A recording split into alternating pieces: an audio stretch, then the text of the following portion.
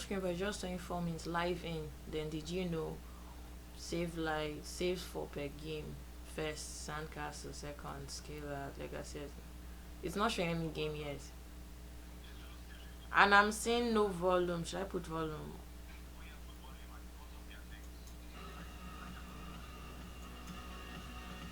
Is that all? So did you see the I had a phone store yet? Don't want to buy me a burger. Right? I said don't want to buy me a burger.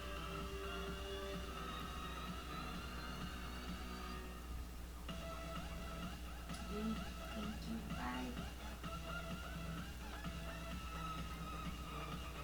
For bye.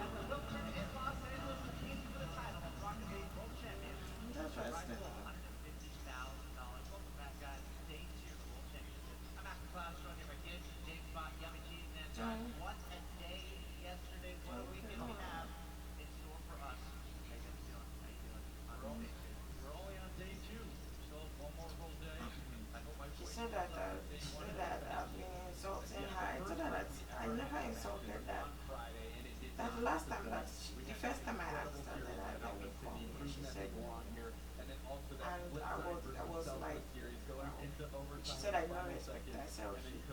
Then this time I'm not even saying, because when I called daddy, when daddy called me, daddy was like, okay, I should ask her. I was like, okay. Daddy was like, you know what? And I told daddy like things like that. I don't quarrel. This is how our argument starts. Yeah. That we are both at fault when the argument starts. Even if someone has started the argument, we should both take responsibility because we like still argued it out. Then I was like, okay, that I should just be humble. If she like let her be treating me like I'm stupid, I should behave like that. And that's like I shouldn't be stupid. I should anytime she says something, I say okay. I should just bother myself. She that is how life and all that. And I should leave my own life alone and as family we should just stay together. Even if someone else is like, no, she's only body and all that.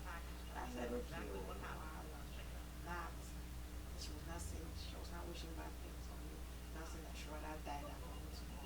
Then as I was talking to her on the phone, she was not texting me. And after that, like, okay, what is what? She said, I'm making people don't trust. I was like, how? Is it that I should lie for you or what? I should not say anything that you're doing. Like, what do you mean I'm making it? How can you blame me that he doesn't trust you? I've never said any bad thing about her to daddy. So she's not saying that. I don't know. I like told her like, okay, since me, yeah, I've always been the one that is stubborn, yeah. You favored everybody likes you, no wahala. I then came to Canada, you not fucked up like spending my fees that time. I said then daddy has not trusted you.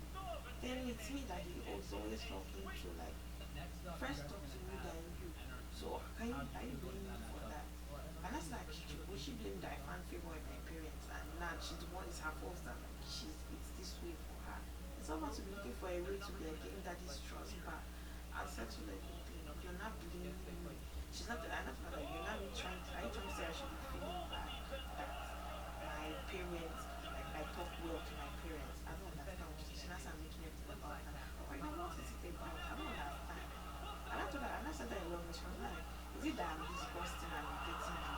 My mind called you. I'm like, the wife smell that I tell you that she not even come. She did not say that it's not that she doesn't want me to cook, she just wants to be alone. I was like, why are you not lying in the face? Because she told me there's a reason. But she can't tell me. I was like, oh yeah, tell me. She not said she just wants to be alone. I always get what I want. I thought that all your life you'll be getting what you want. And you're not telling me I'm doing this for you. I think I'm trying What to is going argue on, with you. Like guys? I'm Let's give it doing up for day one, huh? something. I'm coming to work. Don't you understand that? Why is she being selfish? It was absolutely fantastic yesterday, getting to start off the weekend with an insane matchup. Really fun stuff. Really cool storylines. Get a lot of back and forth, crazy stuff. But one thing that really stood out to me was that first day with Alpha City coming in and showing that not only is this unknown or CSA region coming here and play, they competed and they showed us something real cool. A lot of people are hyped for it. So I know today we've got Yes. double the matches as yesterday, so I want you guys to be insane all day long. It's going to be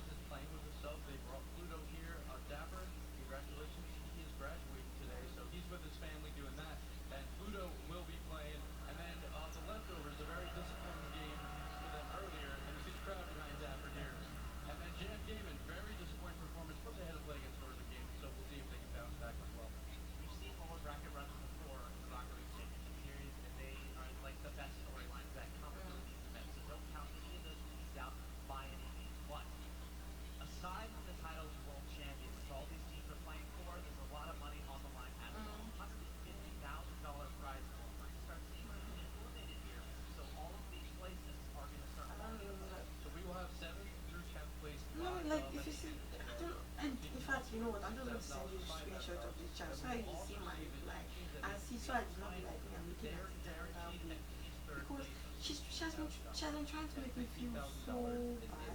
I'm like, why should I feel bad that when I came here, I'm doing what my parents told me to do. I'm not trying to go astray or anything. I'm trying my best to like resist temptation. Even if I'm tempted, I try my best to come back and all that. So why try to make me feel bad that I'm able to talk to my friends and you're not like able to talk to them? She's like, mom, you're saying such a likable person. Yeah. Anybody, I said, I'm such a likable person. She's always favored and everything. Then you did something. After that, you did something. You made bad decisions. Nobody's blaming you. She's not telling me that I've not changed. She's not using my past. Was it because when I was younger, I used to be like, am I the same person?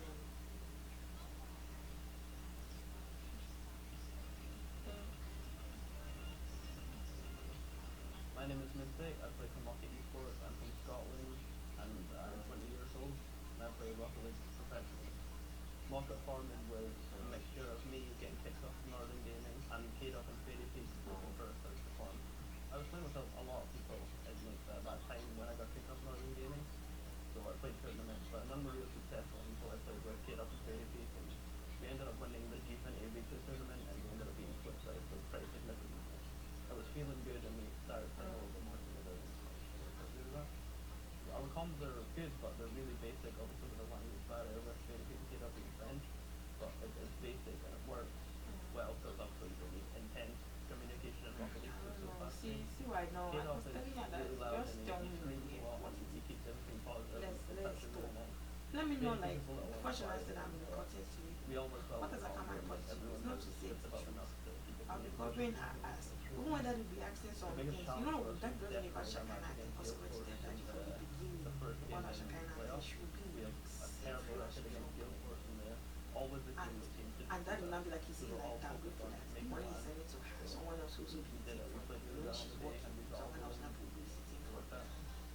I'm not too sure if pressure played any part in winning or losing. Obviously, like you said, we're a really up and down I team. don't know. At the I beginning, don't we know were how winning she everything, and said then she in the knows middle, what's we had a there. really bad period And of I say losing everybody's games. against her. No Maybe Shakana. the Because pressure Shakana was and I helping don't the like that end, because but obviously I like felt like on the Shakana is day, afraid of everyone me showed up, apparently. everyone was But playing Shakana really is like well. trying to be my friend and trying to be close to me and I'm all most that. excited, So well, she kind of obviously, like, because we're when I here now called and her, we got and to she meet kind all of the was, she players kind of again. was like, It's you a know, new come. face this year this I year, was so like, we get to and meet I all the just players asked that like, obviously sorry, didn't make nothing with Amsterdam you to who come are here now. now. And I said, So Shakana I is was going to nice to say see like, all of me, I them should again, come. and Why is everybody it's a new against place, that? a new I was country, like, and what do a you first mean? time in If America mommy, for me, is so this it's not just exciting if to get you're to see saying them start something and playing here. everybody else is saying another thing, I is think there for no this something in your weekend mind we're telling you gonna that you move actually, towards taking one you're match right, at you a need time. to check We had a yourself? good It's not that championship everybody's yesterday, and agreeing, towards the everybody end doesn't have a we're problem. going That really means the well. problem has to be with I think you. we're gonna play You're well supposed as to a check team and we yourself. defend You're not every time taking, we she's get not in the like top trying spot. to We're just gonna twist do it. our She's not best being and like a victim hopefully we make it and far. twisting it and like everybody's against her. But like we are all saying that. Ladies and gentlemen, your European regional champions, give it up for Bucket Esports! We see here She's not Grizzly even like and a Kale call coming me. in. Season 2 land, they were brand Actually, new, I've but now gotten they what have I that want. experience Like behind them. Very people that's now I've gotten what I want for into me. I've season lost 3, something so we'll very see how important, he and holds that's up. that. And he really might be the new Rocky Jesus. Did you see the haircut? How Yeah. pretty good this is. Okay. They've actually made really fast friends with Me, Alpha I'm Sydney 20 as this well. year. She Kate thinks up that now, might after be everything that she making has the done, switch she to thinks that now keyboard I'll be player soon because he's calling been her. really All following those calls times, up a because lot. Sunday doesn't, when Quite is Sunday does not consistently. come back? Sunday does not call me. Praised in the Text locker room. message me, but it's a normal chat. She doesn't really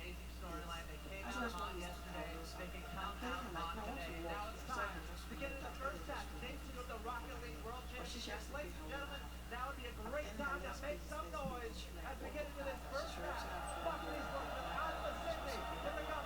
Show Girl, me. you've been It's working on. for 8 months. You should have been able to pay that off. Like, even if like The let's say entire region $50 every holds month their and breath. everything. Pay that Oceania, off. Let's pay number this one off. seed, goes straight up against the European champions That's like, of the esports.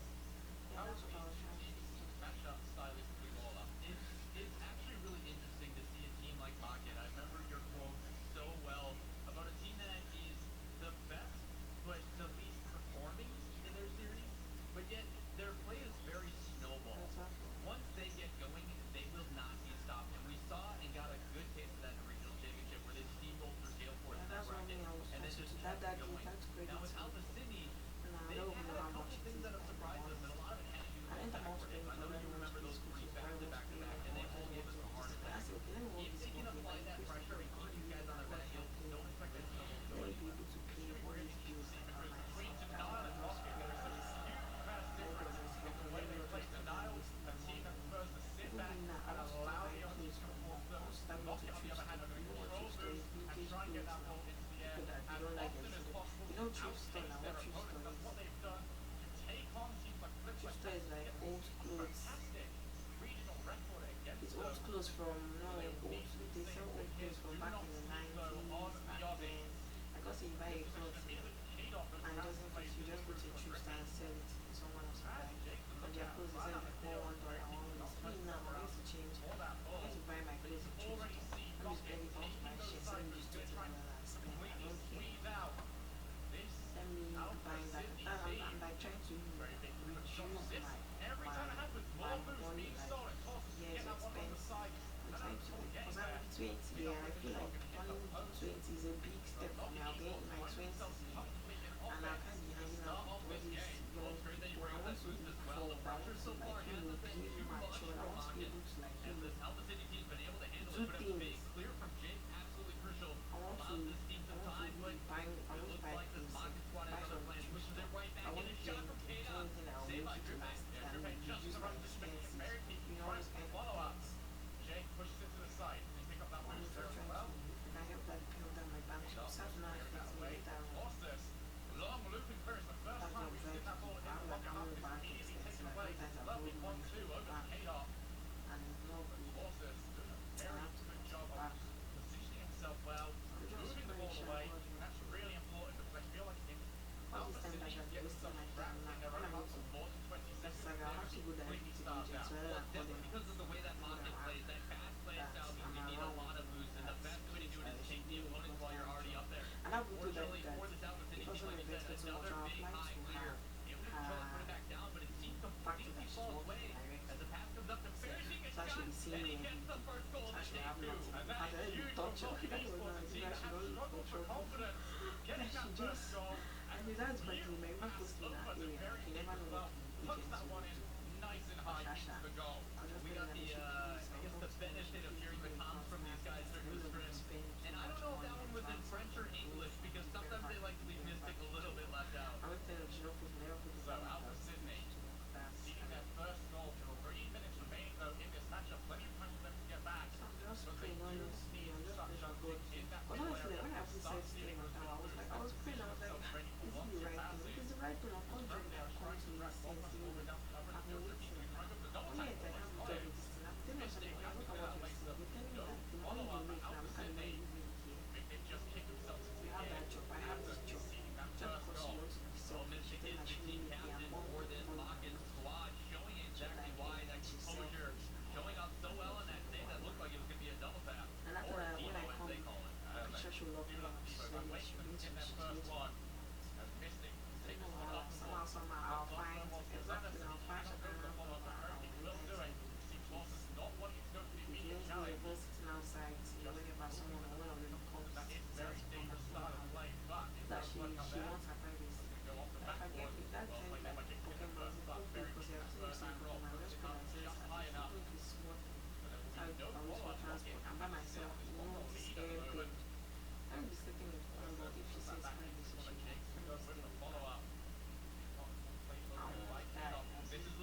for the way the way she's treating me now. It's not because I'm looking for where to rest my head at night. You know.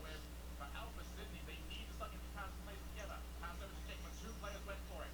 Now Lockett can move themselves into the counter As attack. in, Cato up high. Can he I go want the to win entire the way? blame. He gets I already Bucky know what to there. do now. Huge There's there a from particular Griffin. difference I in tower. actually The want to only call reason that that I'm on mid-air two ball points or out. something like They've been doing them, that they don't have actually quite a jobs bit in already. script. We thought it was A lot of people unintentional, already have but this is lives, now so the there's no third time job I've seen already. Alpha That's Sydney why. actually boost I towards the next player in the thing air to now, bump them out of the because way. I 2 point out, I'm Alpha seeing Sydney message getting to more me and more like time in the did offense, although the problem for them right now is they keep clearing it so far away that nobody can follow up unless they leave another player so downfield. That is I not just going have to a get them reason to back have into more this game. consistency for Griffey, lovely 1-2. So what I want All to the way do into the corner, but once again, Bucky take holding it. two players So back. if it's That carry win could have because been big, it's but just Jake because passes over to an area I with want to no lose about players this around. because I want Alpha to tell Sydney them needs to that get this I'm watching offensive my life. rotation going just a little bit more. From Start there I trusting will let each you other know I need to move with on to those the side of charges, not WhatsApp just a and beat stay another player with a dribble. that's what Very I patient want puts to it do up to high. WhatsApp. Here comes Griffey. Another long clearance. And you can see If Mockett she likes, does she not can want if to she likes, she challenge that can. midfield area. They are That's how I happy to feel. leave everyone back, almost baiting Alpha Sydney to come forward. Griffey takes up just a little hit up, keep going, but She gets likes blocked in by that Jake. all the other things that she has done to me. There was one day that I Griffey did up to high, when I was on 14 my seconds period. remaining. Alpha Sydney, one I more don't have opportunity. like Ball is up high yet again.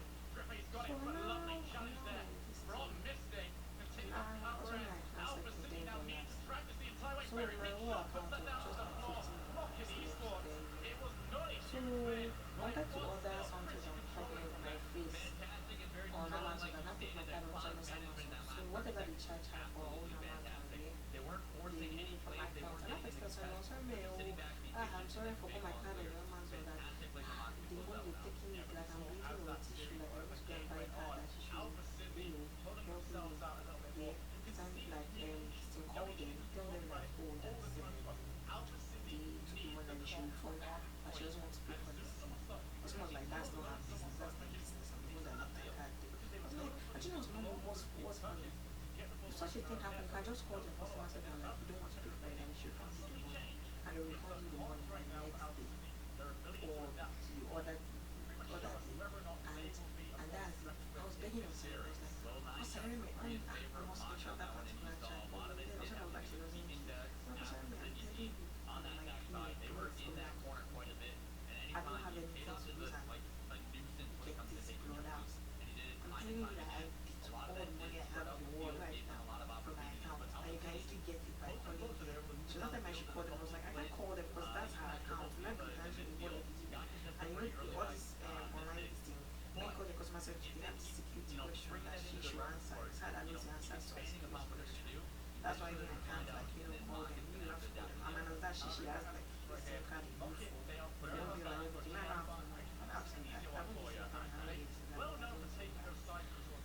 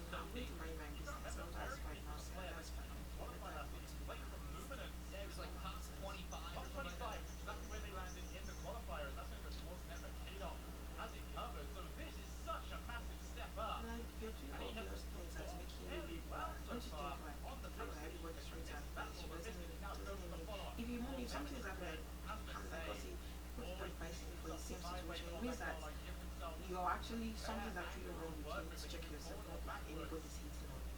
How can people be telling you the same, giving you the same advice for how many years and you've not still figured it out that oh, I'm actually doing this? That's the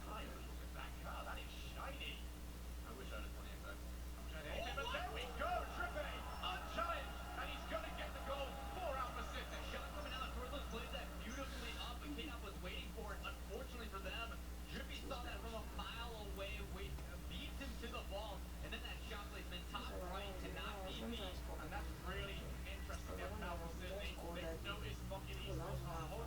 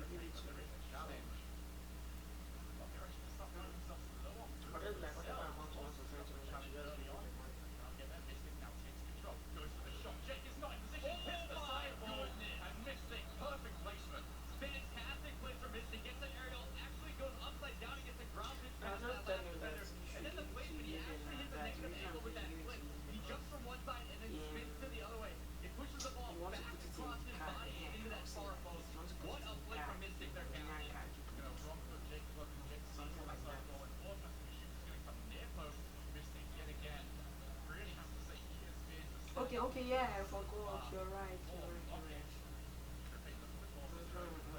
Yeah. Okay, okay, okay, yeah. You know what you just said? Text me so I will not forget.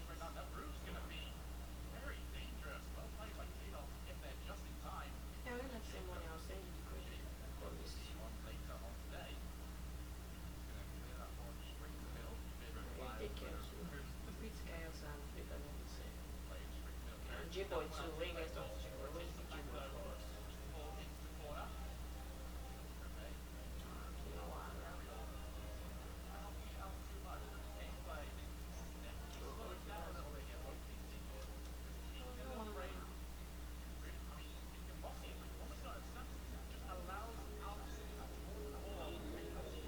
Tell him next week.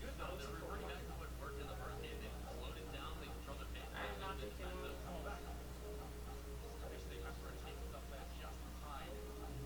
Yeah, it's awesome. At least I'm happy about it. Imagine, the game is already the second year. I'm still in first year. Child. But I'm happy. I think for him staying in Nigeria to school was even the better idea. This person not come and face all these problems also we're facing.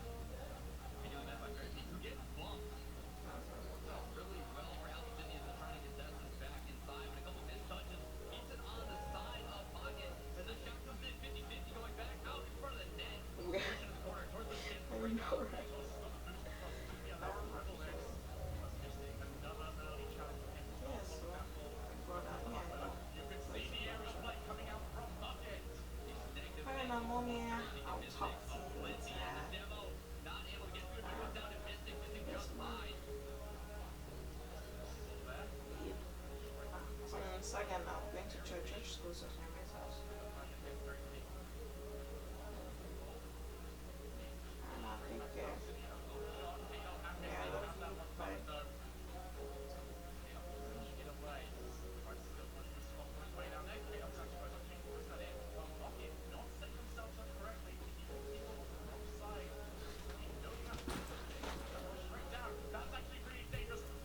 Tosses with the follow-up. Can he drop onto the ball? Hits it, but Mystic, yes again. He is outstanding right now. Mystic, one of the best performing players, goes for the big pass inside. Oh! And a goal from Fega.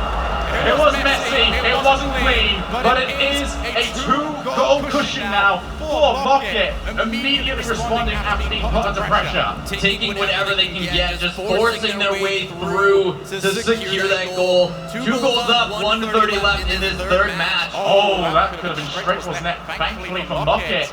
Leaving someone back, if they had sent both players boost, they would have been caught. And allowed Alpha Sydney a door open back into this game.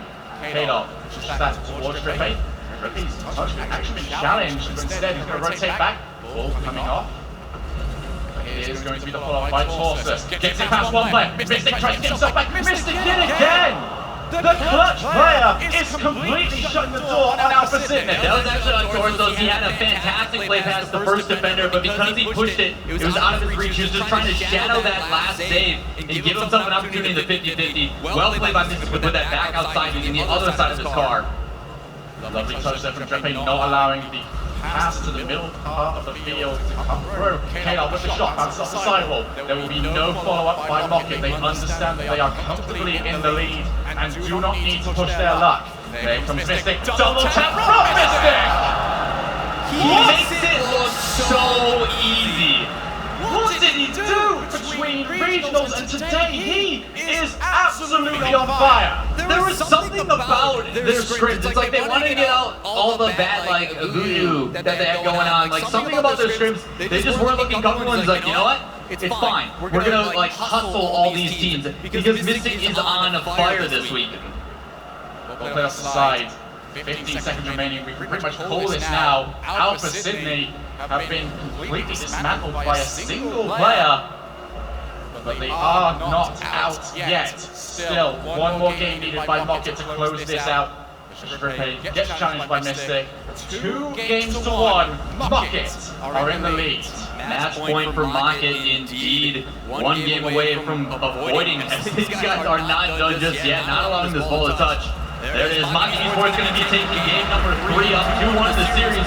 One away from match point, trying to avoid that lower bracket as the number 1 seed coming in. And the huge thing there, we just saw a little glimpse of it, but Mystic, 2 goals, but 6 centers. He is all over the field. He is not just a goal scorer right now, and that is becoming huge for his team. Alpha Sydney, though, they are playing really well. They just need to start controlling that mid part of the field. These ground dribbles, not necessarily something we associate with Mocket, but that is proving really good for them right now, because every single time someone from Alpha Sydney comes out to challenge, Mocket are beating them. Well, a lot of it does have to do, and kudos to Fairy Peak. He's definitely found his form. He's getting involved in that upper field, going for those 50-50s. That's how we saw that double tap actually out of K-Dot from Mystic, was simply because Fairy Peak had a good 50-50, bounced off the wall, K-Dot, and Mystic were just like, alright, who wants it? It's free. Yep. So the ability to follow up a lot has to come with the way that Mystic is positioning himself. He's all over the field, and that only frees up their MVP player in K-Dot for Europe. So, here we go. Game number 4 is coming up any second now. Alpha Sydney are putting up one hell of a fight, but they do need to step it up yet another level. And let's do it right here. Yesterday, they played against Denial, the number 4 seed for NA. Today, they're taking on the number 1 seed of EU. They're not slowly climbing up the ladder, they are instantly at the top. It's such a change of pace as well. And they're going from a team, and it was actually surprising to see, because Denial is primarily a counterattack team. They pack the defense and then counterattack. And we saw that early from Mocket. As soon as Alpha City's like, wait, this is familiar to us. They completely turned it on, the crowd got behind them, and then Mocket had to change it up again.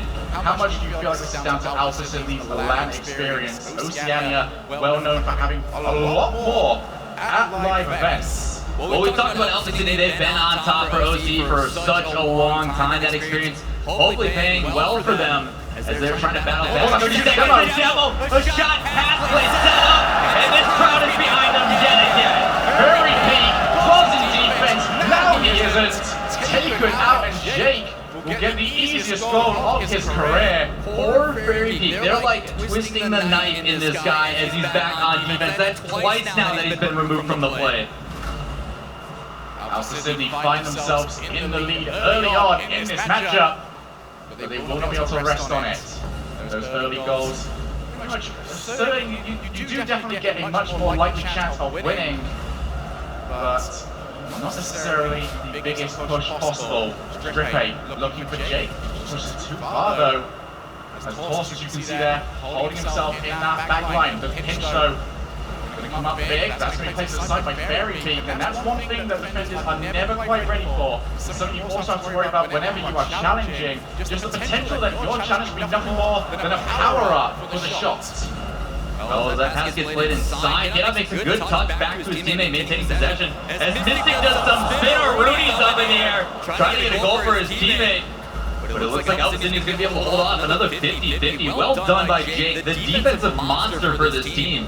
Yes, you saw him with the double save yesterday. You can see him back again, but he's with that. Mystic looking for the tap down. Horse is there. 2 players have commit, but Jake is still back. Low boost, and he gets stolen away by Mystic as well, who plays that into the middle. Mocket Esports now finding these passes more and more. Pretty much adapting to Alpha City style by playing out City style. K-Dot! How do you adapt to that? K-Dot coming up the wall, a beautiful touch to hug the wall. He spins into it to make sure he lands back on it, and then a double tap off that wall to play it back inside. There is no one on the earth that can make that save. If you're in defense for that, there is only one thing you can do. Sit back, relax, and just enjoy the show. Long clearance, and we are now tied up in this series. Remember, another win for Mocket will put them through to the next round. Alpha Sydney just trying to hold on to this series. As Jake puts it off the backboard, there's going to be a follow-up by Torsus, but saved by K-Dot. And you can see Mocket not willing to put themselves on that goal line anymore to try and go for a predicted save. Instead, going for more and more challenges at the point of shooting. Well, I do like seeing Mocket drop those passes back, maintaining possession. But it does allow this Alpha Sydney team to push back up as Torsos trying to do some dribbles with that KBF play style. as all three players getting involved, I guess is the best way to put that one. That's actually really dangerous. The pass straight out Jake. Drippy can keep this one going. Fairytea's going to put himself on the wall. Passing it straight out to Mystic, but still too slow. Mocket look really low on boost right now, and they have to get this away soon. Side boosts are still away from them. Everybody's boost back up now. Yeah, very good for them. Now Mystic can get that one in the middle as well. So puts it off the backboard, but yet again, Drippy Spider-Manning himself on there. And he can go for yet another play towards Drippy. Against the corner. Another long touch, it's just a pass straight to Fairy Peak, who look to go for the double tap, but Jake, crucial touch from him, does not allow it. Still 1-1, 38. Well, 1 minute and 38 seconds remaining, but these passes out from Master Sydney, second time in a row. Fairy Peak is gobbling them up every single time, they just need to do something better with it. Well, we talked to Yummy Cheeseman about it as well from the South Sydney team. What? Again from Kano off the top! K-Dot has found his form all of a sudden, and his form lies in the air. Look at it, just delaying that second touch, not allowing a player to come in and challenge, and just putting it in at the crucial second to take it past the final defender. Minute and 24 seconds left. Alpha Sydney must score. Ball getting played back inside as Jake is going to clear this one down. K-Dot pretty much on the ceiling to get that cleared back into Alpha Sydney territory. But this is what I like to see some torsos trying to dribble. Actually, he's going to play that straight down, gets past Mystic. Tries to take a pass inside, that settles down. Fairy Peak able to clear it. Looks like he's going to go off the wall and touch that, but it gets contested. Ball in front, Jake with a shot. Can he make it? Save from Mystic. 55 seconds remaining. Alpha Sydney are prodding and trying. K-Dot will take the shot because no one is back on Alpha Sydney. They committed too hard. Hey, sometimes when you're down and saying you needed a goal, this is one way to do it. They commit everybody, but Mocket able to hold it off. Good recognition from K-Dot, noticing that it was a freebie, and puts it right in. Drippy's shot just needed to be more powerful. He effectively just dropped it straight down to his opponents. And Mocket Esports, they've been forced to work for this. As that miss from Drippy is going to cause more time to be wasted away for his team. Mocket just have to hold on, but Drippy just a shot on target! Saved by Fairy Peak. As Jake puts it up like Torsus, not in position. Fairy Peak's going to latch onto this with another shot on target. Drippy has to get the save. 30 seconds remaining, they cannot afford to concede yet another one. Torsus puts it up high, goes for the follow-up, but it is challenged. Mystic not allowing any Oh, he's shot going to the wall, on look out, look out! K-Dot up there, he's going to miss that ball, but it is more and more time being wasted. Jake gets the block. They have to get something right now, and they get something immediately off the kickoff. Jake plays that up high. Torsus going to go from the wall, but there's 5 seconds remaining. You have to think at this point, it is game over. Mocket Esports have persevered and are going to go through to the next round. Back and forth this team likes to do this, but it looks like this snowball is in full momentum as these guys are going downhill with it as they bounce back. And I've got to say, Torso said himself, quote, "We're so bad, I just want to be a good gamer." Torsos, you are a fantastic gamer, showing up for this team, battling in 4 games. I cannot wait to see what these guys do later on in the lower bracket. K-Dot huge in that last match. Mystic playing so well. And honestly, that's the most we've seen from Fairy Peak throughout this entire season. Really finding his form in that matchup.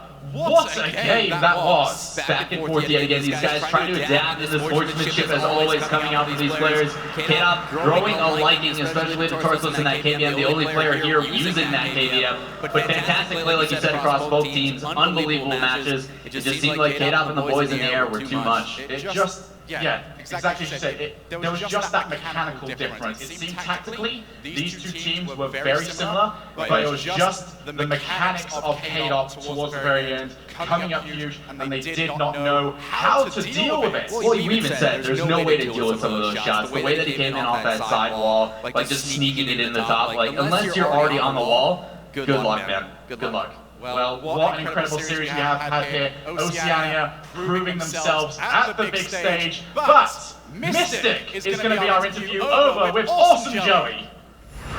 Alright guys, give it up for this guy, huh?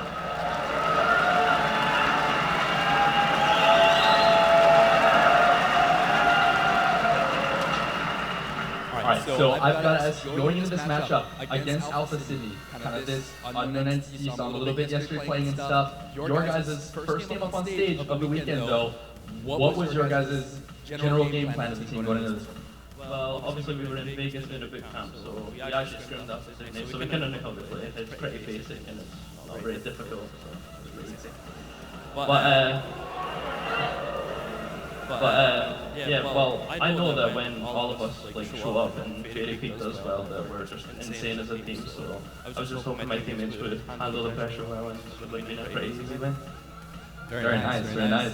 So now for you personally, this whole experience and everything, getting up here and playing, and then you came up, you seem really hyped, and you're like, oh, he actually told me I'm nuts. I'm gonna give it away. His exact words are, I'm nuts. So.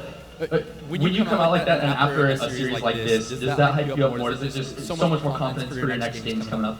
Yeah, getting the first one of the day is definitely going to help. Obviously, we're all got a really good team, so being hyped for this game is giving me a little bit more confidence and maybe I'll be nuts again. That's awesome. Anything else you'd like to say to your fans or anyone out there watching? Just keep cheering for us and all. Alright guys, heard it from Mystic. Thank you so much. We're gonna head it back to the desk. Thank you so much. Thank you, Joey, and congrats to Mocket Esports taking down the first match of the day. And honestly, guys, you know, we're talking back and forth about it. Mocket, the European Regional Champions, they're a pretty good team. Alpha Sydney coming off a hot win yesterday. Honestly, I thought that was close overall, but Mocket definitely the better team. And Mystic, he was nuts, and he's having fun up there, trying to play like a little bit of a villain card, which I love. He's very confident coming in here, and it's better than their scrims, but defensively they played outstanding. Mocket really proved themselves as well, because Alpha Sydney, they picked it up from yesterday. They were playing much better, but it didn't matter because all three players from Mocket showed up. Even Fairy Peak pulled it forward and put on a great performance as well.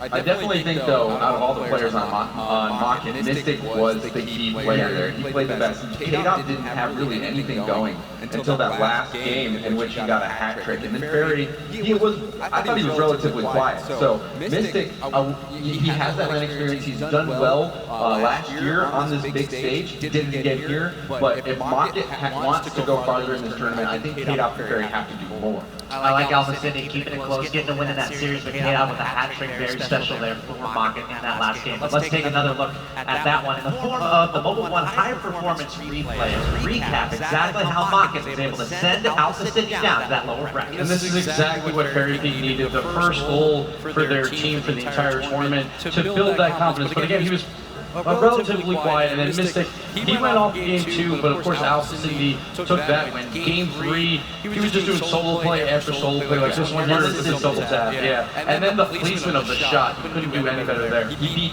literally everyone on Alpha Sydney, scoring that goal by himself. You could really see that they had a lot more pressure when they were able to slow down the ball. Every time Mocket took it slow, got a pass, it looked like they were going to score. And then game 4 is when K-Dot finally showed up. He got the hat trick, and that's the confidence that they need going forward, because it's not going to get any easier here on out. So that was a big win for Mocket, and we'll see how far they can go. But Alpha Sydney, again, they proved themselves as an intense competitor. The #1 seed from OCE going up against the #1 seed from Europe. They took a game off Mocket, kept the games close, and I would consider them a threat in that lower bracket. Yes, and I did predict Alpha Sydney. There is this T-shirt. You can't just give out free merchandise. These guys, they deserve it. Does anyone want it? Cheering for Alpha Sydney. You can give them as many shirts as you want. No, this is. There we go. All right. Yeah, I want to echo what you're saying, James. Alpha Sydney, they came out, they showed up, they played well, and I really feel like they can be true contenders in that lower bracket. They also were set up for Mocket versus Rogue, which is going to be amazing.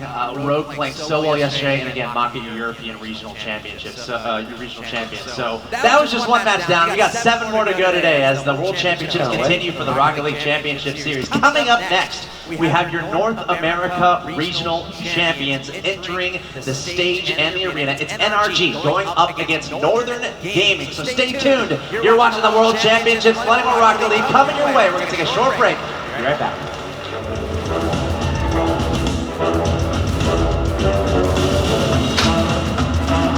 Woo!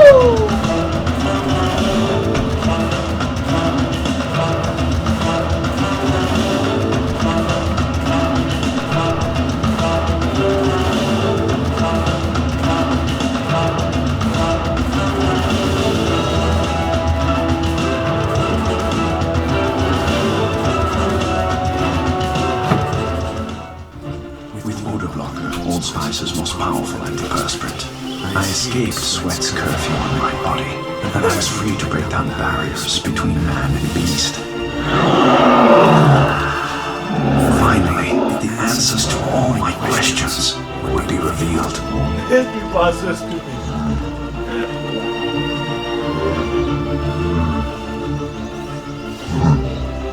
Excuse me?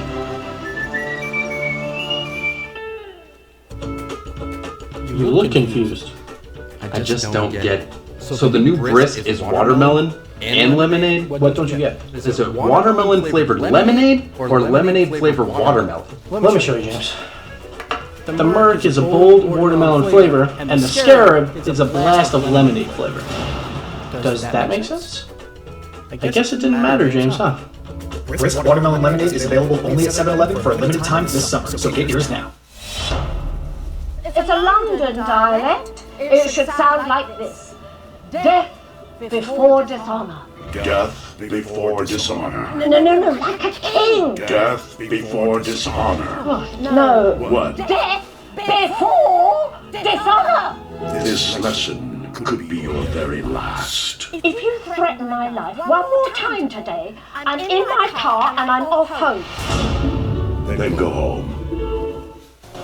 Hey, Gibbs. What's up, man? Getting some games in after all that casting? Yeah, I'm close overtime trying to hit that grand champ. Can you do me a favor, though? Yeah, what's up? This personal space issue, can you please move over there? Okay. Trying to win a game here. 2, can you actually grab me some more brisk of watermelon lemonade? They're only at 7-Eleven, very limited, and I'm almost out. Yeah, I was gonna go there anyway. Thanks, dude. Can you actually grab all of them for me? James! Grab all of them! James, I'm serious! Brisk Watermelon Lemonade is available only at 7-Eleven for a limited time this summer, so get yours now.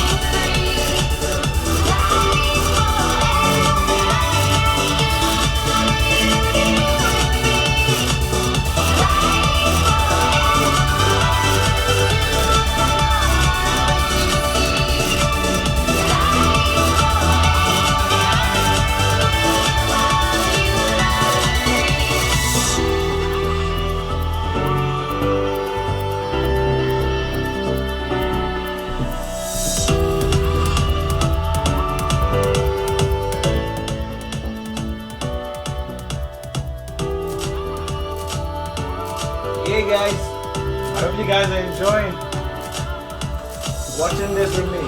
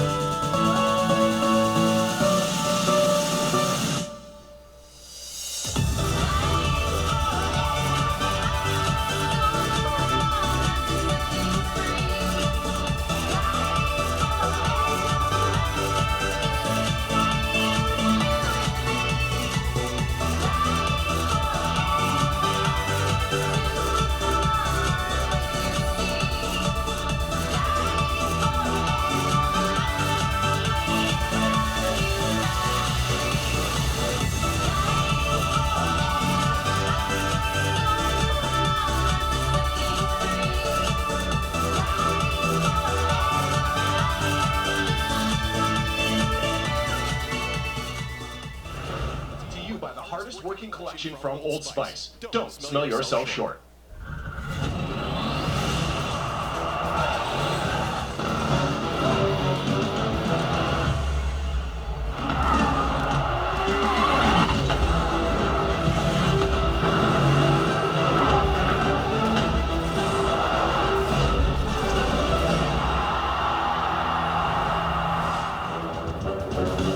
Ladies and gentlemen, make some noise! We're back. It's the World Championships for Season 3 of the Rocket League Championship Series. We're live from a sold-out Wilton Theater here in Los Angeles, and it is Day 2. About to get into Match 2.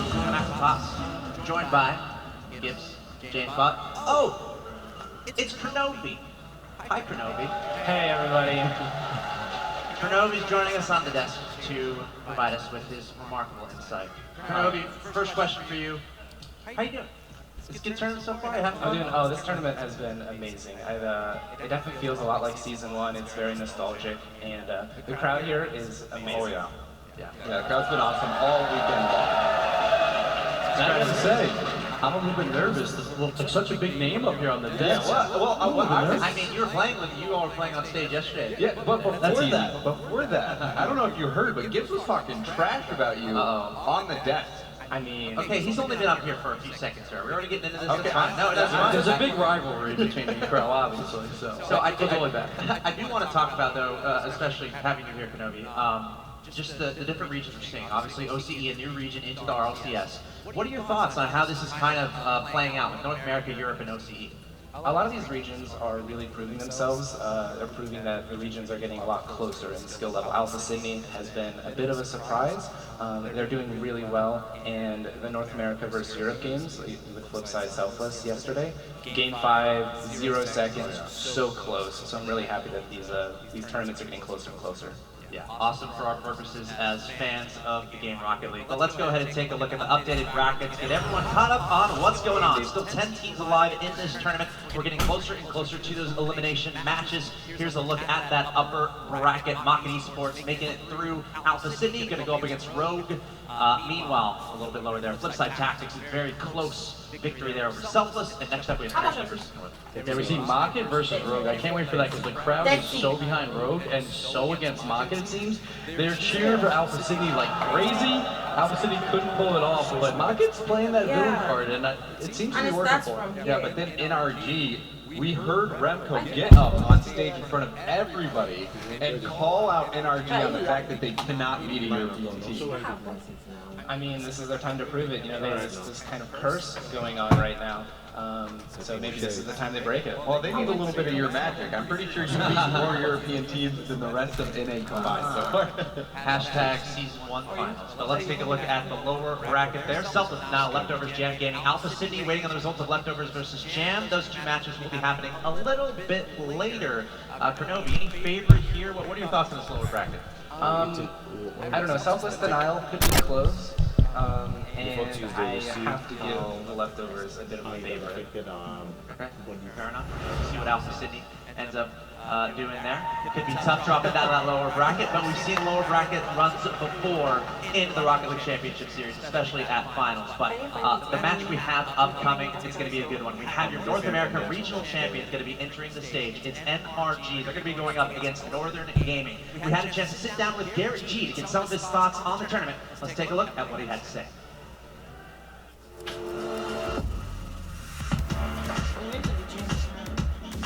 As everyone knows, Jacob and Fire has been on the team for probably before even RLCS was a thing, and I knew I wanted to join like ever since I was in RLCS. I really liked how Fire and Jacob worked together, and I always imagined me fitting well with them. Really, we try to have the same roles, but we all have different tendencies and our playstyles that separate us as players. I tend to just fill whatever is needed.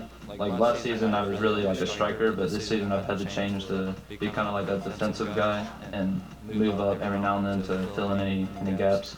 I feel like me and Fire probably have the same kind of role in our team, and we kind of just let Jacob do whatever he wants because that's what he's best at, just messing around. This season, energy's changed a lot. Our core mindset isn't to just try to score as many goals as we can. We just try to stay smart and take our opportunities as they come. Usually if you wait for an early team to make a mistake, it'll happen very often, so we try to just capitalize on every opportunity we have. This season on NRG has been pretty good. It would have been nice to go undefeated, but we just slipped up once in a while. It's really hard to be perfect, but I think if we would have done any worse, I would have been pretty disappointed. If NRG would have... I don't want to trash talk that bad. I'm going to trash talk, screw it. NRG probably, they don't have the best record in terms of LAN performances, but I think the first LAN was just pretty bad jitters, and the second LAN, I think they were missing a good third player. This season, we have a pretty good chance. I think I'm most afraid of Flipside, even though they have the greatest online season. When it comes to it, online especially, they're going to show up. So I think playing at Flipside would be my most feared matchup. Europe is definitely, in my opinion, better than North America still. It's just every single team any day can beat anybody. That's why I'm not really feared about our bracket either, because whoever we play in Europe is going to be a hard matchup, but they're definitely ahead of the game. I think us as a team, we all three don't have to be on point to take a series against top teams. One of us can be having a bad day, and we're still a really good team. So I think that's probably our biggest advantage. I think this is the first LAN I've really felt like I have a chance to be in the finals. I have a lot of faith in what Jacob and Fire Burn can do. So hopefully we can be in the finals. Ladies and gentlemen, your North America Regional Champions, give it up for NRG!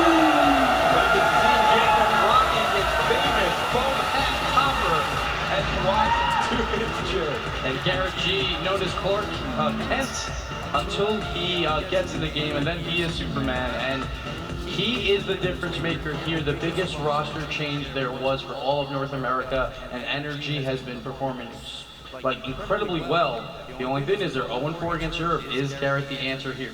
Let's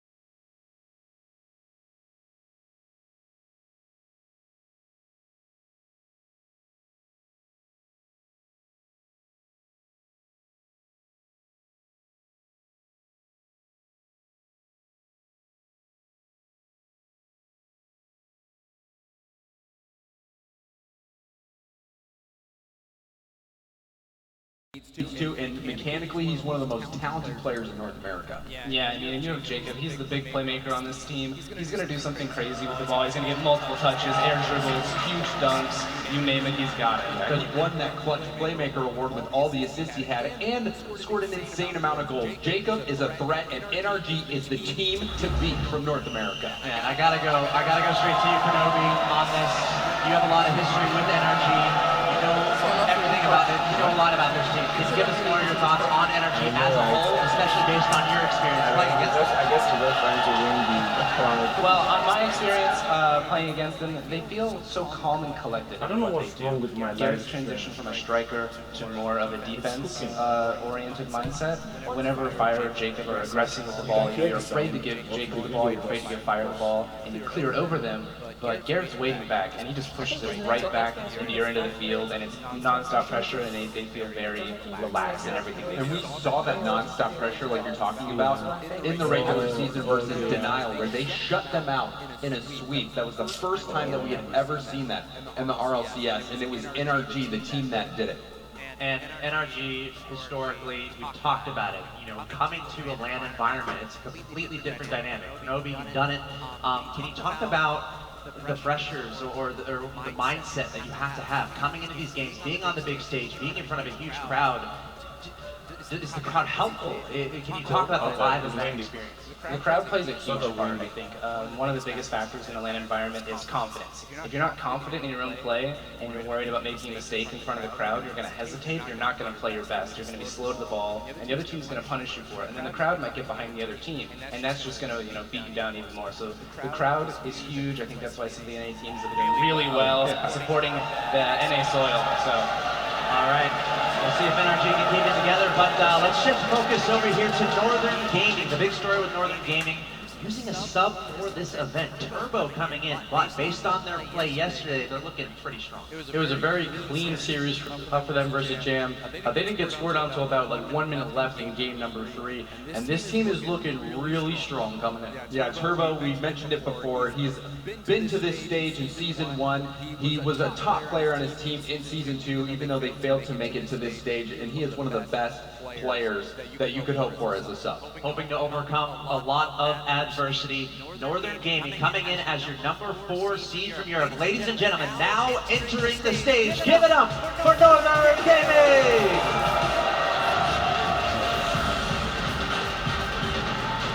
We get some short waves to the crowd, because Northern knows it's all about energy for this crowd here. But of course the crowd is still supporting all these teams.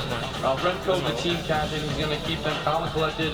This is their first real test, and honestly, these two teams are two of the best teams here. I would put them both in the top 3 right now. So this is not an easy game at all for either side. You got to think Northern maybe with a chance to warm up in a sense. We talk about how important that is, getting those matches under your belt in this environment. Energy coming in as their first match of the tournament. But let's take a closer look at the roster of this Northern Gaming team again, using a sub for this event. But they picked up Devo throughout the season, and he is performing incredibly well with them. No matter what, one of them steps up, and Devo has done it time and time again. But then you have Remco, the player that was talking trash to NRG. He's going to have to back it up here. He's the team captain of Northern Gaming, and he is a veteran of the World Championships. And you can't forget Turbo. He's the guy to look out for, the sub. The pressure's on him, but he's been handling it just fine. He's been on fire. And with 0 practice in the 3rd place game, he showed up big for them. And honestly, it is a great roster move for them to bring him in, because Maestro is the one who normally carry Northern Gaming at these live events, and now Turbo seems very, very confident coming in. Yeah, Kirby, can you give us some more thoughts on Northern Gaming, especially from your perspective? Obviously this team playing with a sub, but still a very dangerous team. What do you think of Northern Gaming and the lineup they have this weekend? Well, Northern has that pedigree, placing 3rd at both of the previous lands. They're very confident in their own skills. Remco, of course, trash talking. And Turbo is very confident against North American teams. He plays over on the US servers all the time. Despite the ping, he does very well. So I think they're right at it. All right, we'll see if they can finally push through and make a deep run in the World Championships this weekend. But we have some stats to look at comparing a couple of these players from these two teams. We got Garrett G and Devo. And Garrett G, he is the difference maker here. He took about 2 months to find his role on this on his team, but he found it, and it's completely different from Season 2, so hats off to him for changing his place. And you mentioned it earlier, his stats from the previous land were amazing, but he only played in 9 games because of how early Orbit went out. Devo, on the other hand, played all the way up to that finals match where they finished in 2nd place with Mocket. Now Devo on Northern Gaming, can he perform on this world stage and keep NRG winless versus a European team? And plus, don't forget, he came in 2nd in Season 2, and then Remco came in 3rd, so they have a lot of experience between those two. Turbo was also here all the way back in Season 1, so a lot of experience between those 3 players. Honestly, 2 of the top teams in the world in Rocket League, without a doubt. We're about to see some of the highest level Rocket League we're ever going to see. So it's going to be an exciting matchup here. Best of 5 to determine who's going to advance the next round in the bracket. And now it's time for me to ask you guys, who do you think's going to win? Best of 5, who's moving on? This could be one of the best series we've seen this entire weekend. It is Dynasty versus Dynasty, but this crowd is going to be the difference maker here. I have the number 1 seed in North America, pulling it out in 5 games. Yep, you can't deny Cobb is on the job. He got that phone out, walking out on stage. This is the season where NRG just gets rid of that curse and they take down a European team in the first round of the RLCS World Championship. Even though I'm from North America, I think it's going to go to 5 games. This crowd is so behind NRG, but NRG, I think they have more confidence. NRG, they're calm and collected, but I really think that Northern is confident. He's going to pull it out for him. It's going to go all the way, but I've got Northern. Yeah, I'm going to say 5 games as well.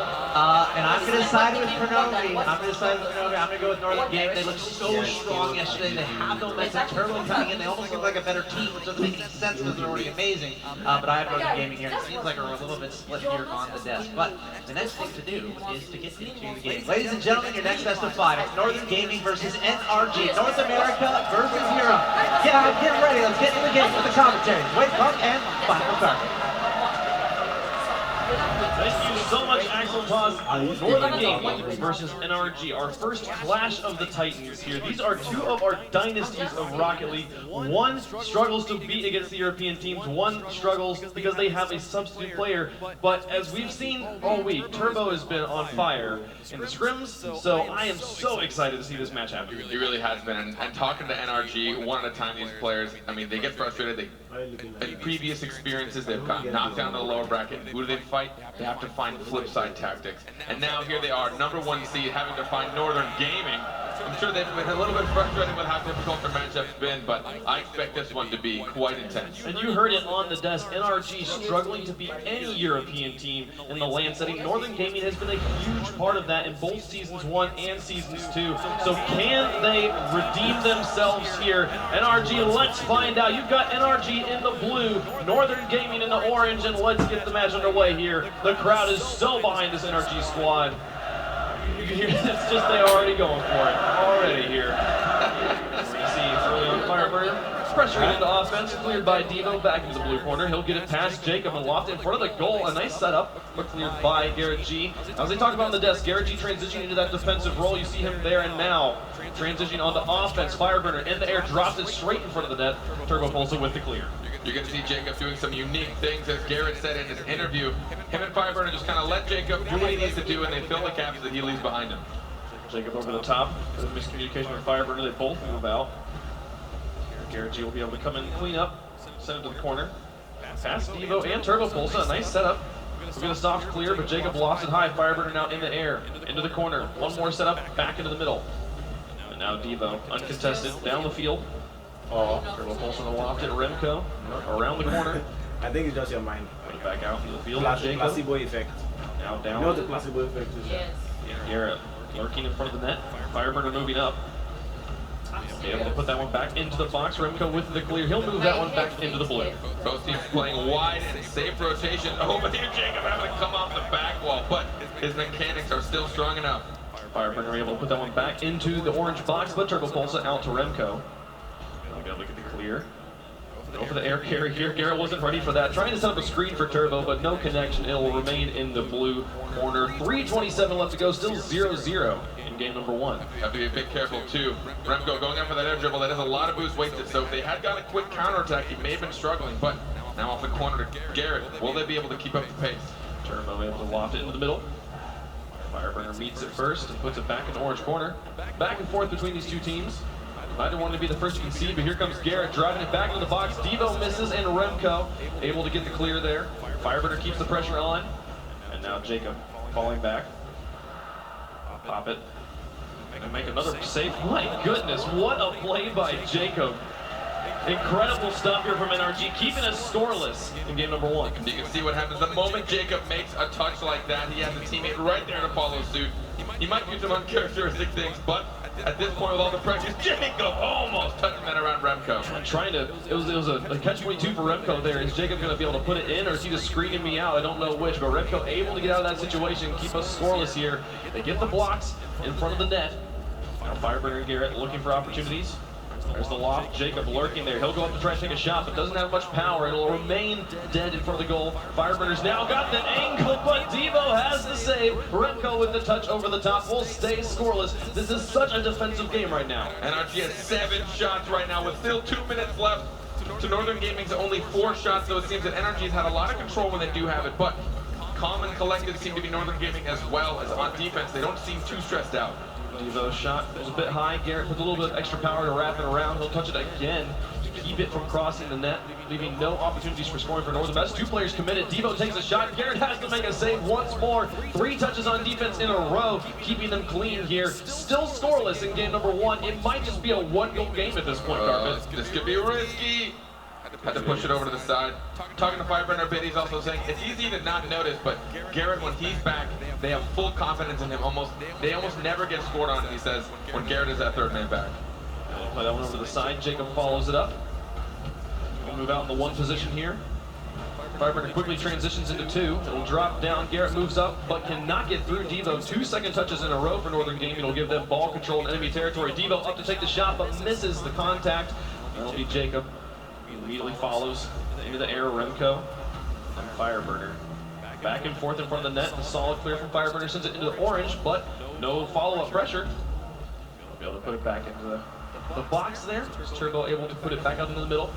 Final minute of gameplay, still scoreless. Northern Gaming opportunity. Devo will finish it off, and they're on the board. Fireburner hoping he had a bit more space here, but sadly, someone was coming up, or I guess sadly in his case, Devo was right there, so close to Turbo Pulsar, just ready for the touch off that back wall. But Fireburner unable to get behind the ball, instead just underneath. Turbo following that off the wall to carry it set up for Devo right in front of the net. An unexpected play there. They're able to get the lead. The first goal scored here. Northern Gaming versus NRG. 35 seconds left right now. Plenty of time for NRG to tie it back up. They've got the pressure. Lofted Garrett looking for an opportunity as Devo hits the air. Jacob over the top, back into the box. Garrett's there, he punches through. Tie game. This is what you don't expect, and this is when Jacob comes out so strong. Looking like he was going to retreat, he stays on the wall instead. Tries to read the punch to the corner, passes it out, and Garrett, always that third man, following through with the shots he needs, tying it up with only 22 seconds left. Man, rocking them Apex wheels too. I want some of those. Turbo Pulse will put it around the airborne defender. Fireburner into the middle.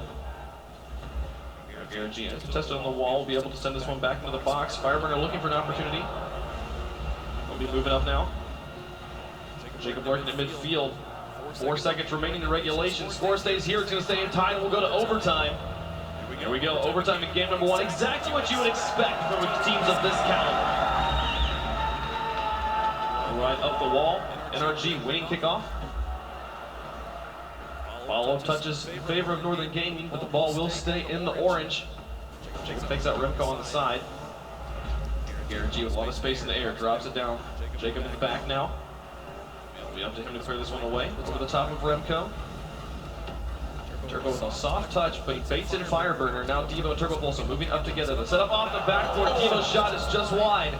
We'll go to the far corner. Remco to wrap it around, and Jacob to send it back out to midfield. Northern Gaming has been keeping their attack so tight, knowing that NRG can pace them and keep up to their speed, but they're staying so close that even Northern Gaming is struggling to predict them. Jacob now. Back out to midfield. Remco setting it down. That baited up 3 players, but they will continue to play this one out. Jacob demoed in the back, leaves no one in net. Fireburner in the middle has to rotate it quickly. Put it back over the side. Buy time for his teammate to respawn. Devo and Turbo bunched up here in the front. That leaves only Remco in the back. They will rotate after the punt. Remco will move up and try and transition in. First minute coming, gone here in overtime. Next goal wins it. So close to breaking this curse. They have a lot to go, but can NRG try and finally take down a European team, or will Northern Gaming continue to shut that out? A win in game 1 is very helpful in either direction. Garrett G up in the air, he gets it past Jacob. Can he drop this down? He'll be over the top of Garrett G, and Remco in the corner will slow this one. Wants to get past Fireburner, does so successfully. And Remco on the side. Turbo now. Sends it down, Garrett G plays it away, out to Jacob. Devo on the wall. Makes it past Garrett. Forces Fireburner to fall back. Northern Gaming with a good opportunity, but Jacob's right there, clears it off to the side. 2 minutes now into overtime. This defensive game continues here, but Northern Gaming, so many opportunities, nothing going towards the net just yet. There's one of their better opportunities here. Can Remco get in the air first? Nope, Garrett's gonna play it away. Now Fireburner, very much out of position. After that follow touch, Jacob on the open net, it goes in! The setup for Fireburner does successfully work. NRG takes game 1. Jacob just following up a shot from Turbo Pulsar. He gave up possession, clearing that out. He tried to follow suit, soft rotate upside down, try and boost and follow, but he couldn't get there in time.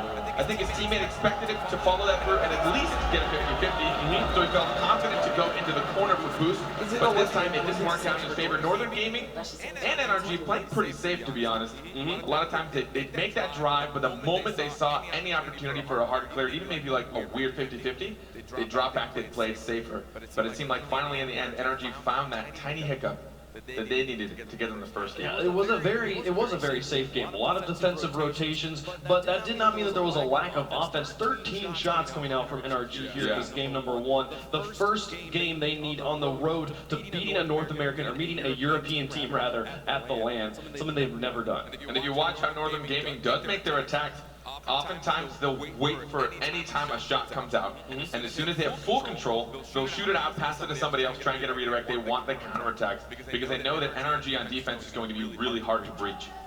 We have game number 1 here going to NRG. You know the crowd is happy about that one. And we'll see how game number 2 goes. But who do you think is the favorite, actually, of the crowd right now? NRG or Rogue?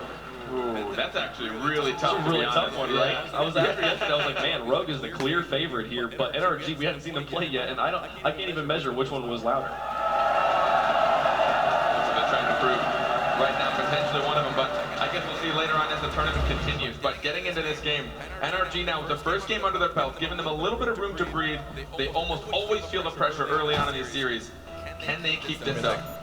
Game number 2 set to go on Manfield. NRG taking game number 1, they'll look to extend it here. Northern Gaming just looking to bounce back, get a win under their belt, send us to the critical game 5, maybe. It's a long way away, but a long ways away, we can dream, can't we? Always. Always. Garrett G now with 2 men in support. A lot of passing options, he'll move upwards, but Remco and Devo get the clear. Back to the corner. Jacob looking to set it back up into the box. Fireburner keeps that pressure on. Garrett looks but falls back. Remco on the side, gave that ball a lot of space. Garrett G able to keep the pass on, keep his pressure on. First 30 seconds has been all NRG on the offense. Garrett G midfield defense puts it straight back in the box. But this one, a lot of space there. Devo will be able to get the solid clear. We'll see Northern Gaming on the offense. If you play midfield defense, you have to be careful as to how much space you give your opponents as well. We just saw Garrett. He did clear it out and stop the pass. Oh, Remco coming in for the shot, but it will be confidently blocked away by NRG. Yeah, Garrett G, they're in net again. The team trusting him even as Remco came flying in. Now he's got to clear up. Got a second touch as well. Into the corner. Jacob moves in, continuously just methodically pressuring that one through it, bounces onto the post, and Jacob gets the first goal in game 2. You know, as far as Jacob goals goes, this is pretty vanilla. Yeah. But at the same time, his mechanics, he will always showcase when he gets an opportunity. Devo found himself facing Jacob and at the close post, which means that Jacob had all the room to shoot behind him, trying to have Devo go for the half flip, but you couldn't get it quick enough. Jacob will get a confident, easy goal early on. I love the way the NRG set that goal up, pounding very quick shots into the corner, forcing the defenders on NRG just to block anything. They couldn't get any power, so they was able to just slowly, methodically work that ball down the field, set it up in a place that Jacob could shoot. He makes the most of it, and they have the lead in game 2. Jacob now in the midfield will backflip, allow Garrett G to get the clear. Remco goes up. Let's play this one away. Lots of defense right now for Northern Gaming as they're struggling to get the ball out of their own half. Remco now with the opportunity, cannot win the 50-50 in the air. Past Jacob. Fireburner on the backboard, has the pass out to Garrett. It's on the backboard. Where's Jacob? He's in the back. Remco will clear the way first. They'll get it out. They'll dodge that bullet, but still, NRG with so much pressure in game 2. And remember, we cannot forget that Northern Gaming right now is playing with a substitute who they only used in the regional playoffs in the final game. They have not played a lot with Turbo Pulsa, but he seems to have really found a groove early on. 2:55 left to go. The second game of our series. Remco slows one down off the wall, but Jacob tackles. Pinch over to the far side. Garrett alone in the air. Be able to pitch it off the corner and drop it straight down. Jacob now up. Wins the 50-50 despite having an oblong angle. Garrett G is able to move this one down. Turbo with an opportunity in the box. Fireburner takes it over the top of him. Jacob will go up. Does not have the angle he wants. He'll actually whiff that one and fall back down. Allow Garrett to move up. But we're past halftime. It's still just the one goal right now in the game for NRG. Northern Gaming, very few opportunities to score as the ball is spending so much time here in the orange. This is the best opportunity they've had right now. Turbo, if he can just get this pass out to Remco, nobody's set up in net. They do not connect on the pass. Fireburner gets the clear. NRG stays clean. And while it seems that NRG has had a lot of control, only 4 shots registered, which means Northern Gaming is cutting those opportunities off at the base, making sure that they don't even come close to being shots on target. Fireburner will set it off the wall to Jacob. Remco able to block it in the midfield. Garrett gets past him, also past Turbo Pulse, so only one player in the back. What can Devo do? He'll get the spider clear away.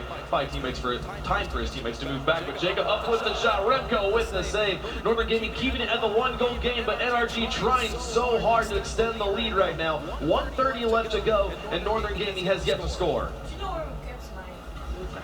Jacob now. Remco plays it away. The 1v1 loses out. European's able to block it. Devo now. Fireburner. Just to the side, Turbo Pulse up for the shot, takes it towards the net, but misses. It had an open net to shoot at, but could not get the angle into the goal. Jacob will transition this one back out. G will be able to put that one past Remco. Turbo puts it back up. Does it go all the way? No! Jacob with the save at the last moment. NRG's holding on to the lead right now as we hit the final minute of game 2. With a minute left, they may find themselves one game away from finally breaking their curse. Will they be able to pull it off? But right now, it seems that Northern Gaming has the fire, and they are starting to rack up the shots. Oh, Devo sends it back into the box. Jacob clears it away. He has the opportunity past Turbo, past Remco, but he gets it off, bounce off the wall. Turbo Pulse on Devo moving up. Cleared away by Garrett, back to the orange corner, and you see his clear placement gives them so much time because none of the Northern Gaming players were in that corner. It means that they'll be able to keep this offensive going. Put it back into another corner. Jacob looking to set it up to Fireburner. Past his teammate. This will give an opportunity to Northern Gaming. Final 20 seconds. They need a goal to force overtime. Remco will take the shot. It goes wide again. Devo doesn't have the angle, and Jacob will just carry it past him into the corner.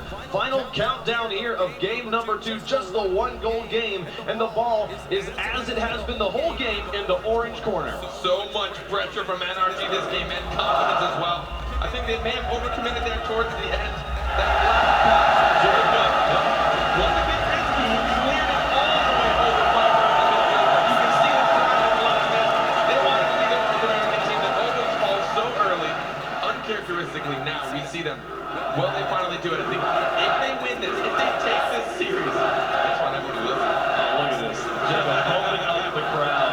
And one of my favorite things here at LAN is watching the veterans get more and more comfortable. Every LAN they come back, and they are more and more excited to get the crowd on their side here. NRG 1 game away now. They take games 1 and 2. Northern Gaming has been doing so much to try and just get the ball out of their half, but as we saw there at the end, it's still in the orange. So few. They go, they move out, they take their opportunity, and they move back. Well, NRG is just sieging it up, just shot after shot onto goal. And something I would have mentioned in game 1 is that NRG had yet to play until today.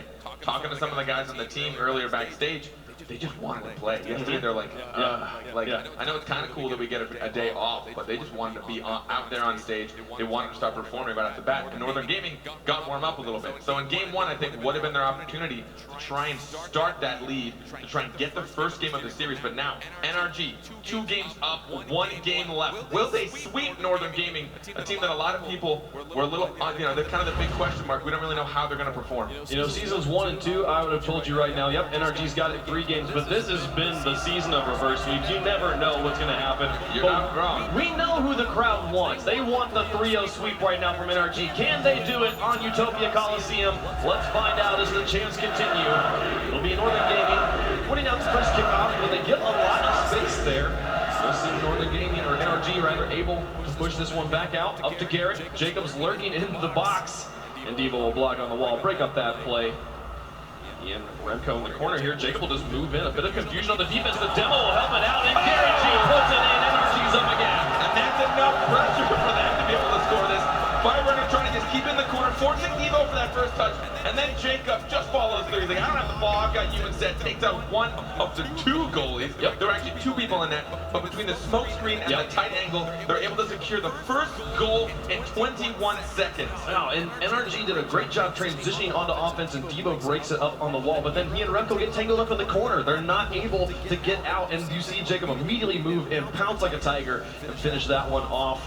They are able to get that play underway. Now with the lead, they hold on to this. They will sweep Northern Gaming and get their first win ever over a European squad. 4:16s left to go. Let's see if they can do it. Jacob moving out in the midfield. He'll follow this one down, hawking it into the corner.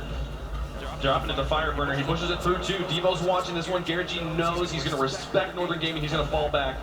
No shot opportunity there. Northern Gaming will be able to transition this one, but do they get the shots they need? They've been struggling here. There they'll put it through. There's the tie game. Northern Gaming's on the board. Watch the way Northern Gaming comes up for this. All three of them together. Devo in the corner. Remco kind of seeking goalie and maybe a pass. Yep. He tries to block Jacob. I couldn't really tell if there was a bump in there, what registered, what didn't, but Turbo Pulsa, also his location on the shot. A lot of times when you're in a panic, you either will hit crossbar because you want a top goalie, but he placed it well, kept his cool, and now with 4 minutes left in the tie game. Oh, Jacob flying down the field very quickly. Fireburner in the air with the follow-up, but Garrett G lurking at the midfield line. He'll now move up in that third position, rotate in, try to finish this one off. Turbo getting demoed. It looked like he was going for the demo on Garrett G, but got demoed himself. That opens up space for Fireburner to set this one out. Jacob's got the opportunity. He'll fake it out, allow the screenshot. No! Garrett's shot hits post. A brilliant play set up by NRG, but it will not come through. They'll keep the ball in the orange. They backed off a little bit here, opened up some space. Another one? They're trying to put it through. That one looked more like a setup for me from Garrett G. Did Jacob just deliberately whip again? It could have been. I didn't have the right angle. I honestly can't tell with him. He's the one player I was like, was that a whip? Might have actually been on purpose with everything he does is intentional. I know, right? Turbo out, Remco lurking upfield, going for the boost steal. He'll pass out to Turbo. Boost steal, good move to try and extend their offensive pressure, but there was no follow-up offensive rotation to keep that going, so they'll be able to move the ball. Will go end up back in the orange here. Fireburner now into the corner. Let's take extra high for you. Keep that pressure onto the backboard. Clear it away once more. Garrett G on the wall. Can he dunk down it down? It took 3 bounces, but NRG's got the lead back. You can watch Remco see it happening and have to change his mind. Like, oh no, don't do it. He saw Garrett following through. He didn't think he had the boost or the momentum, but Garrett waiting patiently. Notice how he's made sure he stayed far away from the wall so that he still had room to take the shot. A lot of people make the mistake of just following the ball so closely that when they get to the back wall, they just have no choice but to pinch it. But he waited patiently and took the shot, redeeming that bit of a miss he had earlier. Put that one away. Devo clears it. Turbo pulls it with the follow-up. Jacob now back to the corner. NRG with the 1-goal lead. Past halftime in game 3. Why? Win this one here, they move on. It'll be the 3-0 sweep. Give me now. Fireburner lofting this one high. Turbo pulls it over to the side. And Jacob back into the corner, keeping the pressure on. Remco with an opportunity here, but he just pops it. Turbo Pulsa wasn't ready for that. This will give space for Fireburner to move up and put it straight back into the orange corner. Devo with the soft touch. Garrett G with the shot. This is the same as it was at the beginning of the game. That shot from Garrett G just barely wide. Jacob keeps the pressure on, and NRG is just toying with Northern Gaming right now. They're trying their best. And Northern Gaming, to be honest, is incredibly calm right now on defense. Thanks for view coming in. They're not Thanks for watching. Following through. They're trying to conserve as much boost as possible, knowing that NRG is going to be stealing it. Jacob watching Turbo on the wall, smartly plays into the middle, but Fireburner covering all angles, takes a shot towards the net. Devo gets the save, and Remco looks to follow it up, but cannot make contact. Garrett G beats him there. Jacob again beats that second touch, and they keep this pressure on. By putting so much pace on the ball, they do not allow Northern Gaming to make solid clears, which means the ball just stays in Northern Gaming's half. And as we approach this final minute, Northern Gaming, same as game number 2, down by 1 right now, has their work cut out for them. And this time, if they don't figure it out, they drop to the lower bracket. This could be the end for Northern Gaming's upper bracket run. Northern Gaming trying to make sure they break this curse, and you can see Northern Gaming, they want to clear in pairs. They want to try and pass it to someone in the corner, but at the moment, NRG are ruthless. They're cutting those passes off at the source. NRG keeping the pressure on, doing everything they need to do. This North American dynasty who has never been able to beat the Europeans, 35 seconds away from pulling it off. Remco in the opponent's net, not where he wants to be, was hoping for the pass to come through. Right now, they're sending everything they have because they have to score here. He'll put the pressure on, but Garrett G, the new defender for NRG, keeps it away. Final 20 seconds to hold on. Beating Northern Gaming is all they're trying to do right now, and they are set up to do it. But finally, we are seeing Northern Gaming with offensive pressure like they have not had the whole series. The best opportunity, can Turbo pull to get the pass. He misses the touch, and Jacob flanks it away. Devo trying to push it out of the play of Remco. It's all up to him, but Jacob will fake him out again. It'll touch NRG, sweeping Northern Gaming. They'll move on to the upper bracket. For the first time in land history for NRG, they finally take down the European team. They've been struggling with that fact for over a year now, and finally, you can see how happy they are. This break that wall of maybe we just don't know how to beat European teams, but finally they do it. A valiant effort from Northern Gaming. The games were close, even if it was a 3-0 sweep. They just seemed a bit outpaced through most of those games. It was just so much pressure. Every single touch from NRG, so fast-paced, so difficult for Northern Gaming to get the clears on here. And you can see Jacob all smiles right now, so happy to finally have that curse of Europe lifted off of him, and he's going to be set to go on the run. Can America do it this time? Can they be the dynasty that pushes forward? We'll find out from NRG later. I think one of my favorite parts about that series is both teams were just calm and collected the whole time. Very rarely do we ever see double commitments or panic moments in goal. Every time a goal happened, it's because the team got outplayed on both sides. Northern Gaming was able to outplay NRG for their goals, NRG able to outplay Northern Gaming for their goals. And seeing that when there's this much pressure on the line, it's really something pretty. Yeah, just so much pressure added by NRG. And as you said though, Northern Gaming staying calm and collected. This European dynasty here who's having to play with the sub. They are in flux right now. We don't know what they're going to do, how they're going to perform. And going up against NRG was quite the difficult feat here. NRG able to pull off the win, but we will see more of Northern Gaming later. But right now, I want to hear from Jacob with Awesome Joey over on the stage. Wow, my goodness. This crowd is electric for you guys. How'd that feel playing with this behind you? This crowd's amazing. You guys are the best. I want to start things off with talking about the spicy comment from Remke yesterday, saying you guys were pretty good at losing in the first game, first round. What would you like to say back to that? Do you have a response at all? Thank you, Remco. Thank you. Gave you guys a little motivation? Felt good? All right, man. So now Garrett was playing out of his mind back there, defensive plays and stuff like that. Is it cool having him as like a rock back there that you can kind of have your creative freedom and get out there and just kind of style on him? I can't say this like more than enough, but like I love Garrett. Jeez, he's fucking insane.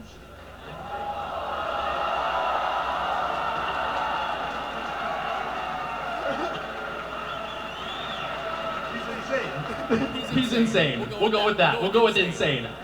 All right, man. Is there anything else you'd like to say to your fans, your family, your friends, the people behind you that have just been going nuts? I love you all. Every one of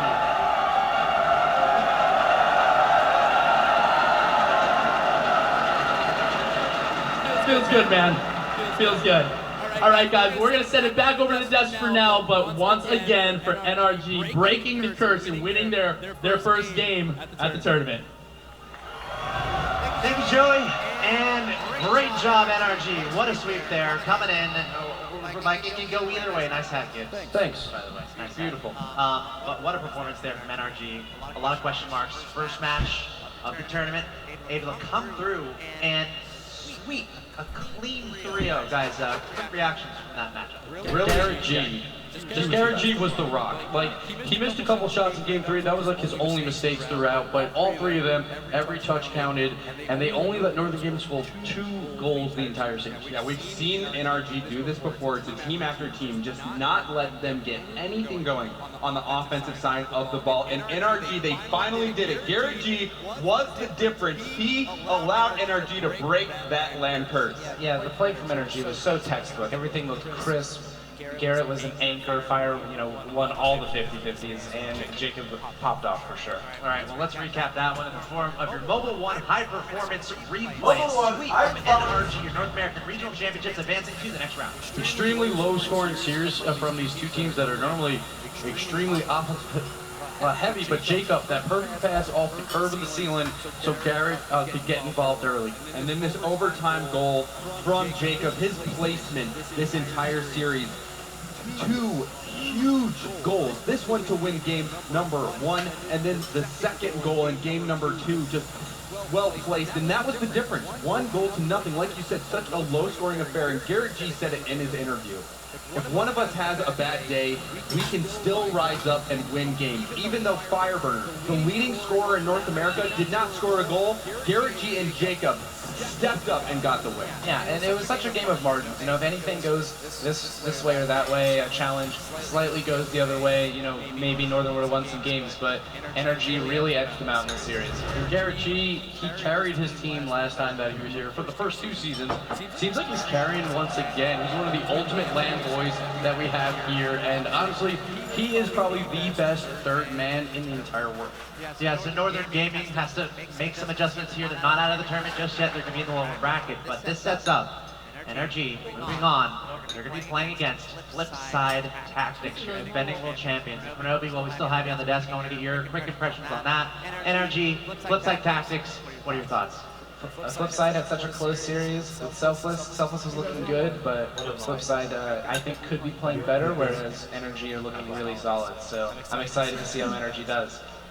Guys, quick thoughts on that matchup? Can't wait. They are 0-2 against Flipside, and Flipside has knocked them out of both tournaments. So again, they want to break that curse next. It's just one curse after another. Yeah, this is a chance for them to get revenge on the team that has sent them home. So I cannot wait to see these guys on their home turf taking on the defending world champions. And again, with a sweep 2, very smooth victory there. They got to be feeling good.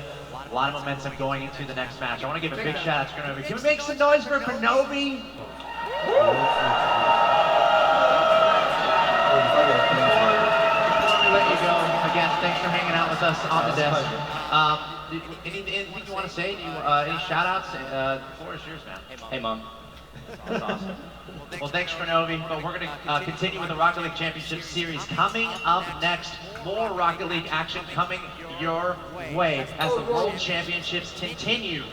We're whittling down this bracket. We're counting down to a world champion. We also have Karma's going to be joining us on the desk next, and we have Johnny Boy coming on a little bit later. Again, big shout out to Grenobi. But it's time to move on. We're going to take a short break. When we come back, it's Marketing Sports versus Rogue as the Rocket League Championship Series. World Championship continues. Stay tuned.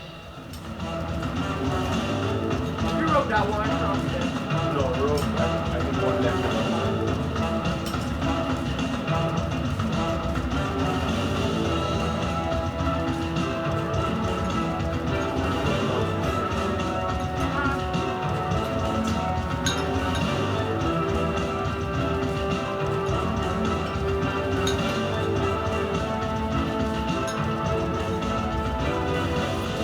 Journal.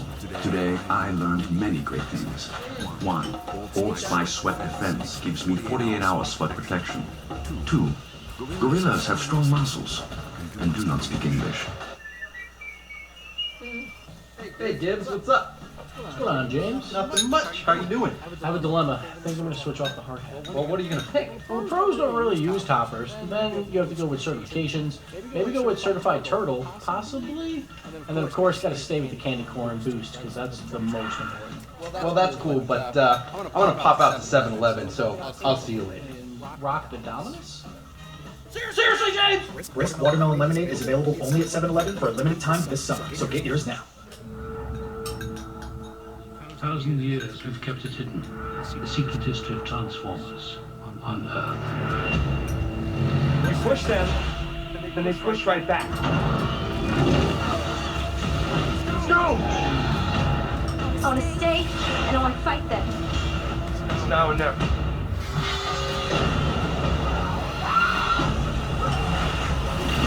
Transformers of last night, a Michael Bay film.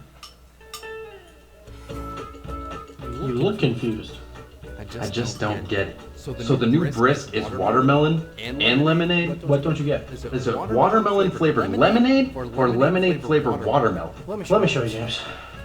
The Merc is a bold watermelon flavor, and the Scarab is a blast of lemonade flavor. Does that make sense? I guess it didn't matter, James, huh?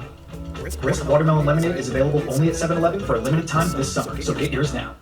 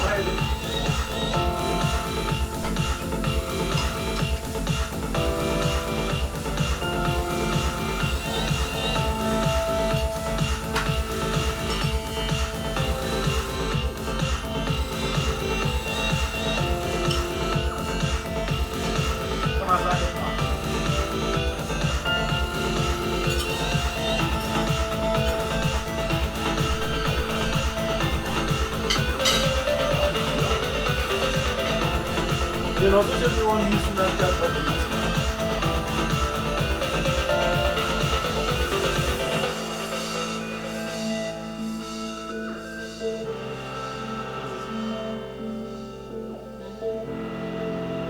Like press the this enough. It's not the one your face is.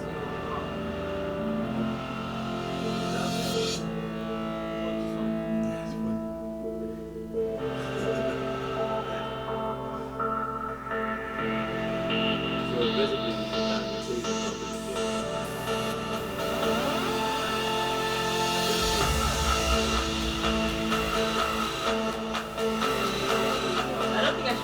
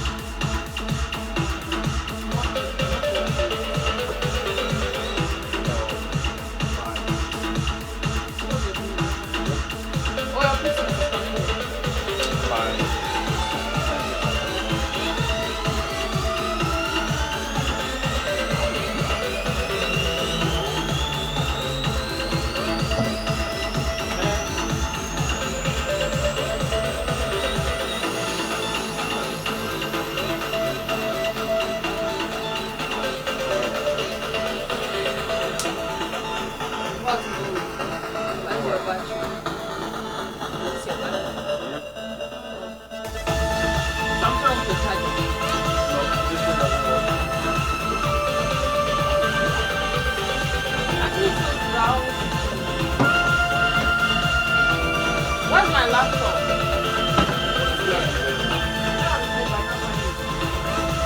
Man.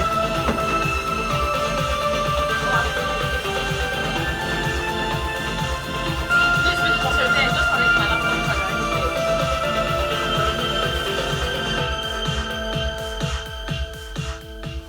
Yeah, fine. First, I know you're the one that's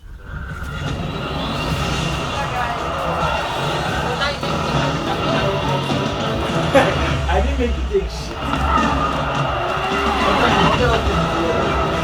I didn't want us to get like the best one from next message.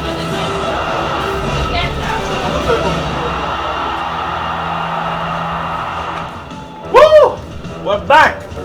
Ladies and gentlemen, welcome back to the Rocket League Championship Series. We're back at the sold-out Wilter here in Los Angeles.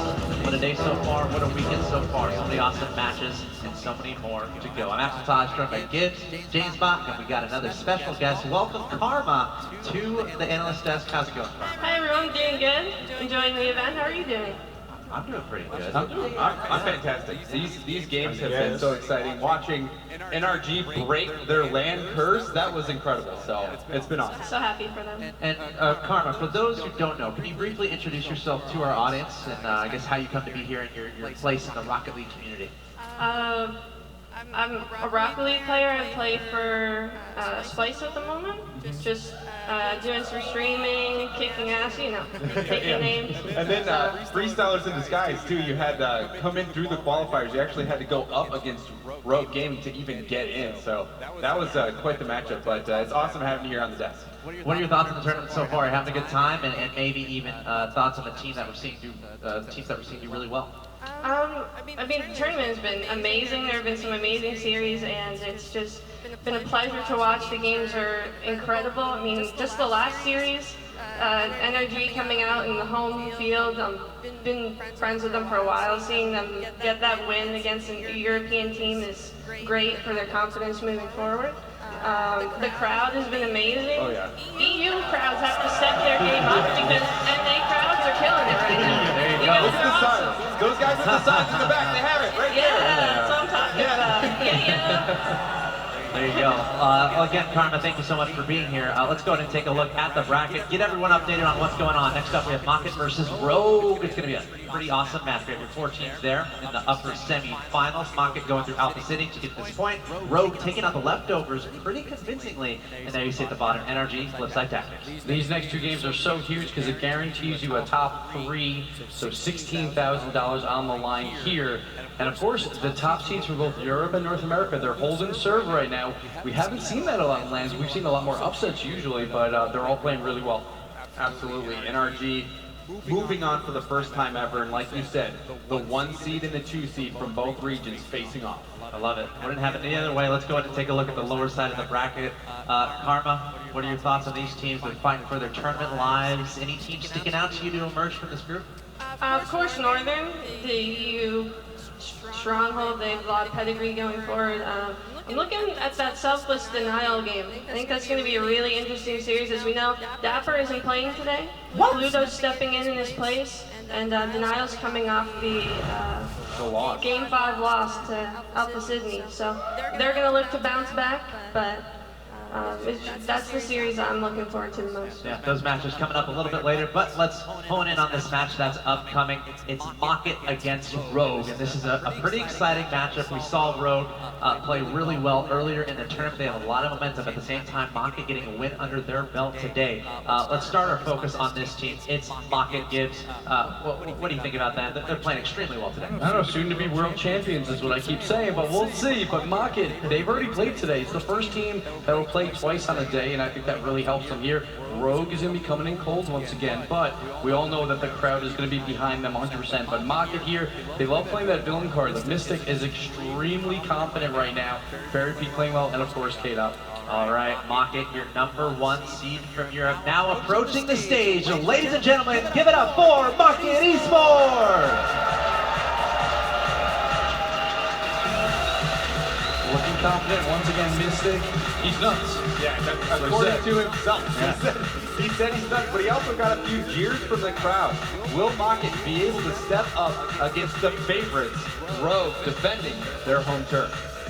Mocket, incredibly powerful team with a lot of different tools in this lineup. Let's go player by player here as we examine a little bit closely, starting with Fairy Peak. And Fairy Peak, once again, he is the newcomer coming in. It's going to come down to him to see how far they go in this bracket. He's going to really have to step it up with his 2v2 partner, K-Dot. Yeah, and K-Dot, he has been a goal-scoring machine. He is insane. The MVP for Europe. He had a bit of a quiet first series, but in the last game, he scored a hat trick to get the win. And we're going to look for Mystic. He's one of the fastest players in the world. He's up in the air quick. He's going to try and set up his teammates. K-Dot, who's one of the best shooters in the world. Mystic's going to try and set it up for him with that speed. Try and look for Mocket to control the midfield and keep up the pressure. Yeah, really, Mystic has just proven that he is a land boy, bona fide. And I love, just again, all the strengths of these different players. And in the last game we saw in that previous series, K-Dot getting a hat trick. It's like, all right, I'll just get a hat trick. Sure. Karma, what's your favorite part about Mocket? What do you like a lot about this team? I like their speed. They're a fast team. They're really good, like I said, controlling the midfield and keeping up that pressure as you try and clear the ball. They try and intercept at midfield, keep it back in, boost Starview, and look for K-Dot to make those crazy shots. All right, well, let's talk about the challengers. We have Rogue from North America, surprising a lot of people, getting a lot of wins under their belt, taking out the leftovers earlier in the tournament. This team is showing up in a big way this weekend. And they are the fan favorites here. We heard them going crazy yesterday, beating the leftovers. North America, they are back to play. And Rogue with Matt scoring 10 goals in 4 games. Absolutely insane. 10 goals, and not only that, it was only on 15 shots, and scoring over half of his team's 17 goals. Matt, my player to watch, he's the man. Rogue from North America now entering the stage. Ladies and gentlemen, give it up for the North American Hope. It's Rogue!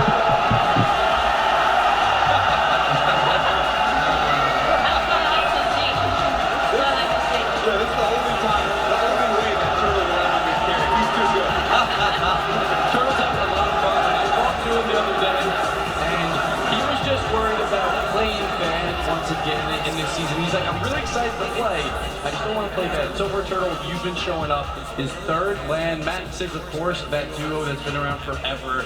And Sis, you know, just all day. Yeah, it's all day, baby. But Turtle scoring 5 goals on 5 shots. Everyone on Rogue playing a part in their first victory over the leftovers. And we talk about momentum, we talk about Kronobi mentioned confidence on the stage. It seems like Rogue has the crowd behind them. We'll see if that helps them in this series. But let's go player by player here. We can examine this team a little bit more closely, starting with Matt. And Matt, the runner-up for the MVP voting so far, he was the player of the day in day 1. He wants to repeat that here in day number 2. But then you can't count out the man Sis all day, baby. He's going to be setting up his teammates, Turtle and Matt, trying to get this win over Maki. And my boy Turtle, I'm going to look for him to get upfield. Turtle looking for those rebounds, putting those shots on target with the big clears from Sis and Matt. Turtle's the facilitator of this team for sure.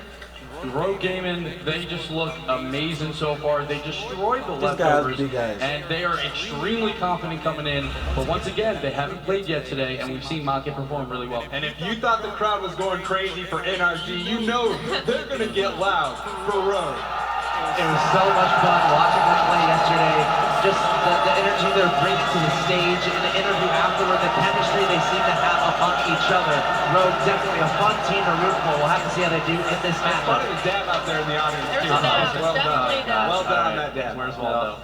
We have some stats to look at among a couple of these 2 players. We got Fairy Peak and Sis. So Fairy Peak was a little bit cold at the start of the season, but he warmed up as it went through. He was a little bit quiet during his first series, but I expect him to warm up once again. And then Sis, I gave him a lot of crap, and he didn't like it whatsoever. He has grinded this entire season and is performing really well. Yeah, he is one of the 2 players in the dynamic duo that is the Matt-Sis combo. They proved it in game number 1 yesterday.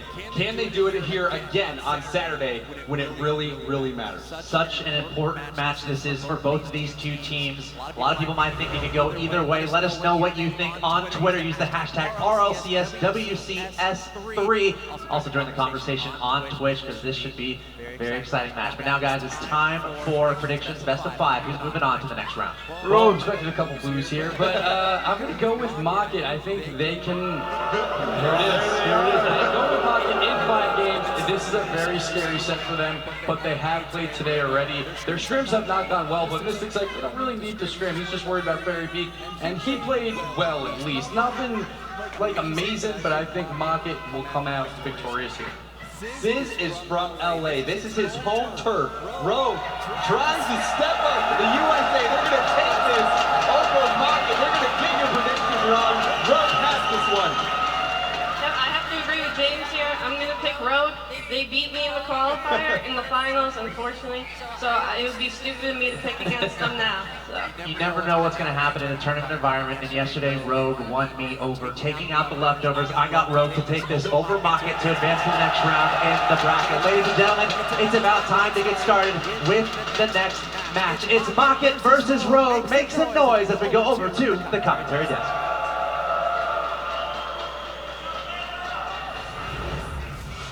I just came off watching an extremely hyped match, and I think the crowd's behind this one as well. We have an incredible story on this line right now. The 2nd seed coming in, Rogue, won the crowd over. Let's talk about the walk-in game right now.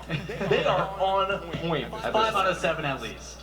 5 out of 7 at least. 6.5 out of 7. That's my official scoring. They are on point right now, but again, their opponents are not to be laughed at either. These guys just came off a 3-0 win. The first one I think we saw in this tournament. And they're just ready and warmed up. Rogue had their game yesterday, so they're coming into this one a little bit colder than Rocket is. Well, statistically speaking, wow, that's a tough word, right? Statistically speaking, you see Mocket coming in with a game already under their belt, like you said, warmed up. Usually that does favor them, but the big difference in this match is they're going against a team that can match them in that pace and that intensity. You got it. Game number 1, best of 5, Mocket Esports versus Rogue. Rogue coming up hot yesterday, Mocket hot today. This is going to be an extremely tough battle for both teams. An early attack there for Rogue. As the crowd cheers them on, was thrown out by Mocket Esports. They'll try to get their own attack past midfield, but easily stopped there. Sizz and Turtle both looking for probably the same boost. That'll give Mystic enough chance to get a nice little touch off the roof. Stopped by Sizz. Is it enough though? Very big. Sizz, clutch on the goal line. We'll keep this scoreline at 0-0. Some have talked about Sizz's inconsistency, but that is gone at this land, playing out of his mind. As you hear him yell all day, he is there to make those saves all day. There it is, another attempt coming out from Rogue. Mystic will send back to midfield. Fair Peak tries to intercept that one. Give the momentum toward the net. A pinch goes in favor of Mocket. They're going to grab goal number 1. Captain coming up clutch for this team. Fair Peak getting his ball early, but the way that Mystic flipped into that ball, getting underneath and then hitting the top back end of his car, flicked it back towards the net, and then that ceiling bounce just giving him a little love. Early goal there in the first minute of gameplay of game number 1 in this best of 5. Mocket grabbing the first one up, a pinch off the roof. Not much you can do there as Rogue. We'll see if they can answer. As we pull in just past that first minute, Matt will try to get a clear there. Wins a 50-50, but gets sent right back to his own net by Mystic. Sizz all alone, has to get the clear. He does to Turtle. Turtle keeps that momentum forward, but there's a nice one sent back down to the orange end by Fairy Peak. Fairy Peak tries to drop towards the net. K-Dot with the follow through on the goal line. Rough spot there for Rogue. Does get sent a little bit wide by Mystic. They'll have to back up now as the possession goes into the hands of Rogue. Sizz winning that one out. Will allow K-Dot to clear that to Fairy Peak as he was cherry picking up. No finish from K-Dot. We've seen some crazy goals. Rogue has to make sure to not give those opportunities to K-Dot. Need to be careful as well, playing that into the midfield with Matt trying to carry it back through the other side. Doesn't read that as it goes up the wall. Mystic's going to play it slow. Using that second flick off the ceiling, really smart as he air dribbles all the way down for a pass. Almost going in net, but the follow-up from K-Dot. That's going to drop in front of the net. Saved by Matt and immediately cleared out by Turtle. We're playing a little bit of catch-up right now. Mocket's doing a good job on the offense. They're starting to generate these opportunities. And Rogue has to really look for these counterattacks himself. They're going to start to get pressured too much, and that's going to result in a second goal for Mocket Esports. 2.5 minutes. Passing by now in game number 1. Still an answer to come out for Rogue as Mocket puts on a lot of pressure. Fairy Peak stopped out at the last second by Turtle. Left to try again from the corner. Mystic trying for that delayed little flip there. Can't get it on target. K-Dot up in the air. That's a scary spot there for Sizz. Matt will clear to the side. Still no breakout past that midfield. Mystic doing a really good job, as Adessa was saying before, at keeping that pressure at midfield and not allowing Rogue to create any chances of their own. Well, the big story of this match so far has definitely been Mocket on offense, shot after shot. Even when the ball gets cleared, it doesn't seem to matter, as Rogue only has 1 shot so far calculated on net. As this Mocket team pushes it right back down into midfield. Turtle with a 50-50, here's a chance. By himself, those teammates are lagging a little bit far behind. Matt finally reaches up with them off the backboard. Chance for Sizz, but he approaches that one just a little bit off, and they'll have to try again back in that midfield. Fairy Peak just trying to get control. Back passes it to his own corner. Turtle just wants a little bit of pressure. I'm sure he'll grab the boost on his way out. Matt up for a double tap on the roof to Turtle. Stopped out by Mystic on the goal line. As they said, they went back to midfield. Good attempt from Rogue, but they're still lagging behind by 1 goal. As Mocket Esports still looking strong on their own offense in game number 1. Demo there, it could be a chance. Matt sends it on target. Fairy Peak doing a really good job of getting a lot of those backward touches, keeping his team alive.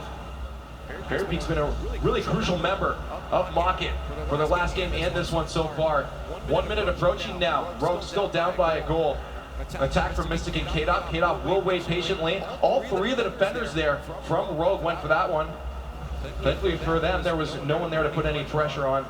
There's that minute mark. K-Dot by himself. Won't be able to set up any kind of play. Matt now sends that one deep down into the blue end. As he tries to get a touch out to a teammate, Turtle a little bit too far back. K-Dot going to take ground control. That passing plays from Mocket Esports. And Fairy Peak going to sink one into the far side. So dangerous when you give this Mocket team space. You see K-Dot seeing the available options as one of the players on this Rogue team rotates back in the net. Gives him all the time in the world. He sees his teammate and then a 1-2 touch to put that in the back of the net. K-Dot showing he can do whatever he wants in the air and on the ground as he gets a pass over to Fairy Peak. Incredible team play to set Mocket 2 goals into the lead with 45 seconds left in game number 1.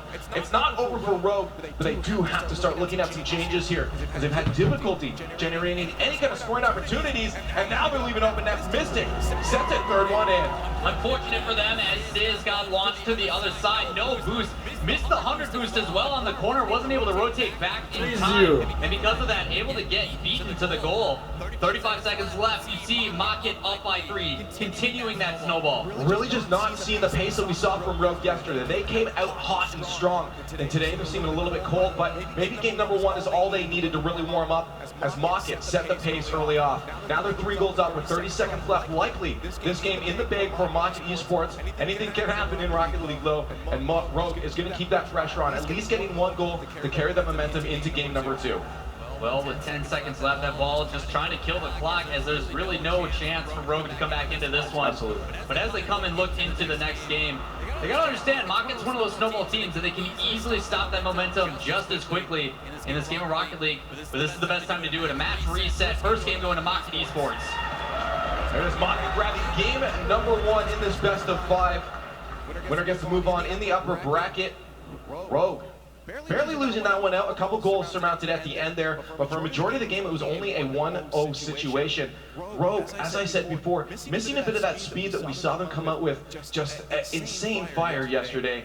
Just looking confident, and I'm sure they still are right now, but it wasn't showing on the pitch, and that's really what they need coming into the second game. Yeah, a lot of it is having to increase that pitch. We saw in their previous game earlier today, Mocket 3-0ing Alpha Sydney. It did come down to tactical play for a little bit, and then they realized, you know what, we can actually just outpace these guys. Rogue needs to realize that as well, as they need to match the pace of this Mocket team or find a way to slow down, and there's no one better than that at Turtle. His methodical play style, the ability to calculate and play slow and really change the pace back in their favor is what they're going to look to do.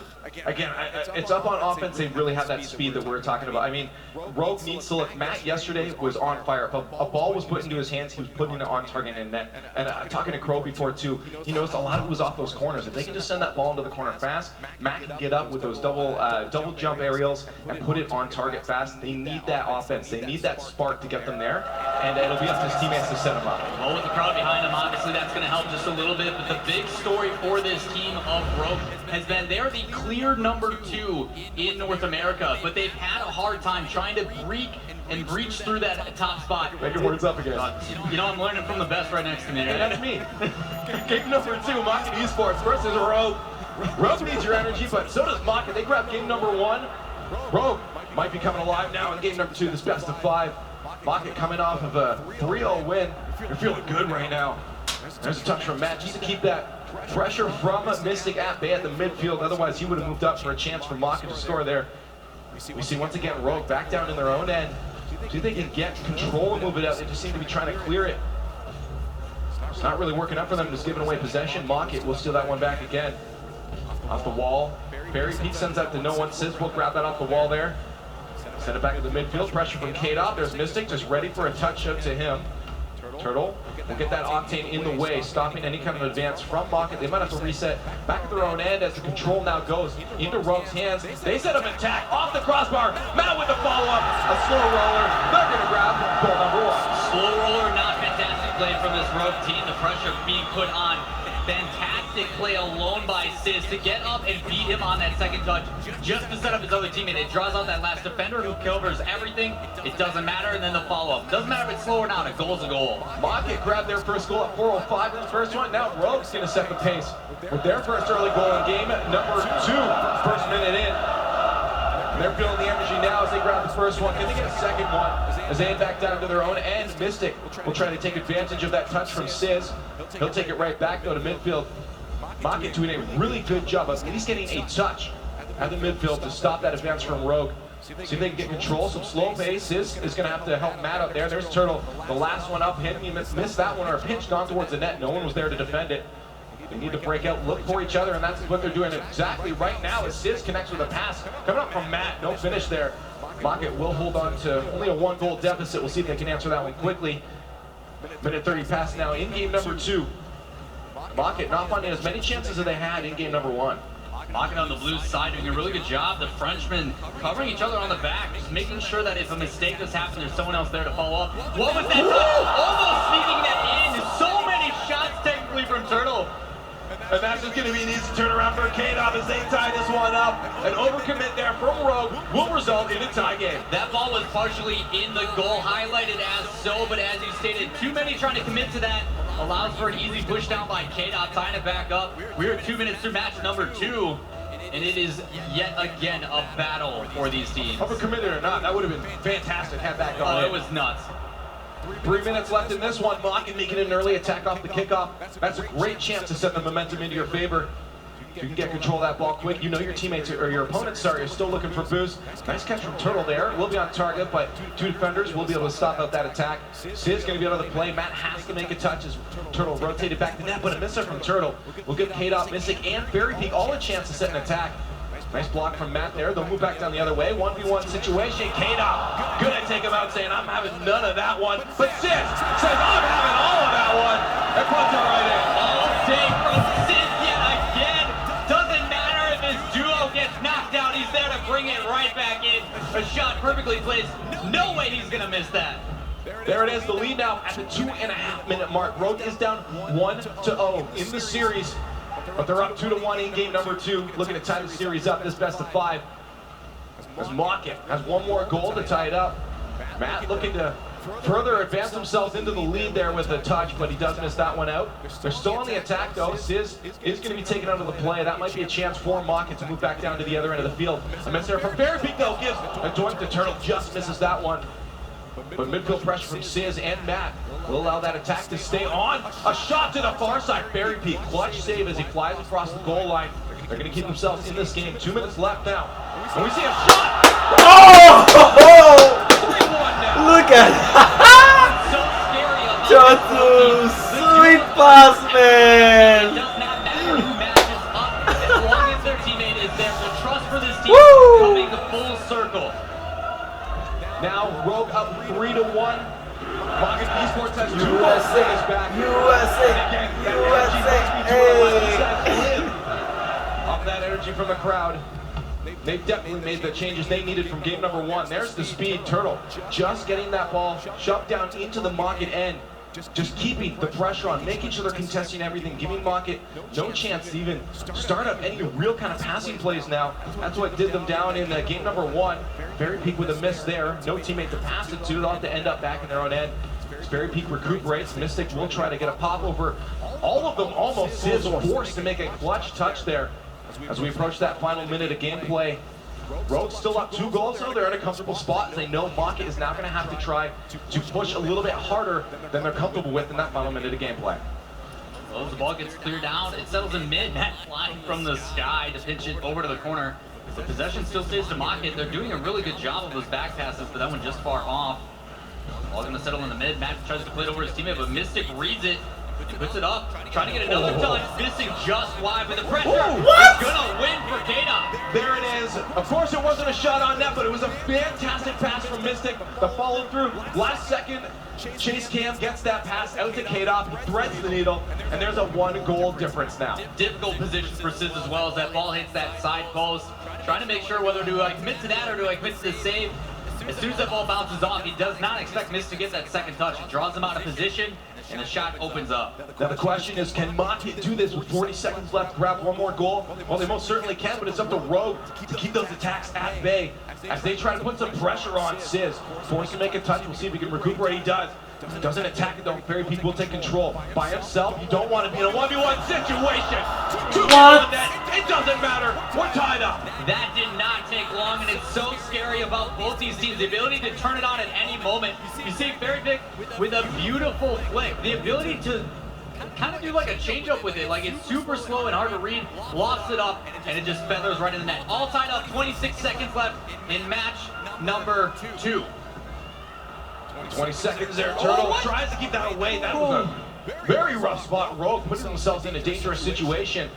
Mocket trying to take advantage of it still. They still have the pressure on. They still have a chance to get control of this ball. If they're boosted up, Fairy Peak has 10 seconds to set up 1 more play. Otherwise, we're going to end up hitting an overtime. Matt and Sizz have to be very careful right now. They have K-Dot, Fairy Peak, and Mystic on their tail. A shot! Oh my god! Oh my goodness, you're talking about inches again. These teams so close. There it is, overtime now in game number 2. Rogue has made the changes they need. Sizz up for a touch, off the crossbar, no finish there. as they try to get that goal to end this overtime quickly. We see a lot of overtimes end very quickly usually. In that first 30 seconds, a shot there. Just stopped out by 2 committing to that rough defense right now for Rogue. Mocket's going to look to keep the pressure on. Very peaky in the corner. K-Dot not in the right spot. Turtle will have control of this ball now, but out of boost, he tries to do something to keep K-Dot from sending that down to the other end for a chance for Mocket Esports to score. Now Fairy Peak on the attack. Mystic looking for a bump. He grabs Turtle out of the way, but there's no one there to put the pressure on. Almost an own goal as both Matt and Sizz went up for that one. 45 seconds past in overtime. Rogue looking for that one single goal. Mocket very, very close to the goal line a couple times now on their own attacks. We sit 3-3 in game number 2. Attack here. Mystic trying to follow this one up. No chance there. Sizz read that one very well.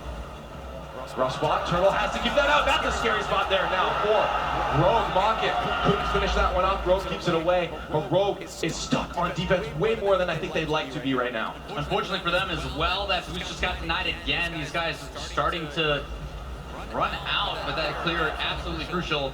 Played up into the corner. Fairy Peak looks like he's going to take it around town as he uses that second jump to get over Turtle.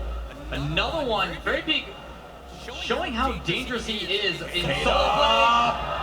A shot on Matt as it comes off the corner. Fairy Peak runs that one down the field by himself. The defenders for Rogue can't keep it out. And that's going to be a 2-0 lead in the bracket, or the series now for Mocket Esports, setting themselves at match point. A lot of it had to do with that individual play from Fairy Peak. The ability to get past 2 defenders, allowing his teammates to rotate into position to set up and make sure that they can put on that pressure. 8 shots from K-Dot, everybody being involved.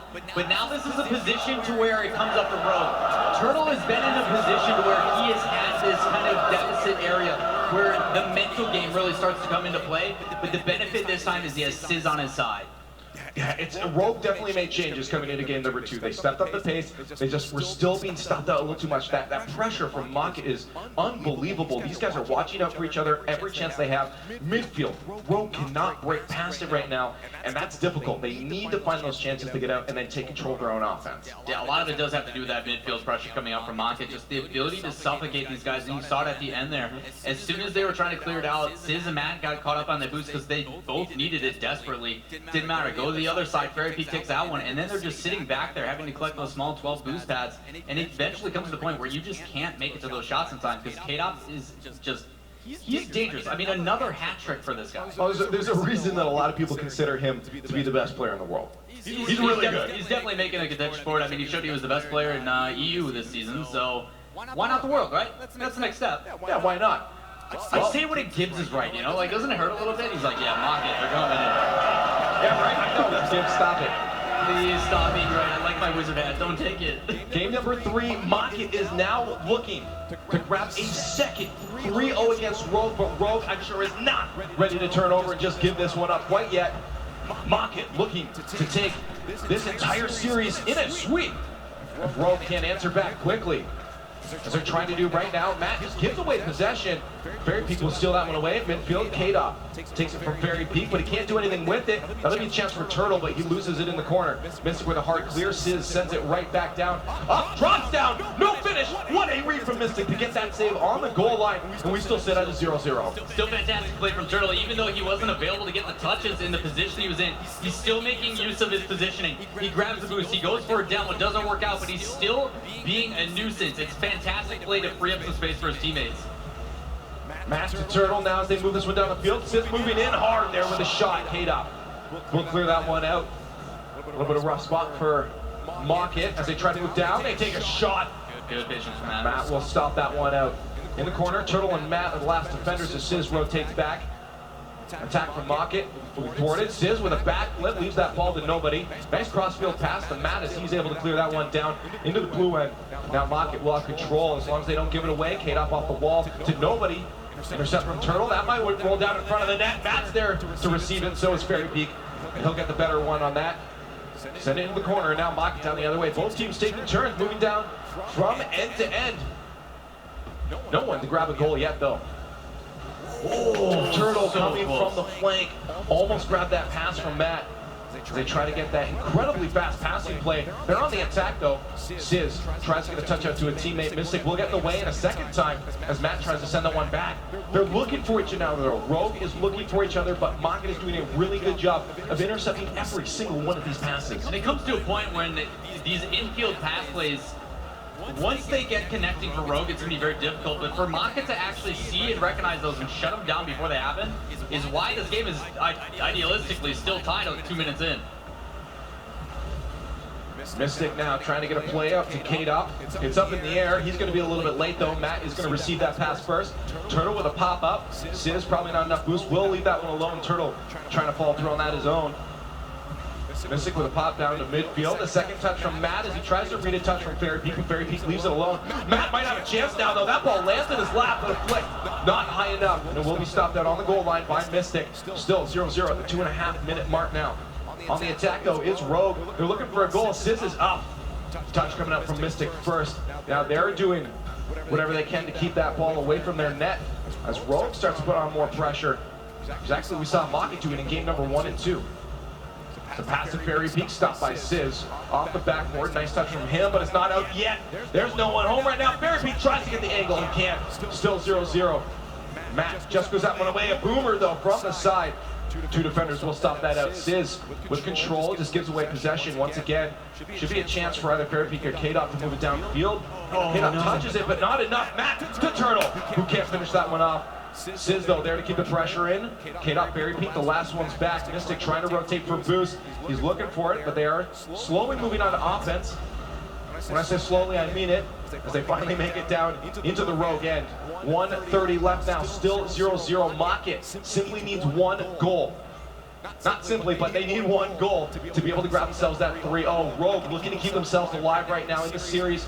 They have yet to get a game in this series. Rogue is really trying to put on this pressure though as these guys are going back and forth. The couple setups that they have had, you saw Mystic go up and try to bump K-Dot, but it actually put him in a position where he stopped those corner pass plays that we've been seeing working so well in their first match that we saw yesterday. As Fairy Peak approaches, this pass is going to be dangerous. So going right across the net. 1 minute remaining now, still scoreless. Mocket Esports looking for that final goal to ground themselves this win. Move themselves on in the upper bracket and sending Rogue down into the lower. Rogue trying to keep that dream alive. A reverse sweep is the only way they're going to win this series. And one goal might be the way to start that off. Sizz trying for something fancy. Doesn't really pan out properly. Mystic on the wall, stopped out by Matt. Turtle waiting for that touch from Fairy Peak, but Fairy Peak gets a bit of an extra one that I think he expected. Doink from Turtle, on target. K-Dot push to the side, pressure from Sizz. Puts it on target! Woo! Grabs the first goal again, number 3.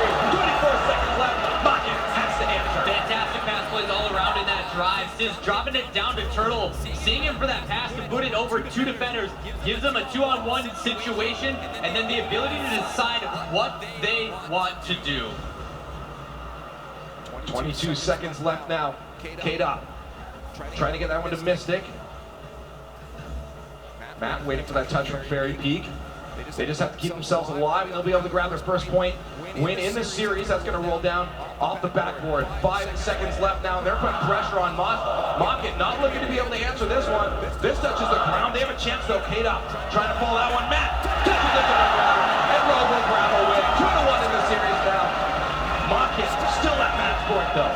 Smart plays by Matt on the end there as well. Rotates his car around to smash it straight down. Doesn't want to play it far, give these guys a chance to get back into it. But now this is when it changes up for everything. These guys have found what works. They're able to play a little bit more passive and bring it upfield. But a lot of that game was spent back on defense. No, you're right. I mean, the good thing though is they're starting to find their footing on offense. I mean, Rogue put basically where they were put by Mocket in those first 2 games. They put Mocket in those shoes. I said that really confusingly. But now Mocket has found themselves on defense and confused a little bit and couldn't break past that midfield. Rogue was putting the pressure on. They're finding their pacing, and I think they just need a little bit of that warm-up today. Mocket came off a game just before, looking for another 3-0. Not going to grab it as Rogue just grabbed the game. Well, they've still got a long match ahead. 2 more until they can clutch this one, but they did beat Leftovers. Maybe they get to steal a little bit of that little magic that Leftovers are known for. All they're going to need it now is they are down a game. It's still a match point from Mocket Esports. They look like they're having a good time on stage, though. Rogue is still out. And winning, so there it is. Oh, a kiss this time. Well, thank you. That was for all of you guys. That was all for all of you guys. As they move into game number 4, they're looking to tie this up. A reverse sweep is what they need. Market still sitting at 2-1. They just need this game to move on in the bracket. Rogue needs 2 more wins. Game number 4. Give them your energy. They need it right now as they're down a series.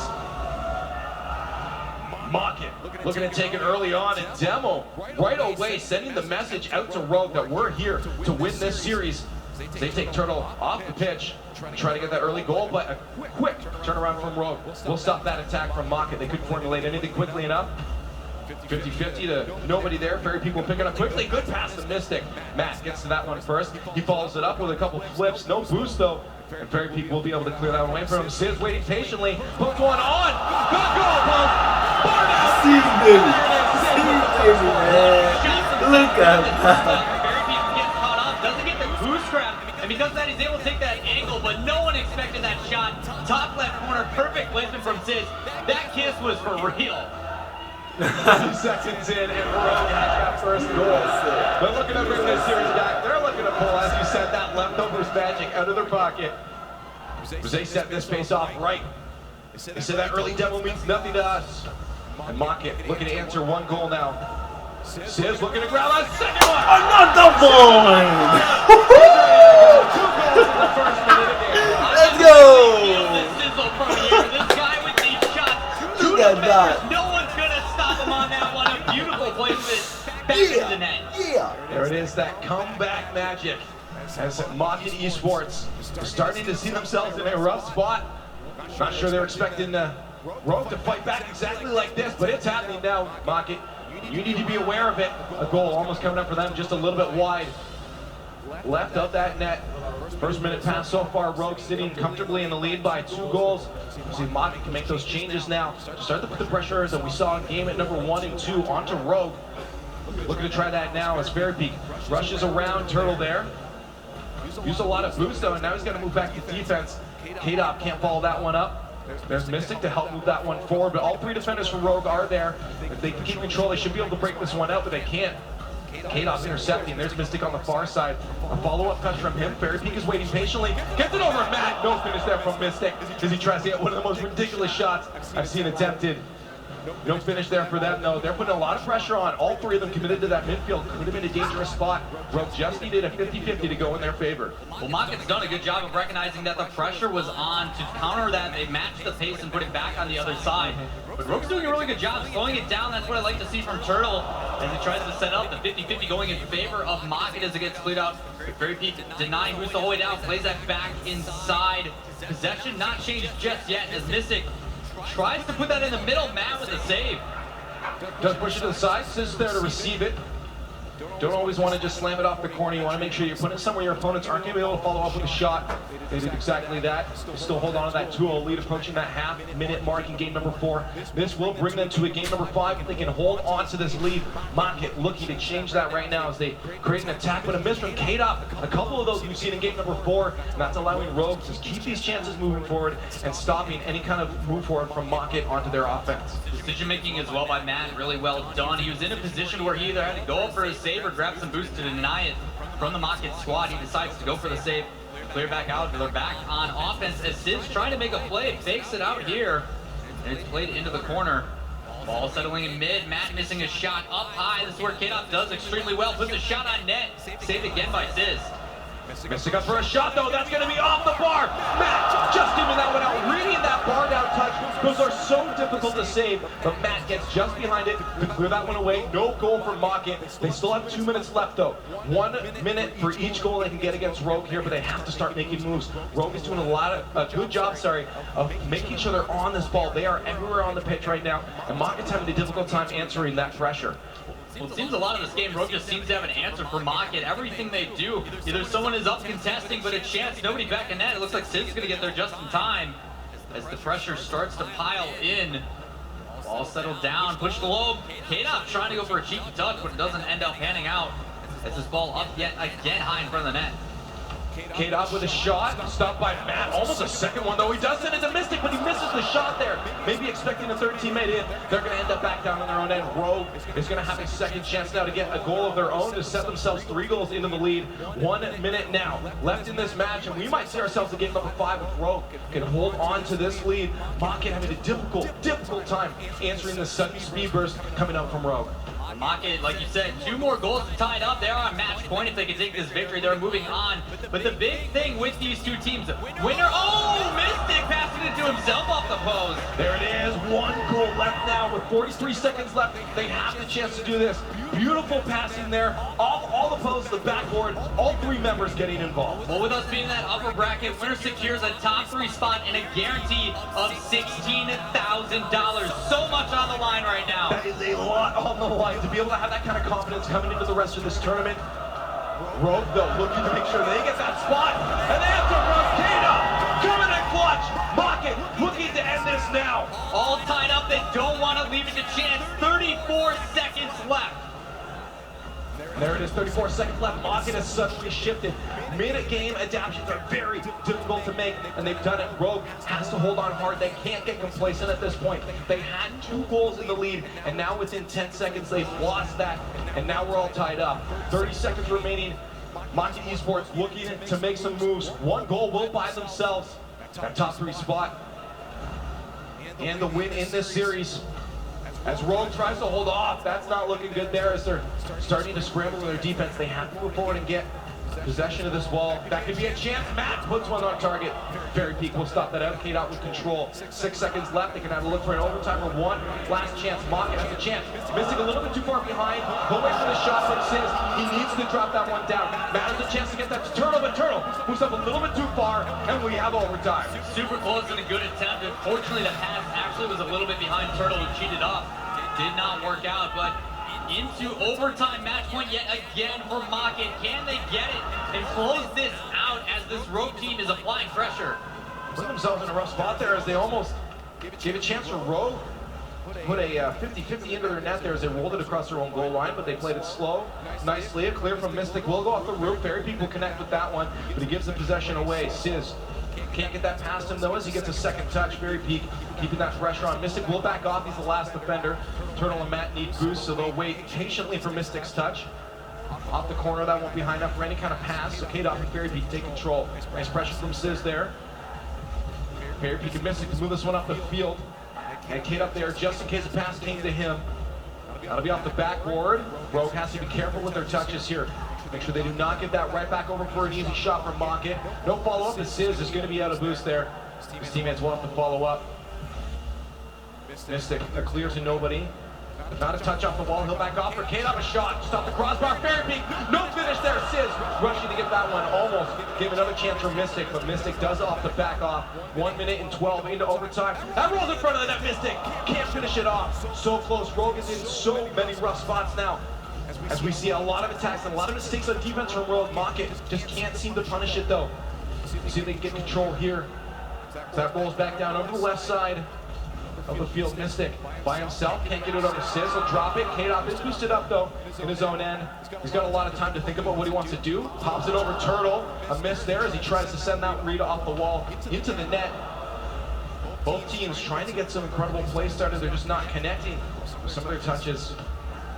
Turtle and Matt waiting patiently in net there. No clear there. K-Dot tries to get the dunk on him. Sizz with control. Fairy Peak will 50-50 that one back to Matt. Rogue having a difficult time breaking on their own end now. A lot of pressure coming out from Mockin Esports.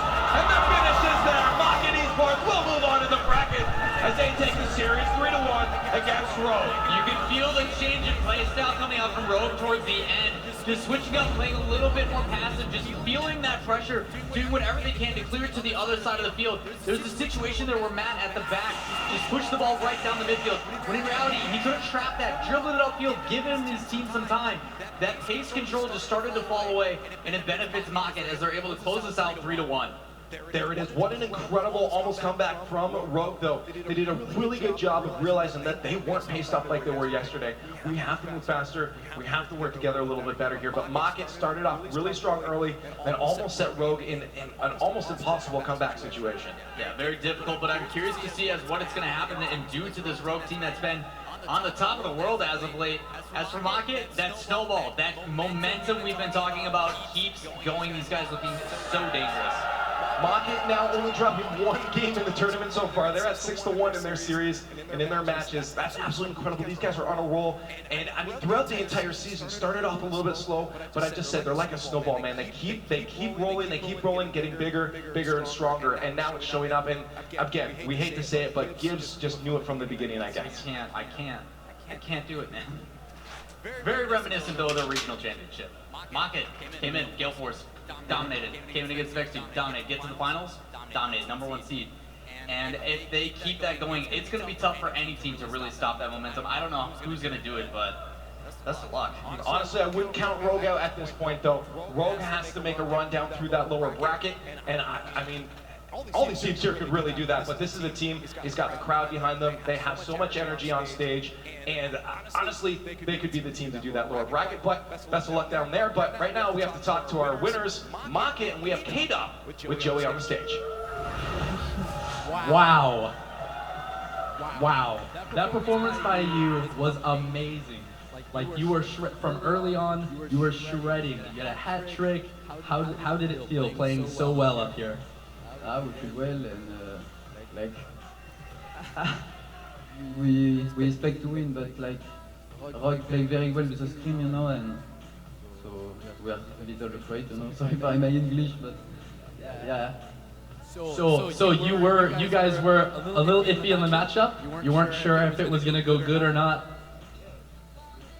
Yeah. But you came in confident. That's good to hear it. Is there anything you'd like to tell your fans of you guys or yourself? To all the French community, you know, because we're too French. We're on the easy street, and thanks for the old fan. And voilà. Awesome. Rocket baguette. Yeah. There you go. All right, guys, you heard it from K-Dop. Amazing performance. We're going to send it back over to the desk. Thank you all. Thank you, Joey, and congrats to Mocket Esports. A huge victory for them. Any victory at this point in the tournament is going to be huge for all of these teams. Advancing to the next round, they're going to play the winner of Flipside versus NRG, which is next. But Mocket, at first, it looked like it might be a sweep, but Rogue showing a lot of heart, showing a lot of fight. They're still in the tournament. Rogue going to be dropping down to the lower bracket. But guys, reflections from that last match. I'm pretty upset because I just keep getting every prediction right, and so I can't throw t-shirts in the crowd. So instead, I'm going to give it to Karma, since she got the prediction wrong, and she can throw some love to the crowd. Okay, who wants it? Does anyone want it? Does anyone at all? You got to throw it. I got to throw it nice and far. There we go. Wait. Oh, snag. Sniped it. Nice shot. He came out of nowhere, that guy. All right, there you go.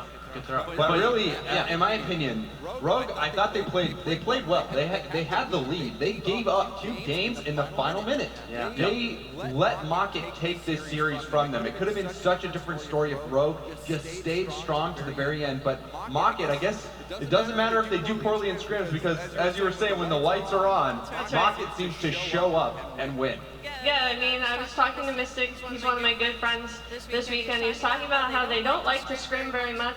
K-Dop plays tournaments with different people before LAN. They're not really a scrim team.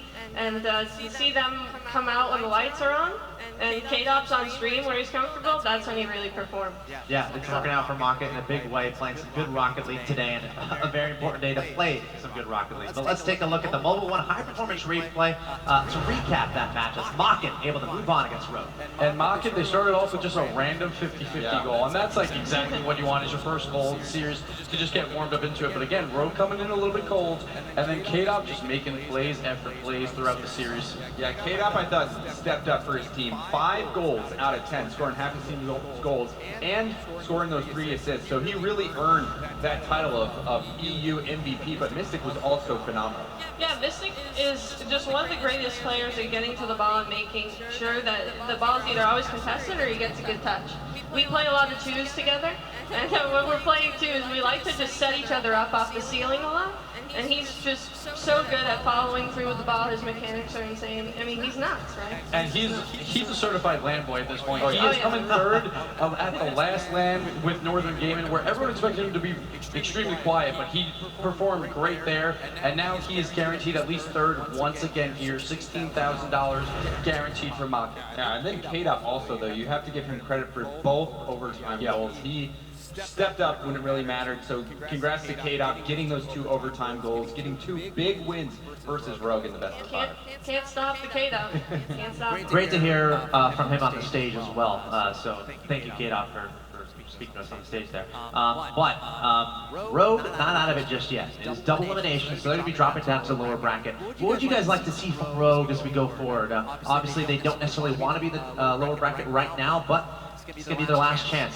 What do they need to work on here? I think they got to clean up the defense. Sis had a couple of mistakes, but then he came out hot when it mattered on the offensive side. They just got to clean up the defense a bit. Turtle, I just want to see more from him. He's been relatively quiet, letting Matt and Sis be that duo, but in their first series, it was all 3 of them passing, and in this series, it seemed like Turtle was relatively quiet. Yeah, Turtle not able to put one in the back of the net, but really, I just think they need to play with a little bit more confidence and focus in those final moments of matches where they had the lead and gave it up. So Rogue, they proved that they can hang with anyone, but they need to start closing games out.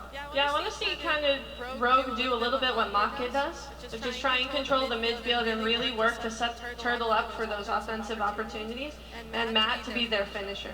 I think that that's where they really have success, and I just want to see them continue that going forward. All right, well, thank you so much, Karma, for being here on the desk. Can we give it up for Karma, everyone here? Let's give it up for Karma. Great stuff. Thank you. I do want to get your thoughts real quick, though, because next up, we got a doozy. It's NRG versus Flipside Tactics. So, Karma, some light thoughts on what to expect.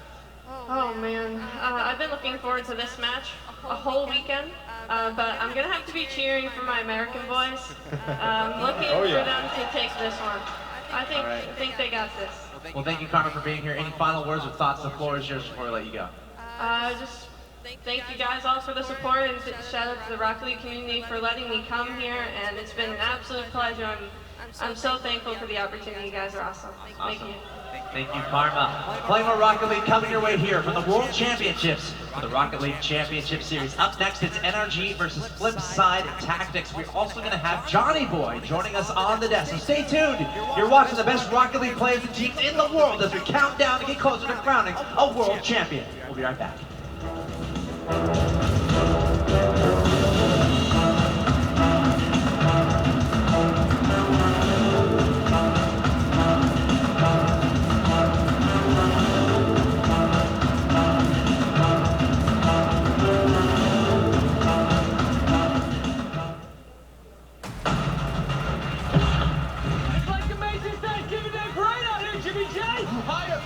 From a want ad? Think that comes with a superpower? Good luck, popping cruisers right now!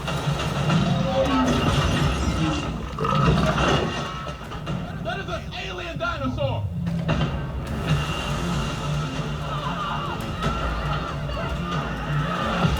Hey, where are the keys? How does it not wear this thing? You are needed, sir, urgently. You want to know, don't you, why they keep coming here? So is this a kidnapping or her first Transformer experience? It's both, really.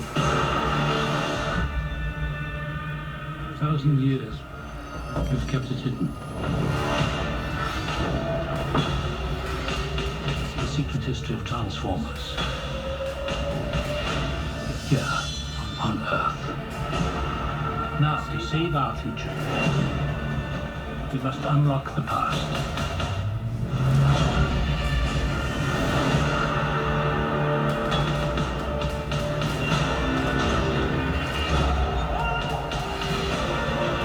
You better have some skills today, buddy.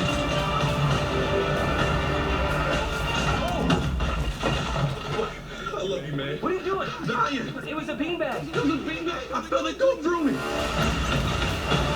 Two worlds colliding, only one survives.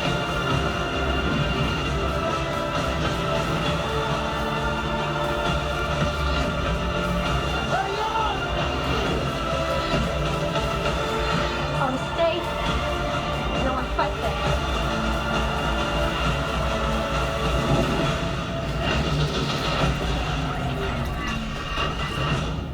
was that? That was a mistake.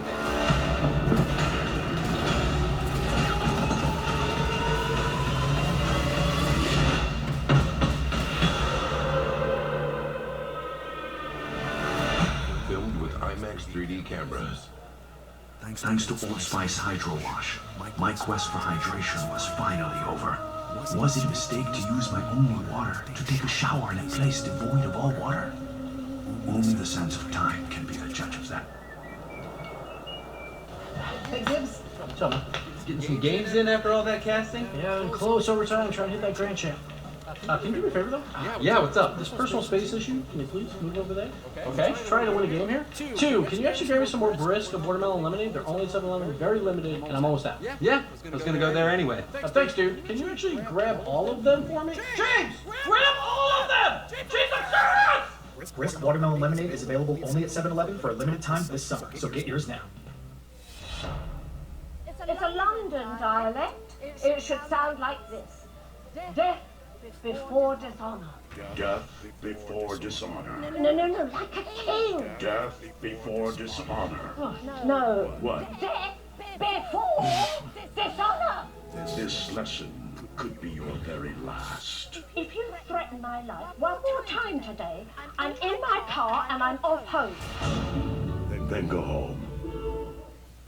Hey Gibbs, what's up? What's going on, James? Nothing much. How you doing? I have a dilemma. I think I'm going to switch off the hard hat. Well, what are you gonna pick? Well, pros don't really use toppers. Then you have to go with certifications. Maybe go with certified turtle, possibly.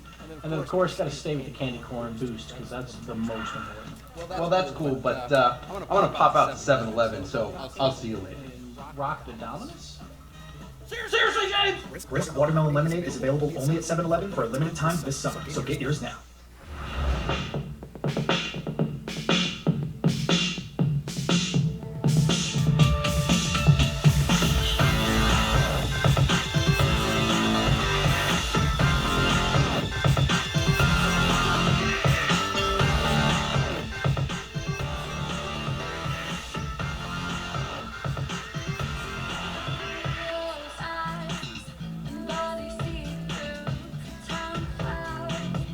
With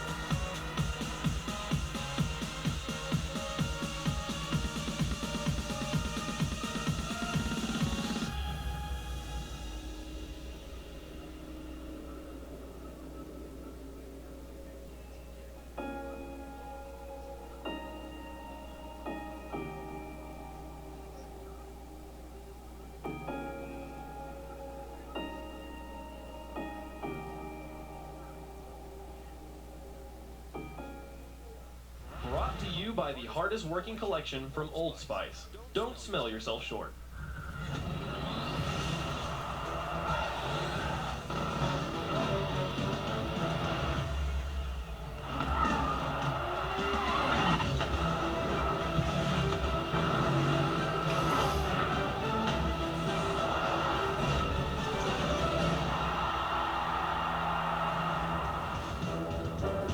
Ladies and gentlemen, let's make some noise here in the World Turn. We're live. It's day 2 of the Rocket League World Championship. Sold out crowd here at the World Turn in Los Angeles. Thanks for joining us. Back to the desk here. My name's Zach Tosh, joined by Gibbs, James Bond. Oh! A wild Johnny Boy appears. Johnny Boy, welcome to the desk. Oh, thanks, man. It's good to be here, finally. It's just great to see the crowd and see everybody out here once again. And yeah, thanks. I look forward to a very interesting matchup that's coming up here.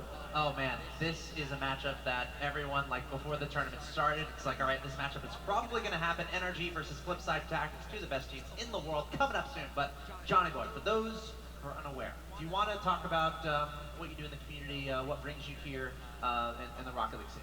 Well, most people know me from YouTube or my Twitch, but I'm here with Flipside, as you might be able to tell.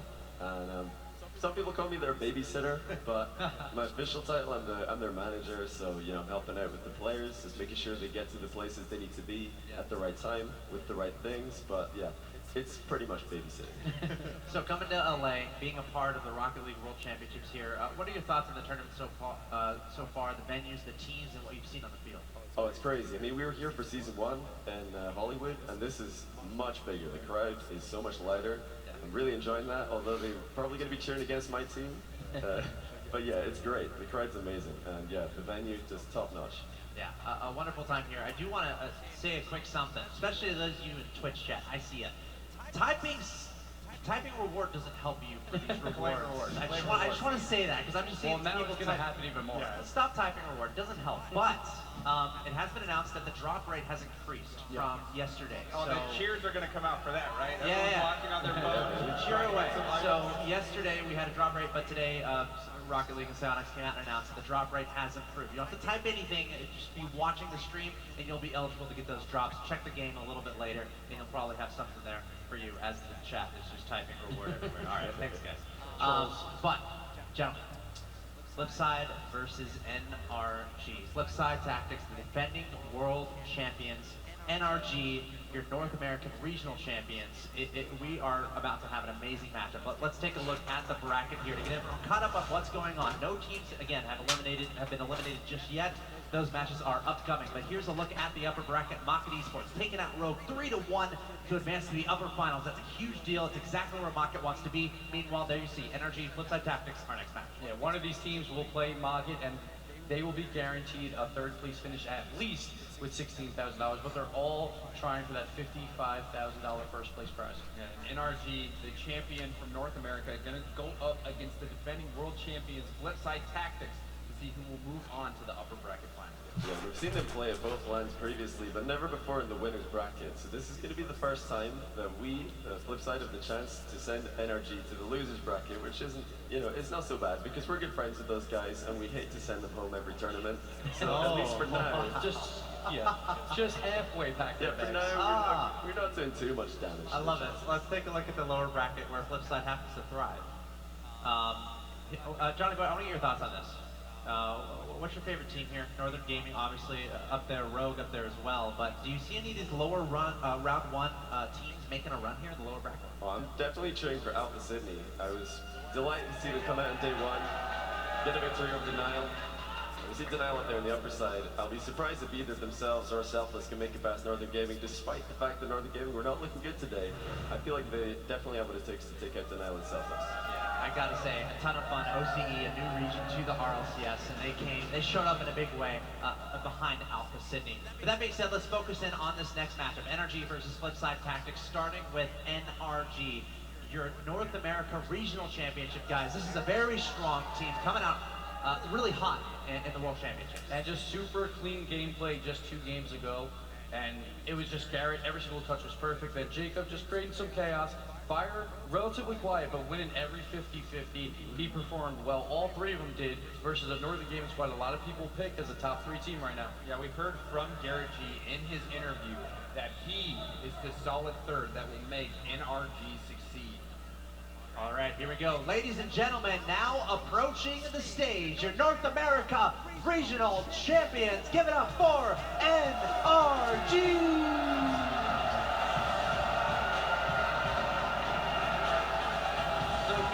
Jacob plays up the crowd and fires like a half wave, and then he's just all right, I'm good. And Garrett doesn't do anything. He's like, I want to sit and I want to practice right now. He's all business. Yeah. He's all business. He just comes in and gets the job done, as we saw in the first series. I'm delighted to see Jacob in the Octane. That's my car of preference. I've never seen him play it much since a long time ago. And I talked to the guys backstage. They say he only started today in the Octane. And he played phenomenally. He carried the team. Yeah, dominant, breakout. We see Mantis on his stream. Yeah, and it is way different playing with a taller car than a flat car. All right, well, NRG, let's go player by player here. A very strong team, and they had a little bit of a monkey on their back coming into this tournament, but they got that first round win. And Fireburner, he hasn't done much yet here, but that's going to change probably. The back-to-back leading goal scorer for North America, he's looking to put some in the back of the net. Yeah, but Garrett G, we talk about certified land boys. He is one of them, maybe at the top of the list. He is an absolute monster, and he was the key to their victory in the first series. Jacob already said, it's good to see him in the Octane, although given how much he's switching his car, who knows, maybe he's going to change back. Try to shake up Flipside. But I'm looking forward to see him play. He did do exceptionally well against Flipside at previous lines, despite the fact that they did lose. Jacob was a standout player. And plus 2 completely different roads. They just got the easy 3-0, it seemed like, over Northern Gaming, while Flipside had a battle all the way to 5 games in 0 seconds to get here. But we'll see it. Like Flipside, they haven't played yet today, so they could be coming in a little bit cold. From NRG's perspective, guys, you know, Flipside Tactics, defending world champions. They are a titan in the game. NRG coming off a nice win earlier today. What does their focus need to be? What would you like to see from NRG coming into this series? Just have fun. Like, they have to have fun. They know that they're not going home yet. Both times they had to play Flipside, back in the lower bracket, lost 3-1 in both. Very competitive series, so I expect the same here, but they should just have some fun. NRG has finally gotten that monkey off of their back. So going into this series, you've never seen them, like you said, in this situation where they won their first match. So now they're going to go up against the Flipside team, and they're going to have no fear of being sent home. So I'm looking for NRG to play loose and be a fierce opponent.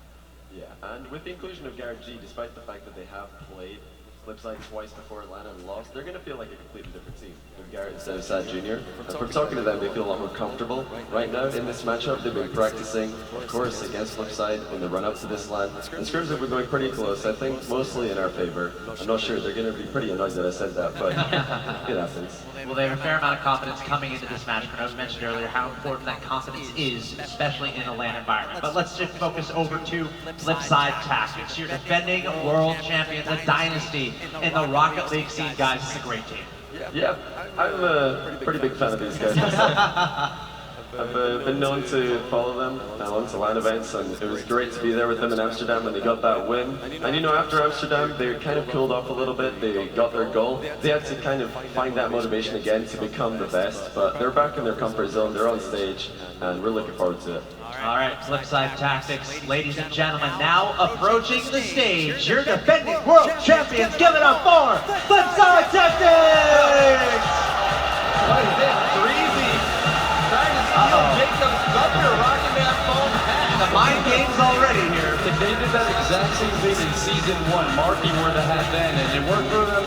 So maybe it's a good luck charm for both teams? I'm not really sure, but this is the greatest team of all time. And if you want to win a world championship, you have to beat this team right here, and that is not an easy task at all. Wavepunk said it the best. They are the gatekeepers. They always make it to the finals, and they're trying to make that the same story here in Los Angeles. Also a fun group, just in general. A fun team, Marky. We've seen it in interviews before, but let's go player by player. And I said Garrett is the best third man in the world. Greasymeister probably thinks he is, and he is the reason why they're here. An awesome playoff run from him. Yeah, but Cooks, he is the one who was stellar in the final Game 5 against Selfless, getting that 0-second goal and the overtime winner to just get them to this series. Marky's probably just wondering if he's going to have to take off Cox's headset again when we congratulate him. went for the victory, winning goal. But yeah, Marky, the leader of the team, motivational and also in-game. He's going to be getting the guys fired up for sure. But you just can't count these guys out. It doesn't matter if it's 0 seconds. They'll keep the ball on for 30 seconds and still score to tie it in Game 5, and that's just how Flipside is. There is a mutual respect between these two teams. We heard it in Marky's interview, calling everybody rubbish except in RG, and they're going to have to go up against them here. And there's so much fun to watch, I gotta say. Flipside Tactics, from their demeanor before the game starts to what we see from them on the pitch, just amazing. But Johnny Boy, we have you on the desk. I want some secrets. You know, you're inside the Flipside Tactics circle. Give us something about this team. Well, people are wondering what do we do to get Cucks ready to go and destroy all of the nerds online. And the secret is double espresso with 5 sugars. Absolutely disgusting. That's what we do. Just get wired up. I don't know how he does it. All right, whatever works, I suppose. But let's take a look at some stats here. We got player versus player comparisons between Marky and Fireburner. So the 2 team captains here, Fireburner, he's just like a class act. He knows what he has to do, and Mark even said his play isn't that great, like mechanically, but he's so smart of a player. And on the other side, Marky, the king of the poo goals. Yeah, and historically, these are 2 of the best scorers in the world. These guys, when you look back at all the stats, are right next to each other.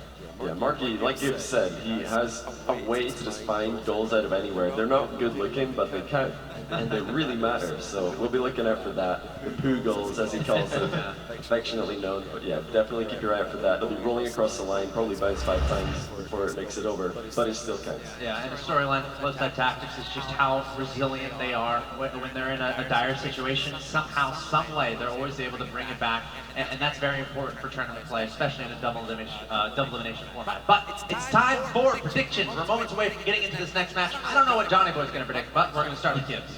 The Clash of the Titans here, but I have to go with the home crowd. This is very much like the iVi Power Cosmic versus Flipside matchups.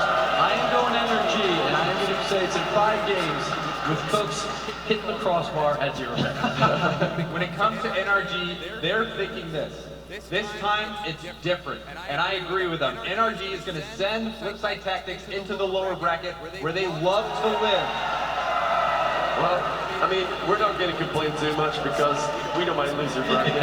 We do play better there. And if there is going to be something that saves energy, I think that's it. It's the fact that we're winners. But regardless, despite the fact that I'm sure the crowd will be cheering for energy, I'll let you guys in on a secret. Yesterday, Marky heard the crowd cheering against him. He took off one of his headphones because he wanted to hear that. So they don't mind that at all. I'm going to go for Flipside. That's the secret we're looking for.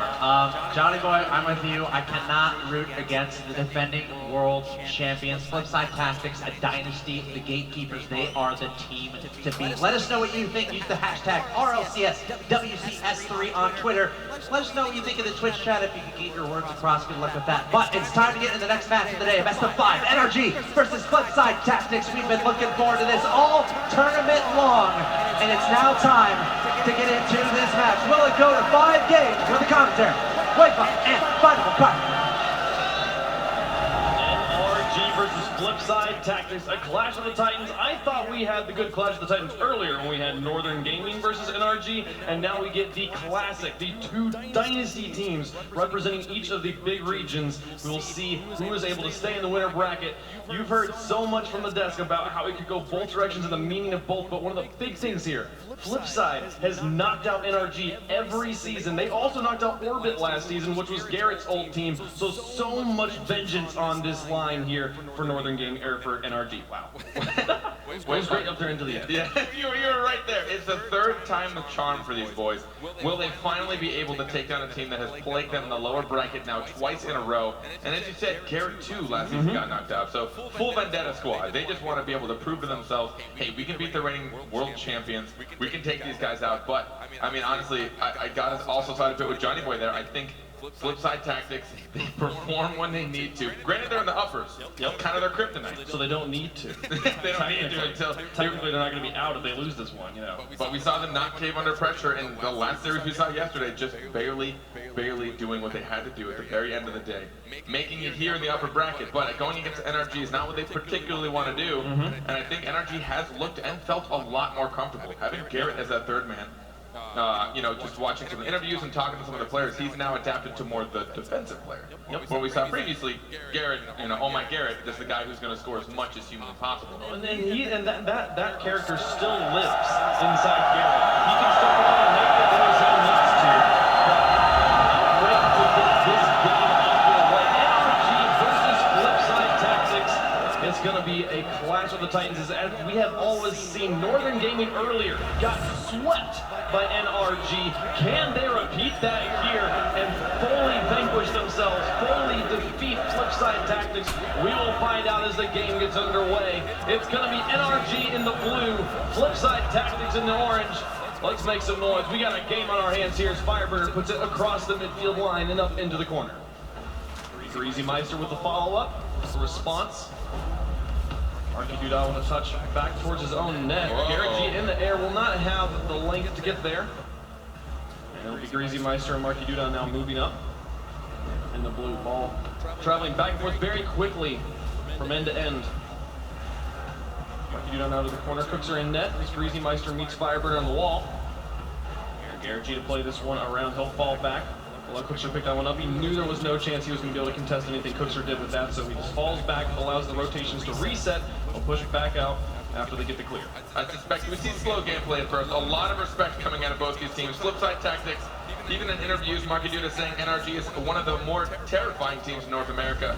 And as we said, all three of these players have been taken down by Flipside here at LAN, so I'm sure plenty of respect going both ways.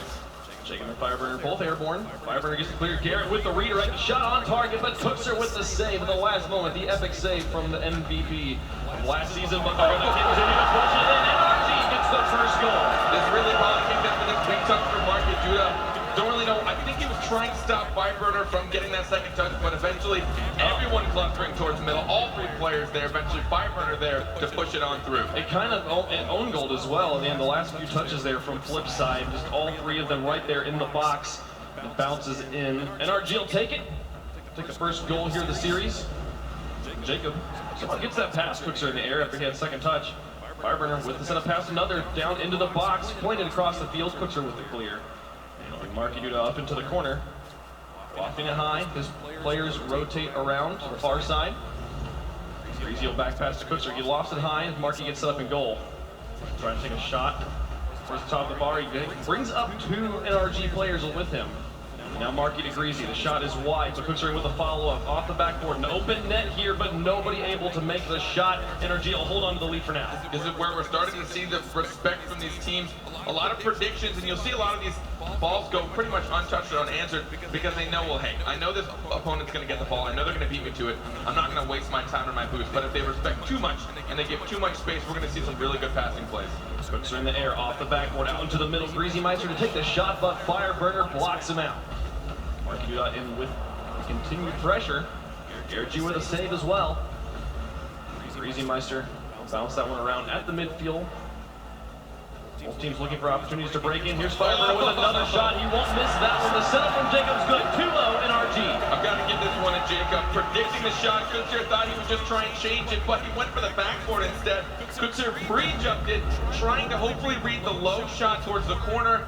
But instead, a fantastic placement from Jacob to his teammate. 2:35 left to go in game number 1, right here at halftime, and NRG with the 2-goal lead. We'll look to continue that. Marky Duda gets it into the box, but no one lurking in front of NRG's territory. Nice shot there from Greasy Meister, blocked away by Fireburner. Quite the speed on that ball. And the pass from Marky back to Greasy. Connecting on the pass, but not connecting on the shot. Jacob will be able to push it through. So the midfield, Fireburner trying, his initial prediction was not what he was expecting, and had to recorrect an error. His touch will be soft. Cookser will take to the wall. Pinch it over the top of Fireburner. Drop from Greasy into the box. Marky at midfield does not move up. NRG will be able to pick up ball control once more. It's Garrett G and Jacob laterally lined up. They'll move back, allow Fireburner to contest. Ball bounced loose right now in the orange half. 1:43 left to go. Still 2-0 in favor of NRG. Flipside also trying to give themselves targets. The best. Oh, it just goes in! Jacob up as a threat, zoning out the defenders. 3-0 NRG. I don't know if Jacob going up to this mess with this save, but both Marky and Greasy unable to make connections. I believe Greasy probably suspected Jacob to make the touch and slow it down. So the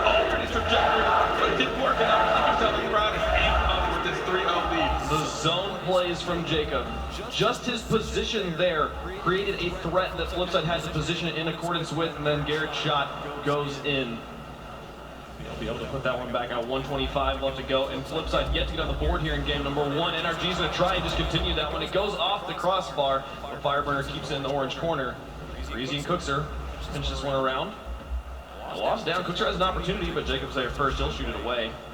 Now back into the box. Fireburner again taking it away moments before Marky Duda makes the shot.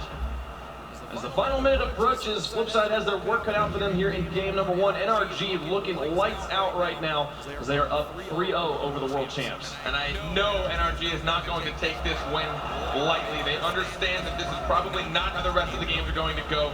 Flipside tactics, they know how to just change it. They know how to play when they need to. And they have to make sure they keep their heads in moving forward. Now, Flipside Tactics is the team we have seen more than any be beaten in what looks like a sound victory and then come back in Brazil in the other direction. They can easily turn a series around. You'd be like, where was this Flipside last game? We'll see in game 2 if they're able to turn it around. Fireburner now in the air, trying to make a shot. 23 seconds left. It's all but done here in game number 1. It's NRG. Clean plays, clean offense will secure them a victory. And Flipside needs to start thinking about game 2. On Flipside right now, we see some generally unused back passes from them. Greasy and Marky Duda shooting it nearly towards net, towards their player, or knowing they're going to try to keep control and cross field with it, but it's not quick enough to it. It seems like NRG that has the mechanical skill to read that. It's not going to outplay them. NRG will lock down the first game one step closer to finally breaking every curse pretty much they have on them. Every mental barrier they have. First one was pretty much not losing. Was beating a European team. Beating a European team. They've done that. The next one, beat the team that kick you out every single year. Every single time it's been Flipside, but NRG has been so strong in the North American region, the 3-time North American champion, the only team that has ever been the North American champion, and here, finally showing up on the LAN stage, they have completed the first of the 3 steps they need to beat Flipside. And we cannot forget Flipside are the reigning world champions. They won last season after a tear through the lower bracket, resetting it as well, so they know how to play under pressure. This is nothing new to them, but if you just go off the last games, we saw NRG get a 3-0 sweep against Northern Gaming, and Flipside barely in a game 5 overtime made it from yesterday to today in the upper bracket. So what does that tell? I really don't know, because Flipside does what they do. And I think you look at NRG. Not only have they not been able to win against the European teams, they've struggled so much. The games they've tried to play, they cannot win. Here they come out. It's not that they didn't win in 5 games against Northern Gaming. They swept Northern Gaming in their first round. They could do the same thing here to Flipside. What monumental story would that be to see NRG's turnaround from season 2 to 3? We'll find out. I don't think it's going to happen. I don't think the sweep will happen. But I think NRG has as much of a shot as anybody to beat Flipside right now. Here in game 2, we'll move on to Manfield. We will see, can Flipside bounce back after the 3-0 victory there from NRG? Jacob downfield. Fireburner lurking very far up in the box. Garrett will move up and take the final shot, but Cookser, successful defense in the midfield. Mills set that one out to Greasy Meister. Moves it into the blue. Garrett G in the corner will look to kill. He set up Jacob. There again, the respect. They let Garrett take that in the corner, suspecting he would hit it, but when he missed it, Cookser with the block. Garrett was falling down, Cookser was going up, and they both connect. Oh, Flipside with the opportunities, but Greasy Meister misses just wide off the corner. It will be Cookser 97 from the back, and needs to clean this one out. Fireburner will be spawning on the back lines. And here he comes in that free position, moving that one up. Trying to pass to Jacob. They look to back pass here, actually moves it through, kind of setting it up for Flipside, but he keeps them zoned out enough for Fireburner. Able to pick that one up, transition it back out. First minute will come and go quietly with no goals. Threatening shot from Flipside Tactics, so pretty much the only reason it did not go in was that Greasy Monster was just a bit off target. Now Fireburner in the corner. Misses contact, but Jacob's right there. Greasy Meister will let that one fly in the air. Fireburner. Downfield, Garrett over to Jacob, the pass, and oh, it goes back and goes wide, so close. Fireburner was ready for the pass too, but it did not come through all the way. NRG putting together the team plays. They'll have to continue, they'll have to try one more time. We're still scoreless. Garrett G with a shot, going high. Marky Duda with the save. Fireburner will let this one drop to Jacob. They'll keep the pressure on here. NRG doing a good job keeping the ball in Flipside's half, but no goals so far for the North American champions. Both of these teams, as they make their drives, they give themselves two options. Either one pretty solid shot onto net, which will force the defender out, or having a player up there in the cheating style position, ready for a pass. They give themselves the options, which is how a lot of these passing plays have resulted in so much threat. Marky Duda out in the middle. Greasy Meister with the shot. It'll bounce down and in. There's the goal for Flipside. They're up in game 2. Exactly 2 minutes in with 3 minutes left. Greasy redeeming, I'm sure, what he was a little frustrated with, getting the accuracy, almost missing that again. He's trying to keep it to the corners and the post, which I do like, but you don't want to pull it too close. The demo onto Greasy Meister a few seconds before that push into the blues would enable Marky and Cookser to feel free just to move up, be very, very aggressive, and get that set up. And then Greasy Meister spun in the back line, flies up, switches with Cookser, takes the shot, and it's Flipside up 1-0 here in game 2. NRG will now look to respond. Jacob zoning out both Cookser and Marky Duda. Can Garrett G get it in? He does. Look at this play.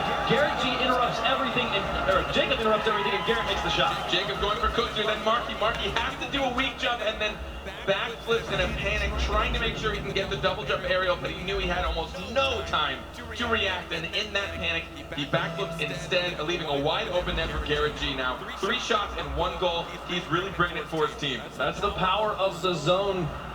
Jacob being up in Marky Duda's face, he has to deal with him. He cannot choose to ignore Jacob.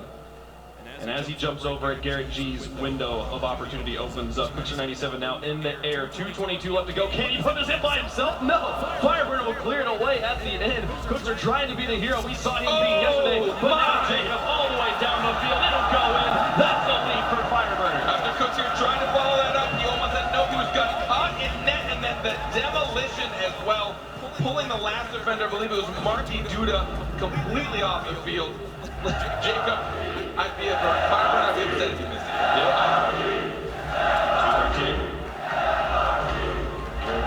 2:13. Pitch up high.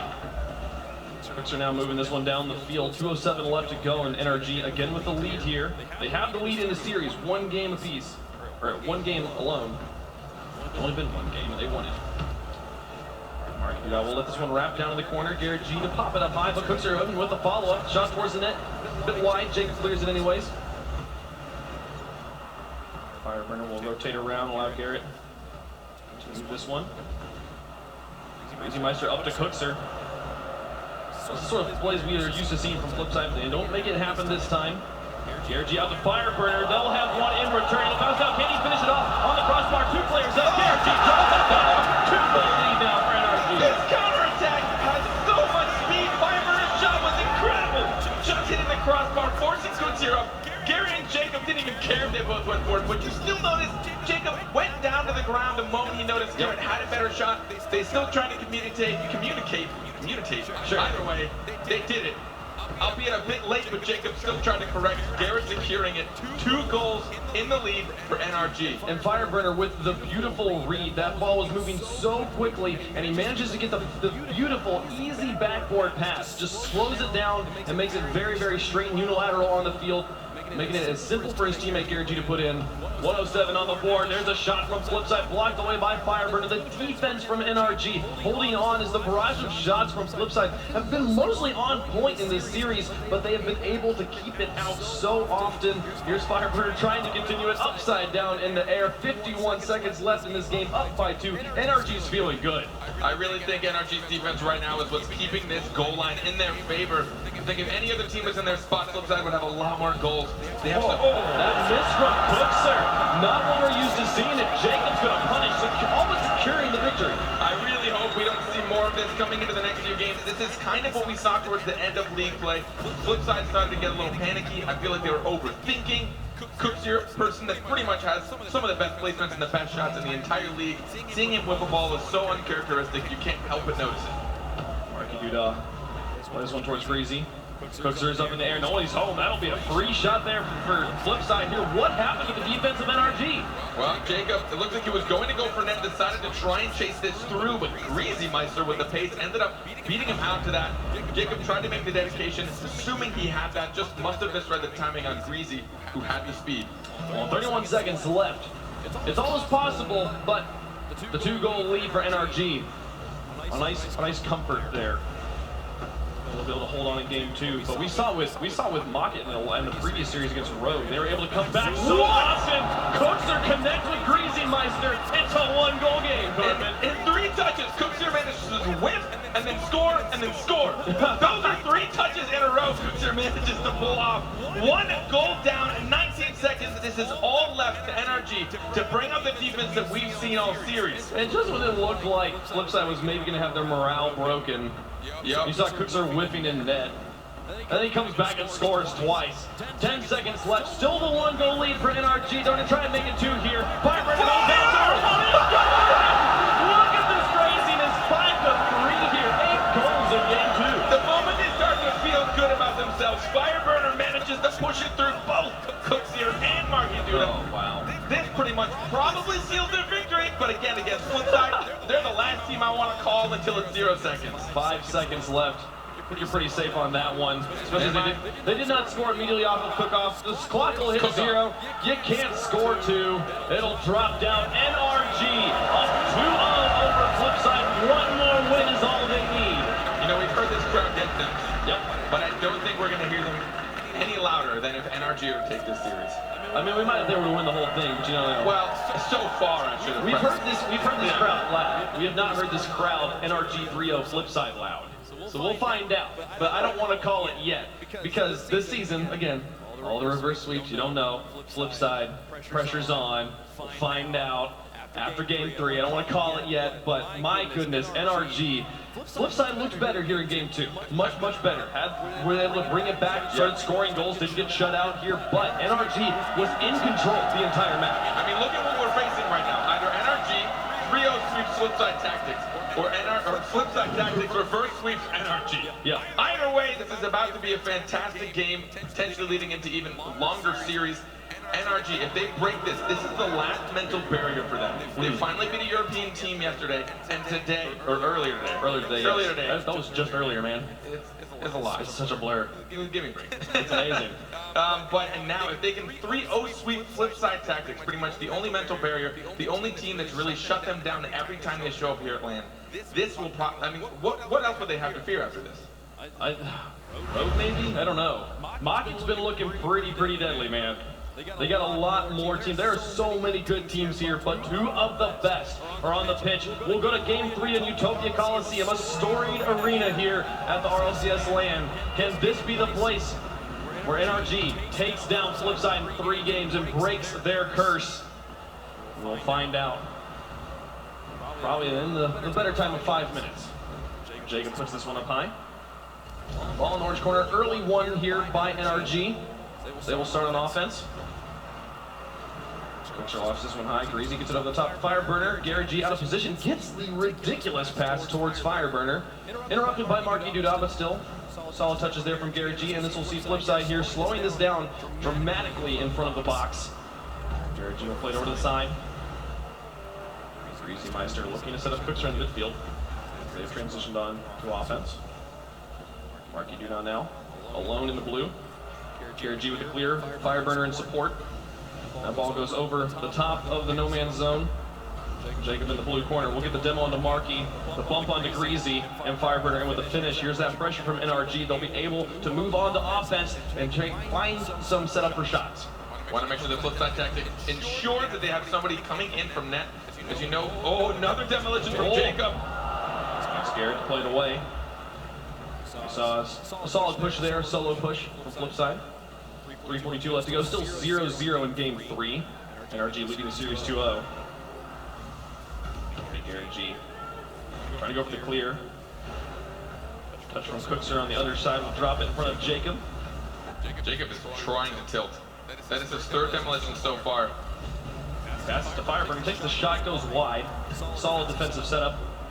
The flip side, left no real room to shoot. They'll continue, try and put on pressure here. Flipside now slowly, methodically moving this ball out from their zone, out from their box, and has it now into the blue. We'll see if they can keep it here. Good touch from Marky. We'll set it up for Greasy, and he'll move it across the field laterally. But the ball is basically alone with Jacob now. He'll go for the clear near the backboard. See if he can set something up here for Fireburner. Tries to take the shot, but Marky, right in position, will block it away. Right now we see Flipside, they constantly are stacking the net, which I believe is pretty smart right now, especially since NRG is trying to demo game. They want to play it safe. They don't know when the demolitions from Jacob are coming, so they're trying to play a little more defensively to make sure they don't get caught out. Garrett G now. Players on the wall as his pass went to the side. Marky in the middle will touch it to Fireburner, puts it now back down in the orange corner. Goes and gets a demo on the Greasy Meister as well. Power play opportunity here for NRG. Spencer will drop this one down to the orange corner. Greasy with a clear out towards Fireburner, puts it back down in the middle. One in a good position to follow up. The ball will roll into the blue, but 2:16 left to go. We're past halftime, still scoreless. Flipside playing safe, just not wanting to be swept here by NRG. Only one calculated shot for NRG, which means a lot of these opportunities have been shut out by Flipside early on. Oh my! Phenomenal shot from midfield. Jacob putting that one away. Fireburner put it high. Garrett G now down the field. Will it go in? No. Marky Duda clears it away. Defense holding on here for Flipside, as you said, playing very defensively, looking for the mistake from NRG. There's 1:45 left to go in our game 3. Garrett G up towards Jacob. Greasy Meister interrupts.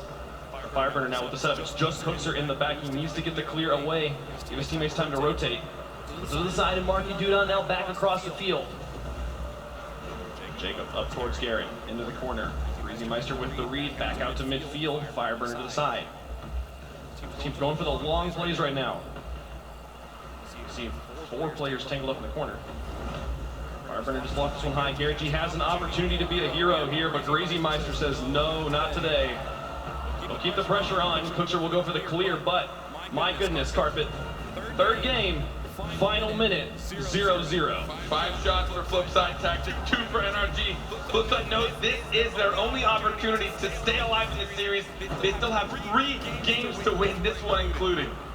Garrett G on the wall.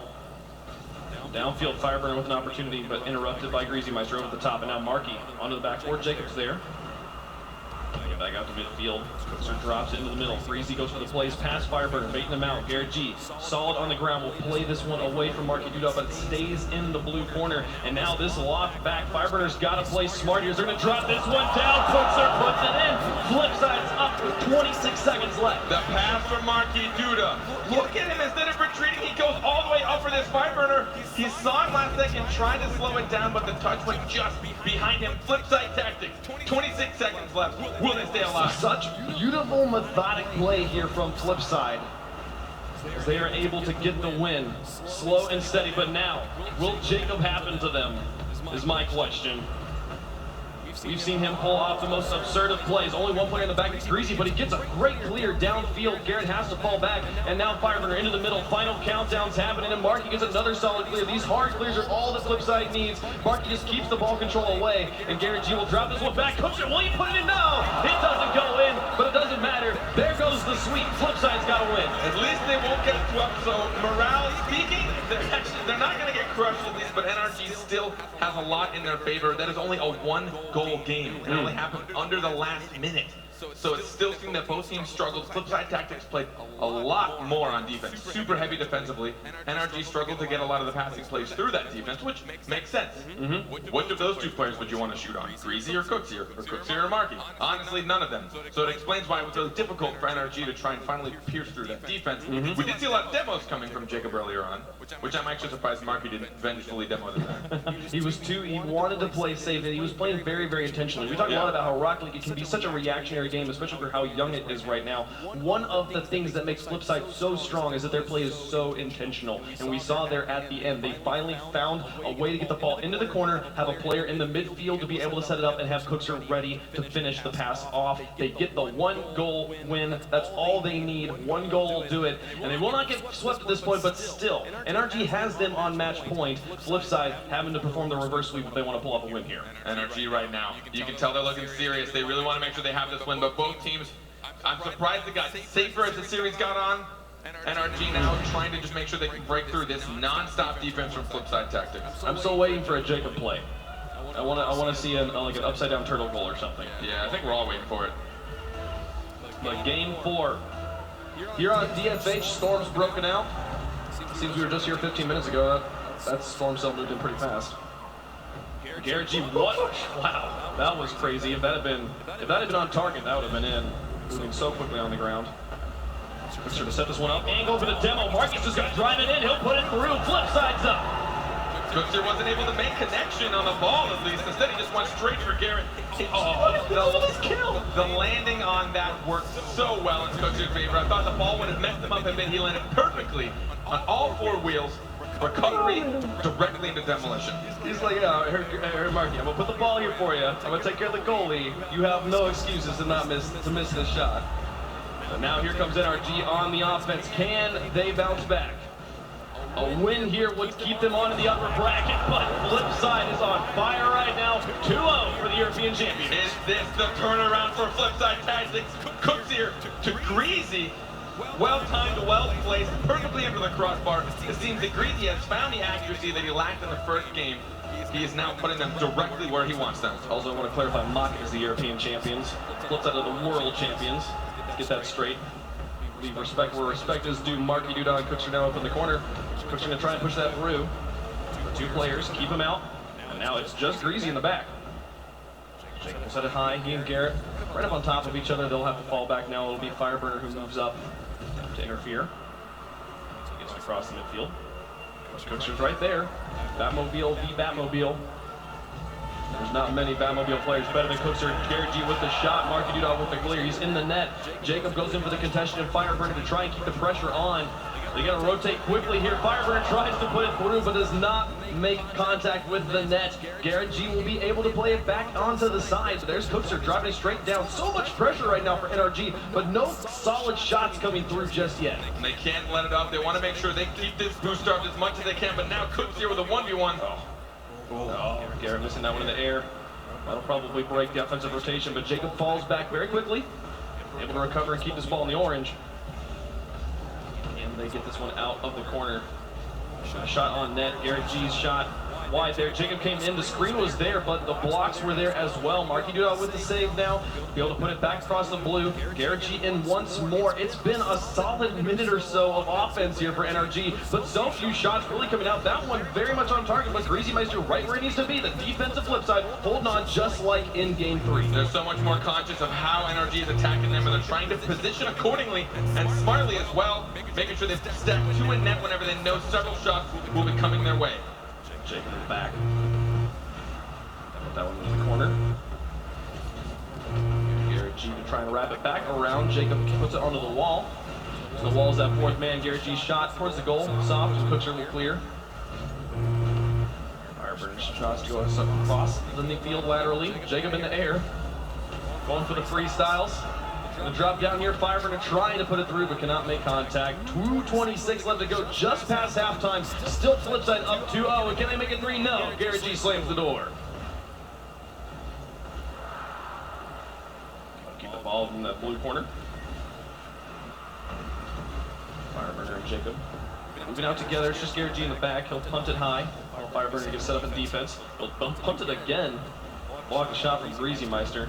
So much time bought there by Garrett G. Marky Dudon with another opportunity, but Garrett G just continuing to be a defensive nuisance in the grill of Flipside, breaking up all of their plays right now. But right now, NRG, they need the goals. Here's a good opportunity. It's in the air, but Greasy Meister gets there first, puts it away to the side. The ball in the orange. It's been here a lot this game, but no goals yet for the North American champions. 1:38 left to go. They've got to score 2. NRG is high-lobbing it, trying to take it off the backboard, but against Flipside Tactics, who have the mechanics and the predictions to deal with it, it's pretty difficult for them to capitalize on it. Greasy Meister down. Garrett G in the middle. Jacob over to Fireburner. The pass plays from NRG. Moves the ball into the orange. Cookser now in the air. Garrett G to try and contest, but does not make contact. The ball drops off the ceiling, and Jacob will put it back into the orange corner. Fireburner in position. Cookser gets juked into the air, but the shot does not go in. Marky Dudon clears it away. Final minute approaching, and NRG still has yet to score in game 4. Now we're starting to see their accuracy falter. Them and Flipside may have swapped spots for now. What we see in game 5, a potential reverse sweep for Flipside Tactics. So let's go, Garrett. Carry this one through. Drops down. Neutral kill from Cookser. Break up that momentum. Now Greasy in the air beats out Jacob, putting it back into the corner. And he's just going to fake him out. What is this play? Flip side on the course. They're gonna try and send us to game 5.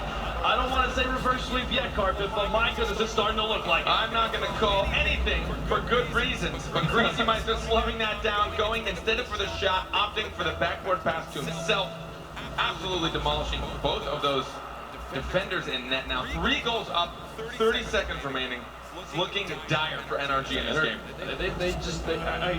I dare to say it, they have to start thinking about game 5. They have to think about what they're going to do next with 25 seconds left. Struggling to get the ball out of your own half right now. Flipside putting on methodical pressure.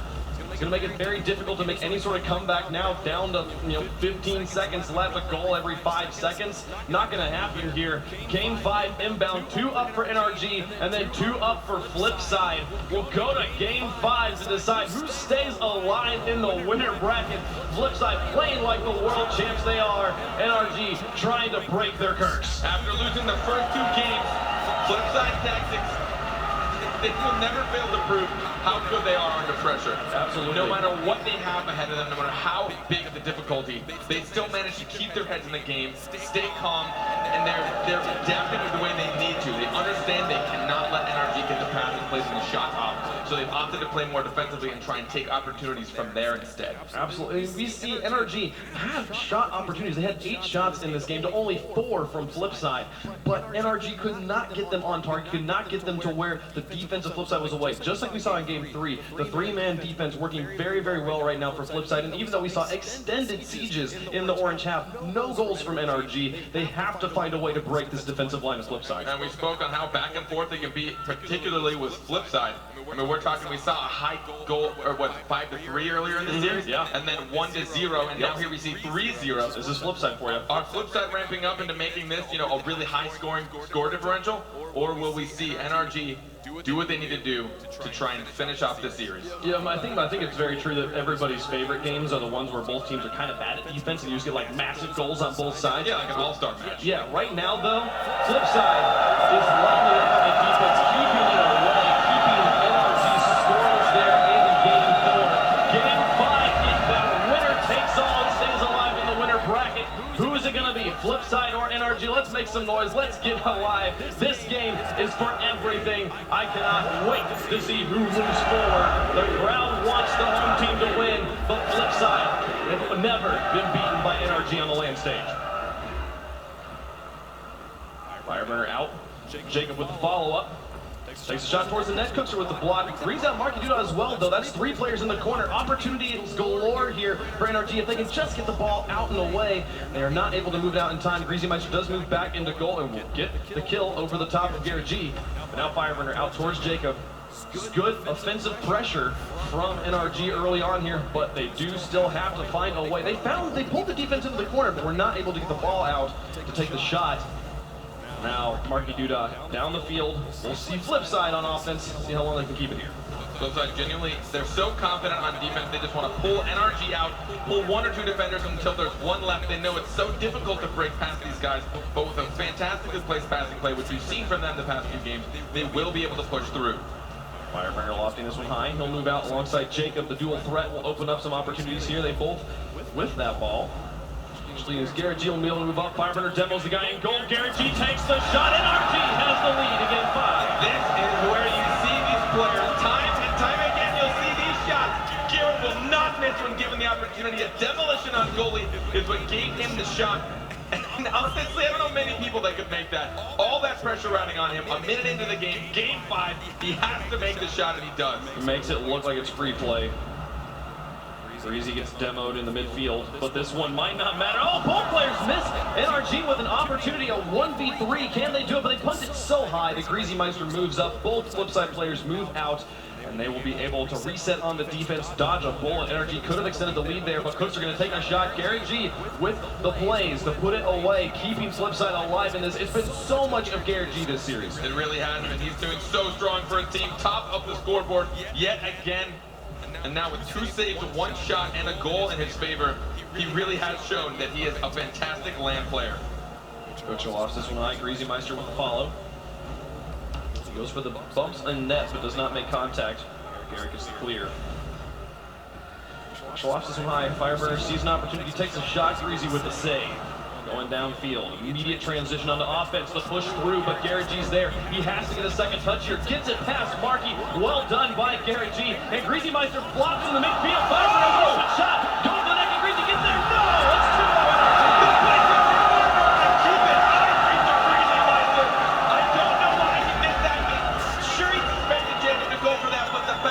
Again, the respect of these teams to know they're going to be able to get that. And the moment he does it, it puts Greasy off kill. He tries to chase that down, but Fireburners plays it so good. Up by 2. Can NRG hold on and do what they have never done before, beating Flipside on the land stage? Jacob to carry this one over the top. Oh, is he going to put it underneath? Fireburner wasn't quite there, but Garrett G comes in with the support. Greasy Meister has to make this save. Greasy Meister has been on fire all season long, keeping Flipside to only 2-0 right now in this game. NRG will try and extend it. Fireburner wraps it around. Garrett G moves up. Screen plays. They pull it down. The demolition! It's a 3-goal game! He baited them so hard for this. The play has been so fast-paced. He just stopped. Markey and Greasy missing that, and Cooks are getting demolished. All the Flipside removed off the pitch. NRG 3-0. Fireburner with the setup and the demolition. 2 goals in a row right now. Fireburner has set up Garrett G, and Garrett G has followed through. Can they finish this one off in style? Jacob on the top, Greasy Meister in the back, just scrambling for any sort of semblance of ball control right now. But that's all 3 NRG players upfield. Can Markey and Greasy do this one down the field? They'll put it in. Flipside's trying to make the comeback. 2 goals in 2 minutes, more than probable for Flipside tactics. And this season, the opportunity, even after plenty of panic moments, Jacob didn't know which player to read. Greasy and Markey staying so close together. A 2-goal game still, though, in lead of NRG. 1:59 left to go. 1:59 left for NRG to hold on to beat Flipside, but Flipside trying to make the comeback. Even when it looks like their morale should be broken, they make the clutch plays. Here Cookser up towards Greasy. The shot, it does not need Greasy. It goes in. 1-goal game. Did Greasy go for Jacob on this bump? Let's watch him. Sure. Let's watch him here. Oh. He did! He goes, he bumps Jacob. It's a physical play right now that is scoring goals on both sides. 1 goal, 1 minute 48 seconds. Plenty for Flipside to score. A long time of defense for NRG to try and keep that wall up. No, not to steal Shogun's thing, but you didn't tell me you were pressing the button here. Jacob. Oh my goodness. What a game. And the crowd right now sounds split between Flipside and NRG. Both teams playing lights out, playing like the champions they are in their own rights. Cookster gets it over the top. Can he do it here? No. Jacob blocks it away. The MVP to save the game. Can he hold on? 1:20 left to go. It's Markey with Greasy in support. Goes for the pass and the shot. But Garrett G, the defensive wall of NRG, will block it away. Jacob on the wall looking for Cookster. But Markey is there. Jacob coming off the wall. Blocks it away. The savior. Can he hold on? Nobody in net. A Fireburner in net right now for NRG. With 1 minute remaining. Up by 1. The winner stays in the upper bracket. Greasy Meister now down towards Cookser. Garrett G plays over the top of 2. And punts it high. Time management plays in favor of NRG right now. They can just keep the ball away from Flipside.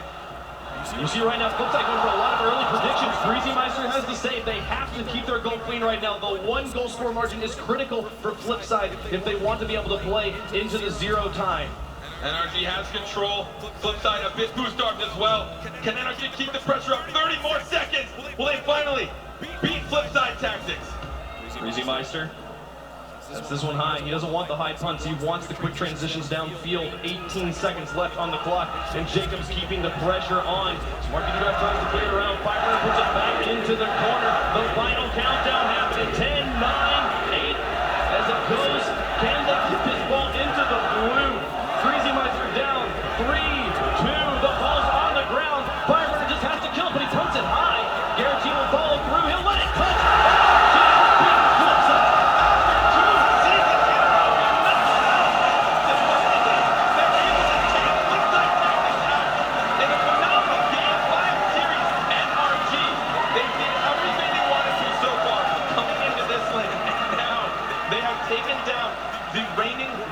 Champions. Can they keep this up moving forward? The American dynasty has destroyed all of their curses, has killed all of their ghosts. And look at these players, so happy. Jacob as happy as I have ever seen him right now. They have never looked in better form, beating the world champs. But we know Flipside. This is now Flipside is at their most deadly. They have dropped to the lower bracket. Everybody must fear them. They are still the gatekeepers. If you make it to the finals, you have to go through Flipside. NRG has done so now. We'll see if they can continue it on. I think what's absolutely insane for Flipside Tactics is the moment you can tell they feel under pressure, something changes. You can actually see the switch. I think even to an untrained eye, you can tell when Flipside turns it on and they know they have to make the plays. You can tell they were playing pretty safely and defensively, but the moment they had to do something, shot after shot after shot, they scored 2 goals back-to-back twice in that series against NRG, a team that you wouldn't suspect that to happen very often. And in game 4, we saw NRG not getting as many demos as we had seen in the previous games, and then they bring it back out in game 5. Those demolitions from Fireburn are so critical in setting up Garrett G, who I hear is standing by with Awesome Joey on the stage. Over to you, Joey. Wow! Wow, wow, wow!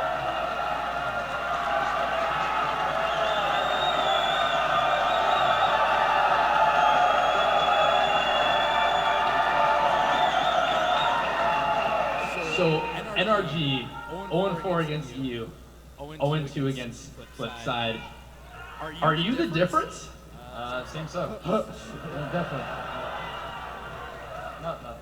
Okay, so you put on an absolute defensive clinic out there. I mean, notably striker in Season 1, Season 2.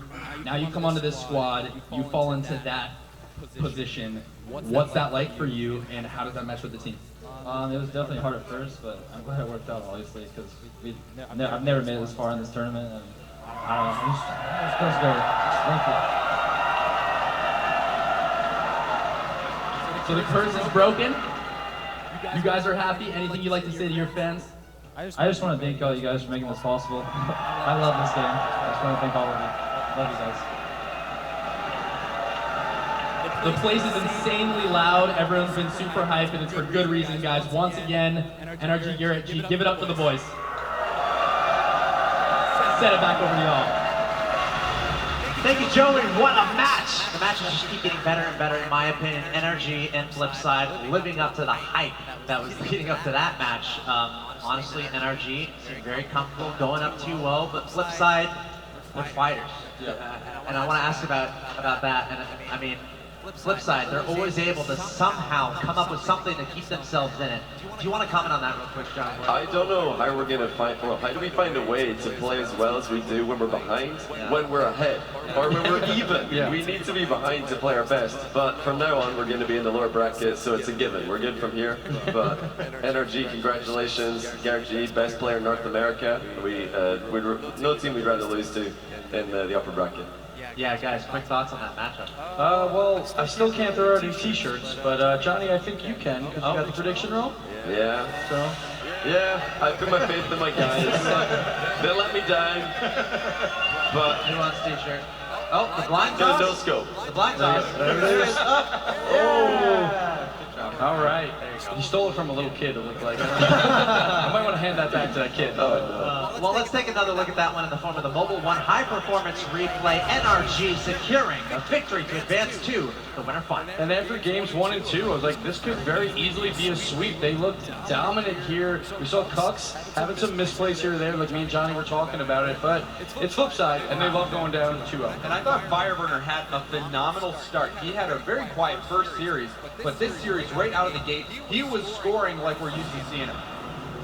Yeah, Garrett G, look at that. Just so confident, so fast. And uncharacteristic whiffs coming out of Cuxer, like Gibbs said, it kind of, those nerves disappeared towards the latter end of the series. But Garrett capitalizing on so many misplays early on. And he scored 5 of the 11 goals for Garrett. Being that third man, he's making the most of his opportunities. He's been shooting a ton, but as that third man, with Fire and Jacob just putting on so much pressure, like it just leaves Garrett alone with the ball, and then he does things like that, and then we see in Game 5 when he fakes out 2 Flipside players right there. That's disgusting. Yeah, just destroying them. Destroyed. Yeah, that's when they really pulled ahead, and really the resiliency of NRG, because they went ahead 2 games to nothing, thinking that this time it's going to be different, we're going to get this win, and then they got shut out back to back. So then to come in Game 5 after being shut out 2 games in a row, to take it to Flipside and win it, that really just speaks volumes to this new NRG roster. Yeah, I think they had a little bit of a change of a play style. They started off all guns blazing. They know they're not going to be able to take Flipside if they let Flipside go on their offense. They need to push them back. And then after they had the 3 chances, a triple match point, they were like, okay, let's just wait for Flipside to misplay. And it didn't really happen. So I'm really glad to see NRG bringing it back out in Game 5. And, taking a 3-0 lead, it was enough. Even though Flipside tried to make the comeback, they just was too little too late. Yeah, it's what we've been looking for from NRG from days gone by. Can they retain that consistency and make a run through a tournament? And looks like they're doing just that. They're advancing to the winter final, and that's going to be a best of 7 against Maka. So that's going to be incredibly exciting. But coming up, we have elimination matches from the lower bracket. I want to give a huge shout out to Johnny Boy. Can we make some noise for Johnny Boy? Yeah, I appreciate all the support, guys. I really do. Yeah. First question for you before we let you go. What are you gonna talk to with the Flipside guys? Because you guys are in the lower bracket again. Not familiar territory. You guys have made amazing runs through the lower bracket. So what's the conversation going to be like there? Oh, the guys, they've got the experience. That is the one advantage we do have over all of the other teams, is we've been to the lower bracket and come back from there. No other team has, won an RLCS from losers, so we're not worried. We made it into Sunday regardless, so we'll be back and we'll be, ready. And I'm going to be just talking to the guys, make sure they're comfortable. Strategy, we looked good when we were behind, and I think that in the lower bracket it's going to be no problem. But best of luck to NRG against Maka, and we'll see you in the grand finals. There you go. From Johnny Boy himself. Any final words before we go to a break here? Yeah, great. Once again, all you guys are right here. You're making this so easy for the players to have a good time, and for us up in the analyst desk, the casters backstage. Keep it up, and yeah, just awesome to be here. Also be a part of another great RLCS season 3 World Championship. All right, thank you so much, Johnny Boy. We're going to take a short break here from the Rocket League Championship Series, World Championships for Season 3. Coming up next, we're getting into the elimination matches. No more second chances. It's Selfless versus Denial. Stay tuned. Plenty more top-tier Rocket League coming your way from the Wiltern in Los Angeles.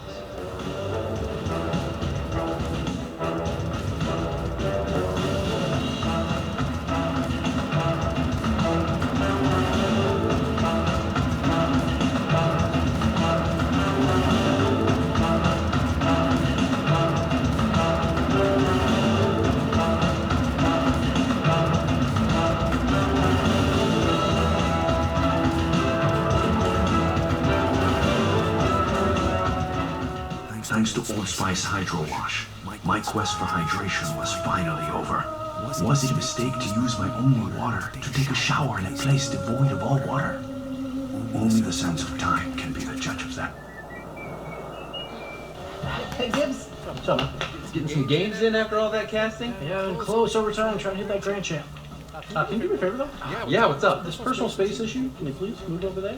Okay. Trying to win a game here. 2, can you actually grab me some more brisk of watermelon lemonade? They're only at 7-Eleven, very limited, and I'm almost out. Yeah, I was gonna go there anyway. Thanks, dude. Can you actually grab all of them for me? James! Grab all of them! James, I'm serious! Brisk watermelon lemonade is available only at 7-Eleven for a limited time this summer, so get yours now.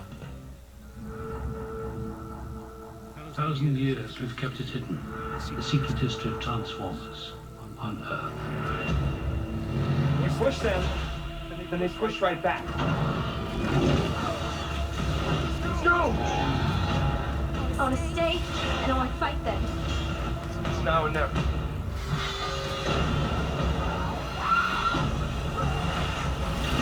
Transformers, The Last Night, a Michael Bay film. Hey, Gibbs, what's up? What's going on, James? Nothing much. How you doing? I have a dilemma. I think I'm going to switch off the hard hat. Well, what are you going to pick? Well, pros don't really use toppers. Then you have to go with certifications. Maybe go with certified turtle, possibly. And then, of course, got to stay with the candy corn boost, because that's the most important. Well, that's cool, but I want to pop out to 7-Eleven, so I'll see you later. Rock the dominance?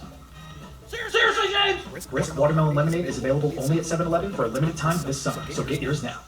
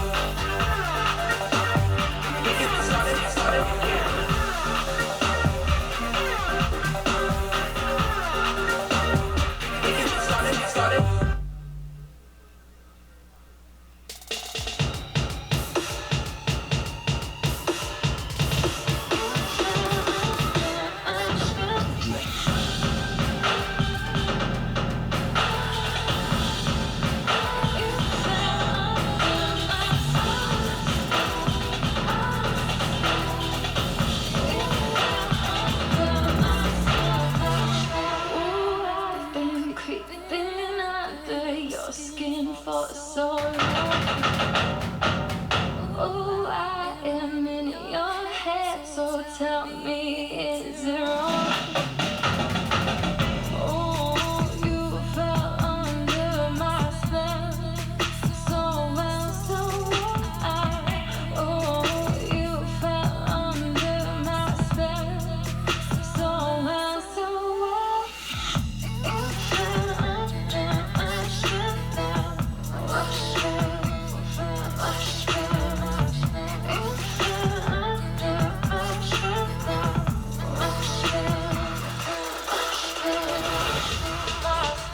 my spell, my spell.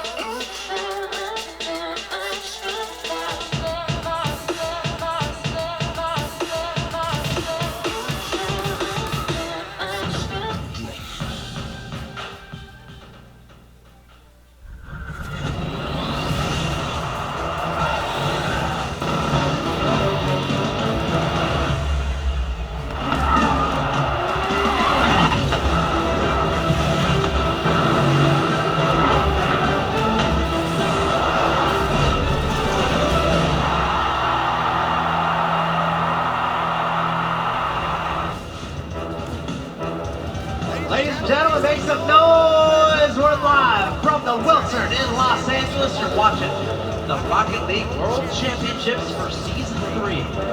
This is Day 2. We're about halfway through Day 2. We're arguably halfway through the tournament, but having a ton of fun here. Welcome back. My name's Zach Natasha. Joined by Gibbs, James Bond. We got Final Carpet. Gentlemen, what a tournament so far. NRG, huge win there over Flipside Tactics, perhaps the match of the tournament so far, going all the way to 5 games. Guys, the matches keep getting better and better. I don't want to see Flipside anymore because their games are just too good, and my voice is just gone. Yeah, too much emotion. But NRG, they really have just gotten the monkeys off their back. They've beaten their inner demons, beating a European team in the first round, something they've never done, and then beating Flipside Tactics, something that they've never done. So really well done to them. And now we're going to start witnessing some eliminations. I mean, that's the last thing I want to see. I can never find myself to root for or against any of these teams, and you just want them all to win, but somebody's got to go home, sadly. Yep. And it's been such incredible gameplay out of every single team that's shown up today. Yeah, let's get into that bracket though. Double elimination format here. You get 2 chances in this tournament. First, we're going to take a look at that upper bracket where we just saw NRG eliminate Flipside Tactics 3-2 to advance on to the upper finals. That will be a best of 7 played tomorrow, and Mockin Esports getting to that point by taking out Rogue 3-1. Mockin Esports, they were here last time, but now a brand new roster in the upper finals, and then NRG, never finishing better than 5th. Now we're guaranteed at least a 3rd place finish, and it's got to be Garrett. Yeah, not only that, we see both of the #1 seeds, both of the regional champions making it all the way to the upper finals.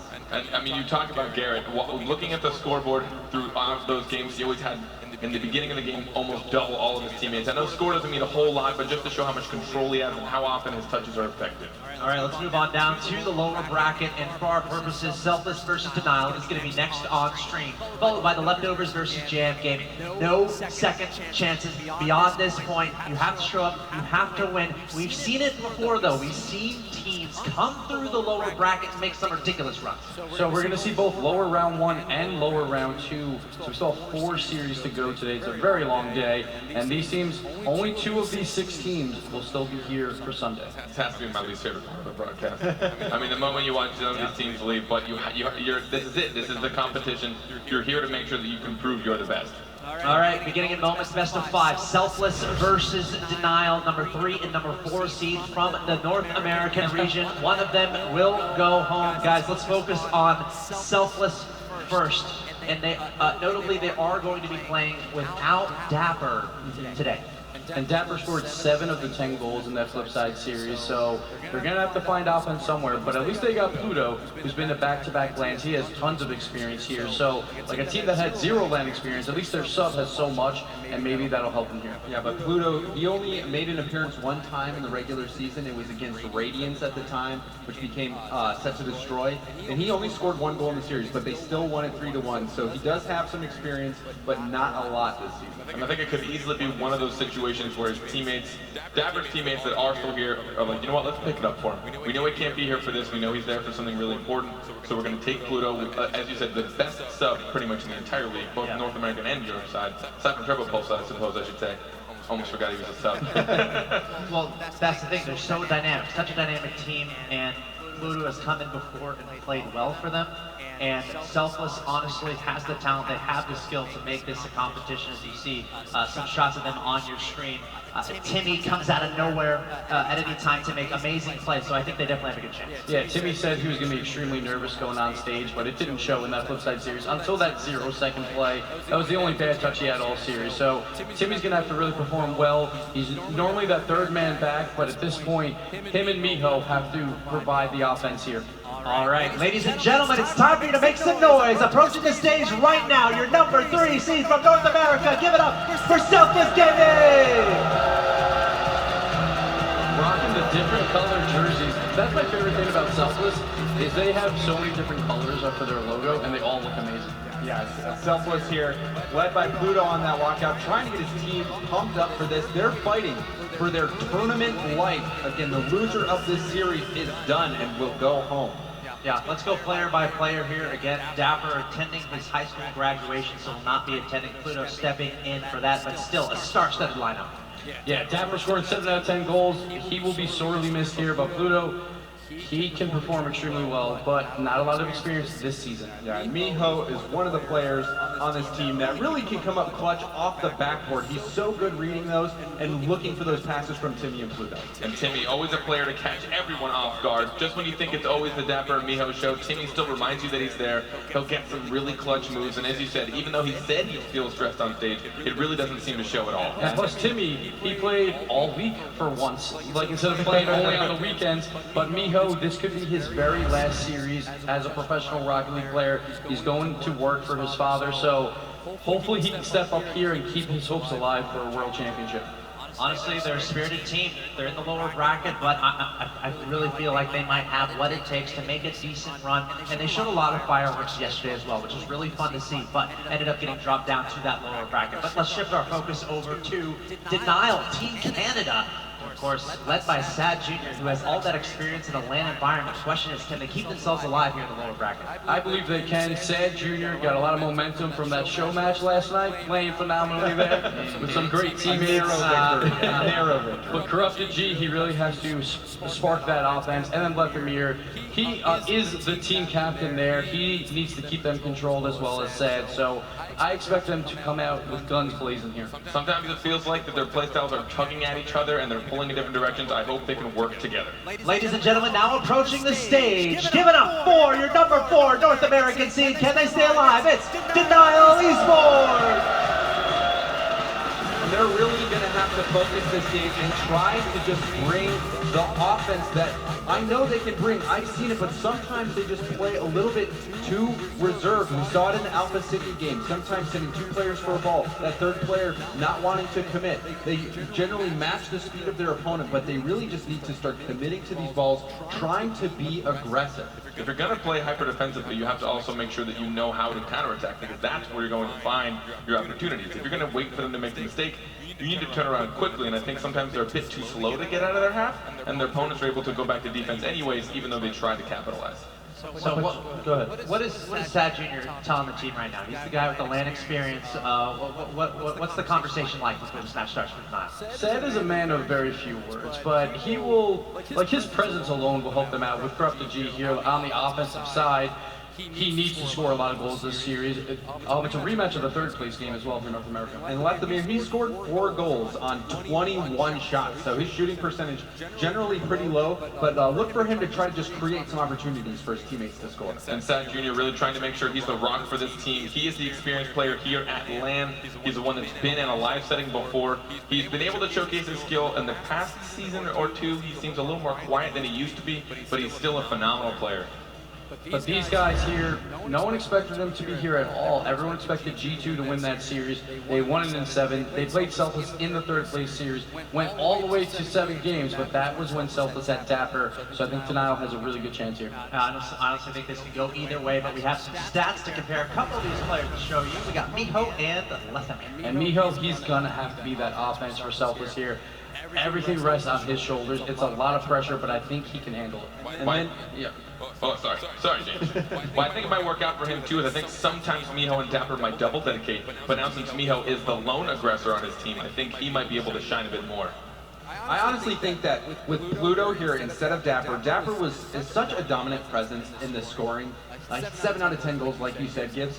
Timmy usually is sitting back, and I think without Dapper here, someone's going to step up, and it's going to be, is it going to be Miho or is it going to be Timmy? I think both of them have the chance now to step up and fill that void left by Dapper, because we know that Pluto likes to stay in the back. He likes to go for those long shots, those sniper shots from the back and play defensively, and now that's going to give Timmy more room to operate. Yes, guys, this is the first elimination match. We're going to be saying goodbye to one of these two teams from the Rocket League World Championships for Season 3. You gotta imagine the pressure, you gotta imagine the nerves from a huge crowd, a sold-out crowd here at the Wiltern, a best of 5. It's prediction time, guys. What's gonna happen here? Well, Selfless without Dapper, one of the best players in North America. It's going to be a tough task for them. I got Denial here, Team Canada, to come out with the win. They played pretty well yesterday versus Alpha Sydney, a team that no one expected to do so well, but they've been playing extremely well as well, versus Mocket. So, Denial Esports, 3-1. Gibbs, I'm glad you're finally going to have a chance to throw a t-shirt out in the crowd, because you're dead wrong. It's going to be Selfless. They're going to take this one over Denial. I guarantee it. You want to find me in the face if I'm wrong, Carpet? No, because I'll probably be wrong too, and I don't want to get the pie. Well, who are you going with? So I really think especially where we saw Leathermare's strength in the game that I casted of him, he had some really cool shots from really weird angles. But as you said, his accuracy seems to be plaguing him, and I think Selfless, while they're probably crushed, they almost took Flipside out. And I think that's a huge monument, bringing it to Game 5 all the way into the final seconds, or actually I think it was an overtime as well. I think that alone is going to give them the confidence to know, well, hey, if we can almost take out Flipside, we can probably take out anyone. I think Selfless is going to come out on top, but I still think there's a lot they have to be aware of for Denial, as right now, I mean, they have everything to lose, but at the same time, they have like really nothing to lose. Yeah, I think that's a great point. It came down to literally milliseconds as what tends to happen in Rocket League, but Flipside ultimately advancing. I have Selfless as well. Dapper is away attending his high school graduation. Congrats to you, Dapper. But Pluto, he's a great sub. He's come into the lineup before, and he's done really well. So I personally have confidence in Selfless. I think they're going to take this out. Let us know what you think. Get on Twitter. Use the hashtag RLCSWCS3. Let us know in the Twitch chat what you're going to think as well. But it's time to continue with the matches here at the Rocket League World Championships for Season 3. It's your first elimination match. Who's going to stay in? Who's going to go home? It's Selfless versus Denial, a best of 5. Without any further ado, let's get into the match and go down to the commentary desk. Said this is now do or die. We haven't seen this situation yet in Season 3 World Championships. One of these teams is going home. Yeah, first time we're going to see 2 teams eliminated, but these teams have quite a bit of history this season. Played each other in Week 2 of League play as well as in the Regional Championship. Both games actually going to Selfless. That's going to be tough, but they do have a sub. They were playing with Dapper before. And once again, as Dust mentioned, not here today, and that might prove to be a difficult thing. I've seen them scrimming a lot, so they definitely have a lot of comfortable playing. It looks good. It looks good. You're fine. You always look good. But I mean, Pluto's actually been the one. You see him come on the stage. He's trying to hype his team up. And I think that might be critical for them to have someone on the team that can keep the comms and spirits high against Denial. I mean, Denial, they played pretty good yesterday. By the end of their series, a little bit weaker. I talked to Fireworks, their coach, manager, / sub. He's got a lot of responsibilities. They said he's going to stick to their game plan today. Well, a lot of it comes down to, we talked about Denial having Sad Jr. as a land boy 3-time, coming back to help out his team. People also forget, Pluto is also a 3-time land boy. Yeah, this is not a sub to be looking away from. He knows what he's doing. But game number 1, Selfless versus Denial Esports. One of these teams is going home. This best of 5 is do or die. As an early goal almost gets dropped in for Denial Esports. We saw one of the quickest goals from them yesterday, and they're trying to do the same thing yet again in this game number 1. But Selfless does hold off that attack. They're trying to create one of their own, but they're stuck in their own end right now. They have to just gain their footing, not allow Denial to really create any chances early on, and that's going to set them off on the wrong foot. Now, it'll be really interesting to see between these two teams, as the guys mentioned on the desk. Denial likes to sit back and counterattack. Pluto, a very defensive player, as the opposite pretty much of Dapper. Trying to get involved, though. It might work out for them, though. I mean, if you can allow Timmy and Neil just move up and do their thing on offense, that might work out for your team. We're spotting here right now for denials. They almost give a chance for Timmy and Miho to do exactly that, as we just talked about. Creating a chance, but did get stopped up with denial on the goal line. They're trying to send it back down their own end. Neither one of these teams really created any kind of team passing plays, so they're starting to just get warmed up. The first games of the day, there's almost a chance there for denial, but stopped out by Miho. Timmy will continue that one down the other end of the field. Over a minute in, neither team scoring that early goal to start the momentum on the right foot. Leftimir trying to get a shot off. Will be a little bit wide. Now Pluto, though, on the offense by himself. No double tap in the right direction. We'll have to fly back there, rocking that Mantis. I think the first we've seen. Leftimir will get beaten up by Pluto. Once again, selfless on the attack.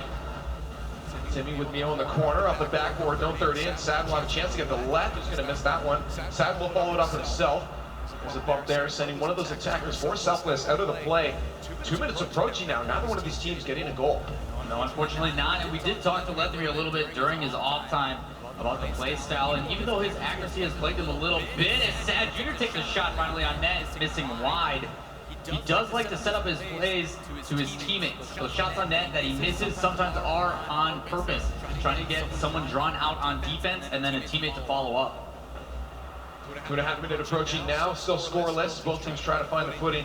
Miho by himself on the wall, won't be able to get a second touch. We'll have to wait till it goes off the ground. Just gives away possession. Leftimir to send that to midfield. So ping pong right now. Neither one of these teams really looking for each other enough at this point. Sad Jr. with one person in front of him, tries to slow roll it. Leftimir to follow it up. Goal number one, going to left. Sad Jr. with a solo carry down this way. Doesn't have to deal with Pluto. Tries to actually play it back inside.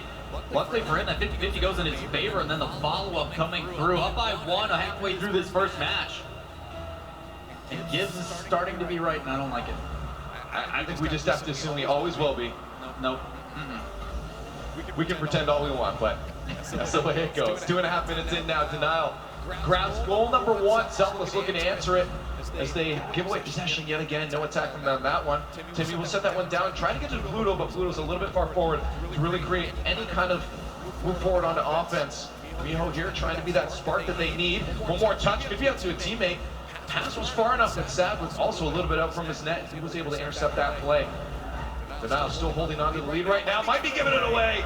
Timmy gonna tie this one up with 2 minutes left. Unfortunate for them, they had a double commit for Selfless as well. Both Sad and Corrupted G up on that one. Because of it, no one was there after the initial shot coming out for the clear. And because of that, they're able to put it right back in for Denial, tying it up. By Denial, I mean Selfless, because I said that completely backwards. All tied up now. Selfless looking to make another one off the kickoff. Denial will actually take possession to Corrupted G. Off the backboard, Sad trying to come in for that one. Grabs the touch, but it goes off the backboard yet again. With Corrupted and Sad up. Leftimir has no option but to go back to his own end, expecting a counterattack from Timmy and Pluto as they move up the field. There's Miho to get pressure on all three of Denial in the same spot there. Do not want to be making those mistakes, because they will be punished by Selfless if they get the chance. And there's an attack. Miho with the second shot off the backboard. Pluto waiting for his opportunity. He'll have to back off instead. A touch to the side will give Timmy a chance to move that forward again, but Sad keeping that pressure on. Allows Denial to stop that one at midfield. No chance for them though to put on an attack. Approaching the final minute of gameplay. We're tied up. A shot just saved up by Miho. Keeping them alive in this game. Number one. That's the 5. Second touch by Miho. Won't go up to Pluto. Leftimir read that one nicely. Both teams playing very slowly, just trying to appreciate the touches their opponents are getting and waiting for them to give away possession. Now, despite that, I do like what Denial is doing is they're having faith in their back line, allowing the other teammates, as you saw with that pass play, to move up and wait for that pass into a shot. Fortunately, there's someone already waiting in net, but with 44 seconds left in this match number one, still tied anybody's game. Nice little lob there from Corrupted. Won't go to anyone though. Leftimir will try to seal it away. He does, just a little bit off target. Sad with the follow-up, but a miss. Let me Corrupted G. Left has to be careful. He's the last one back there. Excuse me. Pluto will intercept that play. 20 seconds left now, still tied up. Sad Jr. has Leftimir. Can he get the touch out to him? He does. Corrupted G just being that midfield support. Pluto in net. Stopped up by Timmy on that crossbar.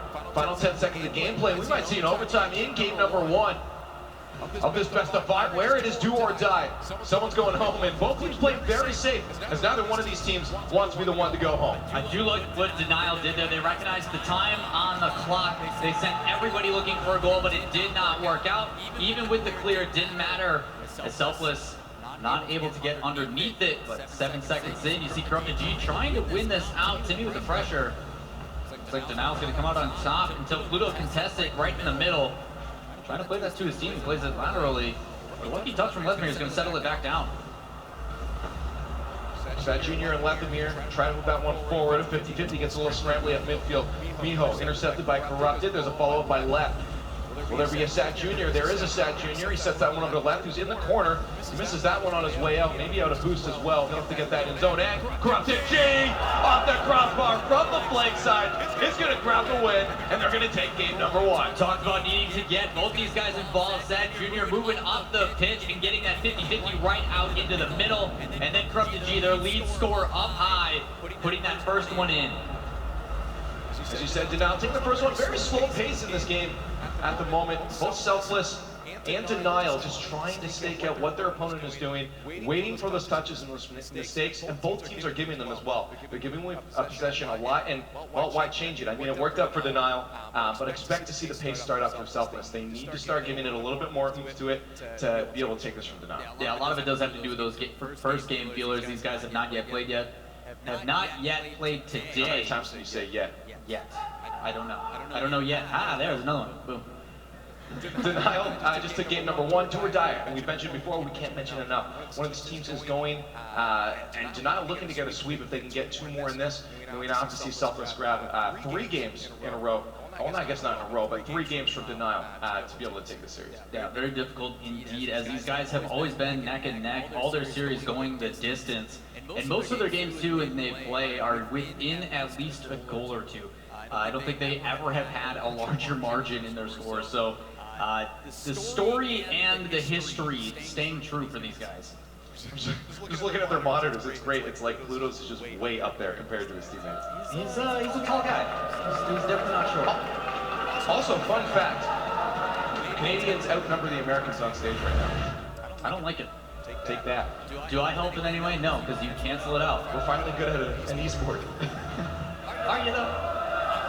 No, Game number 2, Selfless versus Denial Esports. First one going to Denial. Most of these teams need your support right now. Someone's going home. Denial took that first game. Very close, though. Both these teams playing very similarly right now. And that's why we see that slower gameplay here. Corrupted trying to speed it up. We do see Denial starting to pick the pace up near the end of game number 1. That might carry over into game number 2 unless Selfless can make some changes.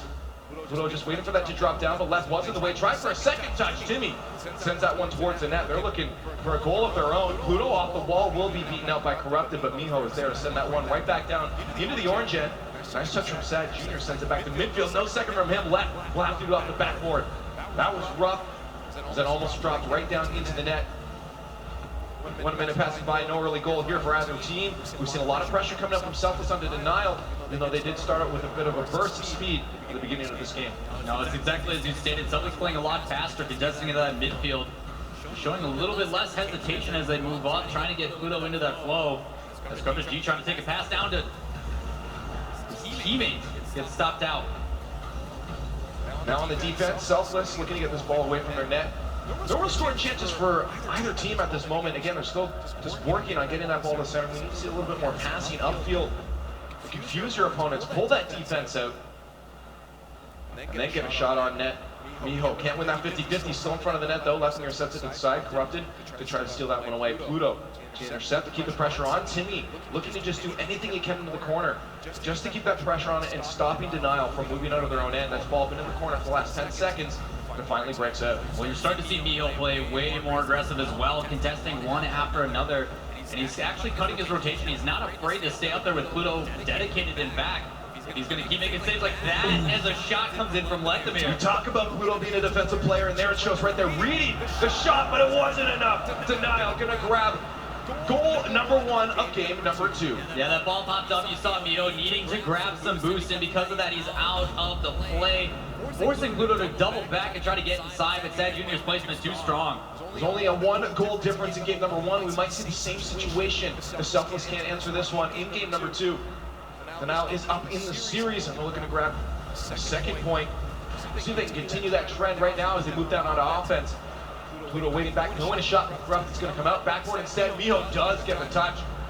Barely getting the read on that one. Sad has the chance though with his teammate left here to put a shot on target. There's some accuracy, but Timmy is going to be in the way of that. Sends it down to himself. Miho trying to just support and move up the field across the net. Pluto ready for a shot.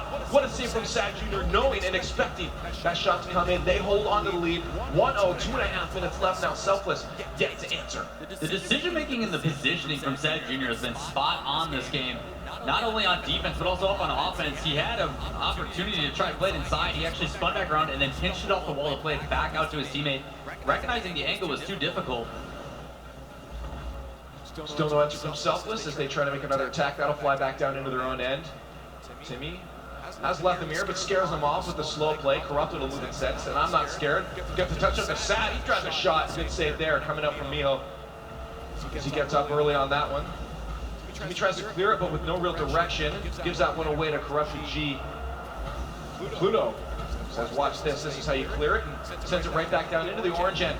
Right in front of the net. No one there really ready for that one. Sad Jr. is going to have an easy clear to the far side, as no one from Selfless there was waiting for his touch. Right now, Denial just has to play it smart and make sure they keep that ball away with any other touches from Selfless. Doing a good job thus far. Selfless seem to be able to find each other, and Lathimir gonna grab another one. 2-0 lead for Denial Esports. Good patience as well from Lathimir. He wins a 50-50 against two oncoming Selfless players, and then just feathers his boost to make sure he lands on that perfectly to get some power in places that we're in match number 2 between Selfless and Denial here at the wheel turn. Denial looking poised and ready to take game number 2 and put themselves 1 game away from match point. Pluto's trying to grab a goal of their own, though, with 1:20 left. This is the time to do it. Coming to that final minute of gameplay, the most you ever want to be down by, well, is none, but 1 to be comfortable to be able to pull this one back. Pluto to Miho, but he backs off. Maybe a contester would have helped put a little pressure on the defense there. Lathimir had too much time to get that one away. He also only had 4 boosts, one of those things that it's hard to recognize unless you kind of monitor what he's doing, but a demo coming out from Corrupted G will allow Lathimir to play this inside. Fortunately for him, Timmy gets underneath and plays that up and high for his team to allow some time to collect boost himself to get back into position. Pinch there between Corrupted and Miho will go into the hands of Timmy, sends it over. Once again, possession giveaway to Denial. Lathimir just takes another shot. He's got Sad and Corrupted no matter where that ball went down to center. Someone is there to receive it. Corrupted didn't play it right though. Pluto is able to get to Miho. Now looking out for each other.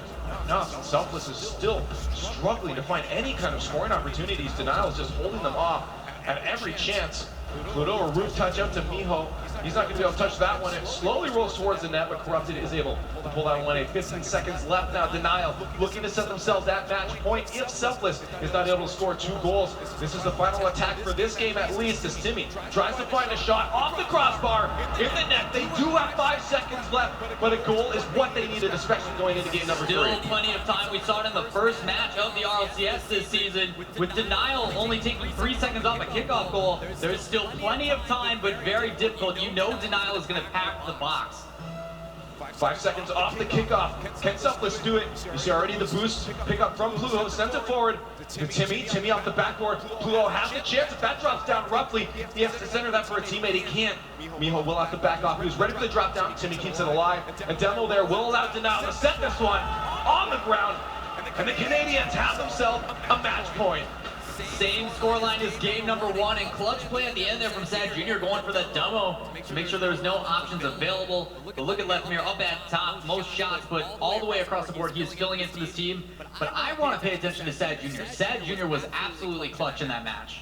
Oh, absolutely. I mean, the whole team did what they needed to do. They're not getting a lot of passing plays for Selfless. And Denial just says, okay, you're going to give us the ball, we're going to wait for your touch, and just send it right back down to you. We're up 2 goals. We don't really need to do anything more risky on offense. And Selfless isn't doing anything at this point. really force him to do anything. Well, you mentioned it as well. When Miho was up there, instead he retreated back. It's like these guys are almost prioritizing Boosta and trying to move up as a team rather than these individual plays that have gotten them here in the first place. This team was absolutely known for their individual playstyle and the double taps and the craziest of aerial goals we've ever seen. And we just haven't seen that pulled out yet. I wouldn't mind seeing actually a little bit of selfish play from Miho. Well, I'm wondering because Miho, again, there was one time he just backed off, maybe should have had some pressure on Lethamyr, and he just gave him a lot of time. Maybe he's expecting a player like Dapper, who we said can be on offense a little more, and maybe that is the play style difference we're seeing. Pluto is a little more defensive, and that might be just, habit. Miho expects someone else to be there, and they're not. Well, still plenty of time. Unfortunately for them, they've got an uphill battle here. As we all know, Denial and their defense likes to build a snow fort, I guess is the best way to put it. I used to do that when I played goaltender. My team was too good in hockey.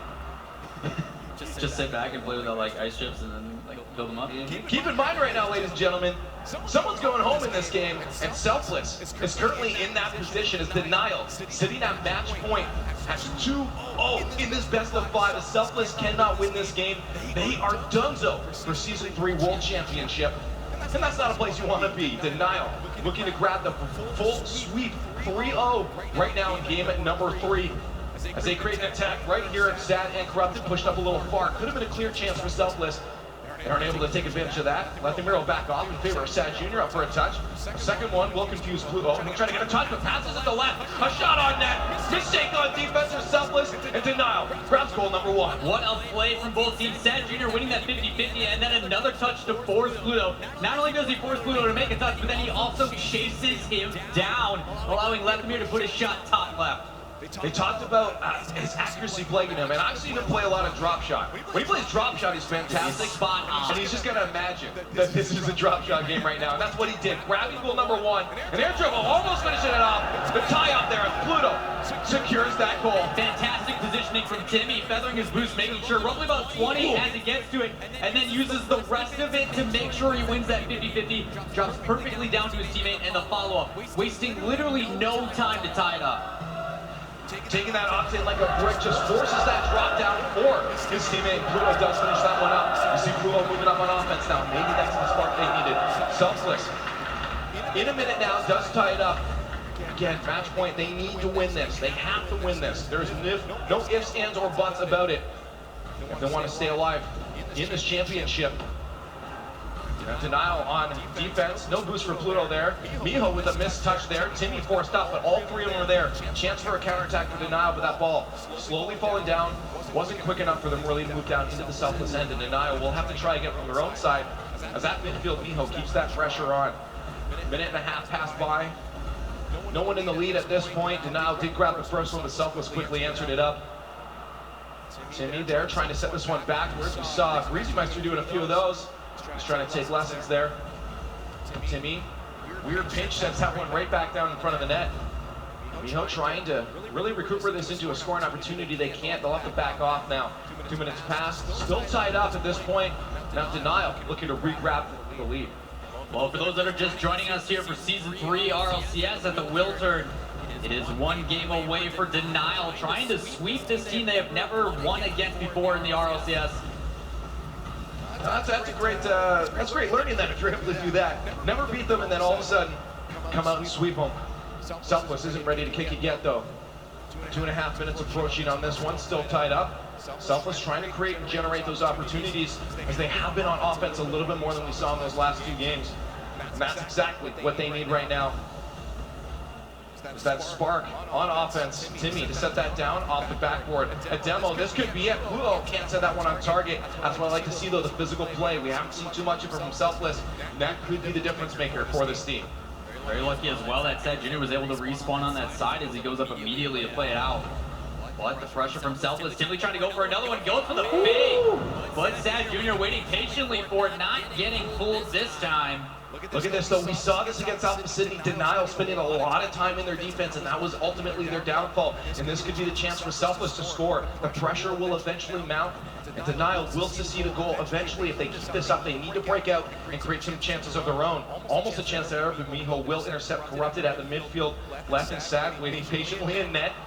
They try to get this one out a little bit antsy there on that one. Corrupted finally with a chance to send that one high. Just almost off the roof. That's hard to read, so Miho does wait for that one to drop down. Off the backboard, Sad will wait for that one to touch out from Timmy. Fluo, Miho, and Timmy ready to move up together. There's a chance right now. Miho off the backboard. A second touch not going to happen. Lethamyr with a great read off the backboard. Sends it to Corrupted. Timmy rushing back to defense. A minute approaching now. Both teams still tied up. Selfless sitting at potentially being knocked out of this tournament is Denial. Sitting at 2 on Miho though. Says not quite yet. We're going to keep ourselves alive. Sad Jr. playing that into the middle. Hopefully there was a teammate to pass it up to, but unfortunately for him, Miho reads it and puts a long ball on. The defense not able to get to it in time.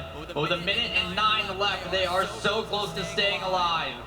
That's rough. The one time that they finally do, it was working, I guess. The finally time they do move up on offense, they get scored on. Denial now sitting behind the point. Selfless looking to bring back, maybe get the reverse sweep themselves. Sad Jr. tries to answer that. Miho keeps it out. Fluo slowly shadowing behind Timmy, waiting for the pass there. Miho will be up instead. Fluo with the pressure. Corrupted, waiting patiently, clears that one deep. They have 48 seconds to tie this one up. Otherwise, we are going to a game number 4. Selfless with control.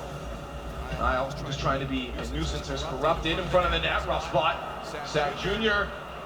keeps that one away, but Fluo almost gets a shot on net. He rushes back to net. We have all 3 Denial moving up for an attack. Scary for Selfless. 25 seconds left now. Selfless still holding the lead. Now looking to answer that one back. Pop out there for Sad Jr. He misses that, but gets a pop. Nice. To Lethamyr. What a pass from Sad Jr. And it's all tied up. Way to make that one happen. They recognize the pressure, but Sad Jr. had 0 boost on that touch. As he jumps up, he doesn't have the ability to get to it. It hits the underside of the car, pops back up for Lethamyr, and then the placement again from Lethamyr. He is shutting down that statistic with these shots. These guys have to keep us on edge at all times. Selfless was looking to just finish this game off with a 2-1 win, keep themselves alive and ease the nerves. But now they're down to 1 goal. If Denial scores this, they will knock Selfless out of this tournament. This ball likely to touch the ground. I'm sure Selfless will kill this quickly. No, they keep it alive. They give that one right back down. Overtime. 1 goal now can allow Denial to move on and send Selfless home. 1 goal will allow Selfless to stay alive. Do or die moment for Selfless. They need a goal to keep in this tournament. Denial not out making it easy, putting on some pressure with these shots from Lethamyr. He's been absolutely fantastic this series. 100% correct. We'll see if we can keep it up though as an attack from Selfless comes up. No third in, they play it safe. Fluo and Timmy move back to their defense here as Denial tries to put attack on. Off the roof, that could be trouble as Corrupted tries to set that one down. Sad Jr. out of the play, Lethamyr has to play this one carefully. A pass upfield, cherry picks to Timmy. He rolls this one by himself. Octane to Pluto. Just stopped out on the goal line there by Corrupted G. 40 seconds into overtime now. Selfless starting to make some moves. Denial has to be wary of this, but Selfless can't put too much pressure on offense, so they will give up their defense. Allow Denial to potentially get one of those long shots. Lethamyr on target. Miho safe chip up, but no follow. Corrupted G, Sad Jr. ready to get a touch from Timmy, but he follows it up with a second touch in the air. That one pops down to midfield. Oh, misread there. Miho has to be careful. Still in front of the net. Corrupted G with a chance. A throw shot on the goal line. Sad Jr. can't finish it. He tries to get Corrupted, and Selfless stays alive. But not at one yet. They have a second chance. Could not finish that one off. So close to being knocked out of the tournament here. But Selfless somehow miraculously stays in the game. This is where the mental game is going to come into play. It's a shot for Miho. Keeps them alive. Selfless still in the game. Denial he scored so close on the goal line with no finish. And Selfless now finds himself a game number 4. That has got to be so difficult for Denial to have all those shots right in front of the net, so close they could taste it. It was wide open. Corrupted G hit the crossbar. It stayed in that area. Selfless able to hold off and then bring it all the way down to the other side and get a goal. That was absolutely rough. I mean, I saw what Sad was trying to do. He was trying to get that to Corrupted G to keep it away from the defenders on Selfless, but instead of putting it in the net, he just took away their scoring chance, and it got pushed away. And somehow Selfless was able to turn it around and keep themselves alive. That 1 goal would have sent them out of the tournament. I can't believe it's going to happen again. Like, these 2 teams are going to go to the distance. I don't even care. Probably. You didn't read the script, did you? Oh, no. That's the way it's supposed to go. Game 5 all the time, more Rocket League the better, right? Selfless somehow miraculously keeps himself alive. That must have been insane. Like, they were probably holding their breath the entire time, but they still have to watch out. I mean, they were that close, it could very well happen again. Lethamir, as you mentioned, has just been a force on offense. I guess he took the advice from the desk, and his accuracy has been on target. Yeah, it's forcing that pressure, and there's so many times where he's played against teams that are fantastic at making saves. So usually, he puts a shot near the net because it forces that defender out, and then his teammates there to follow up. He puts it in a difficult position, so the touch isn't just right. He's changing that up. I'd much rather have him put those guaranteed shots on net, force the defender to actually make that crucial save, and then allow the pressure to follow through. At this point in time, it's anybody's game though. Well, we're going to find out game number 4. Selfless still sits at a match point. Denial looking to take this as a 3-1, but Selfless looking to go the distance and reverse sweep this entire series as one of these teams is going home. Both these teams need your energy, so please give it to them. As we get down into game at number 4, Timmy and Pluto try to create an early attack for Selfless. Dal will stop that out. Usually a little bit of feelers out in that first 20 seconds of gameplay. Feelers maybe not needed for Selfless as they send one a little bit wide though. Timmy just a little off target. Hard as he had 2 defenders in the net to get past. Can't blame him for that wide shot 30 seconds in. Now Denial's chance if they can get the ball away from Timmy. He's trying to get it past everyone. Miho with a friendly bump sends Timmy down onto offense. Only left is there. Corrupted trying to struggle back into the goal. He does, but no shot came out. That's a team we're gonna like to see. Also, really difficult touch played by Lethamir. He was getting boost as he was rotating back, and that shot comes up off the ceiling. Not only does he read it off the ceiling, but also that back wall to clear it and buy his team some time. Not an easy task.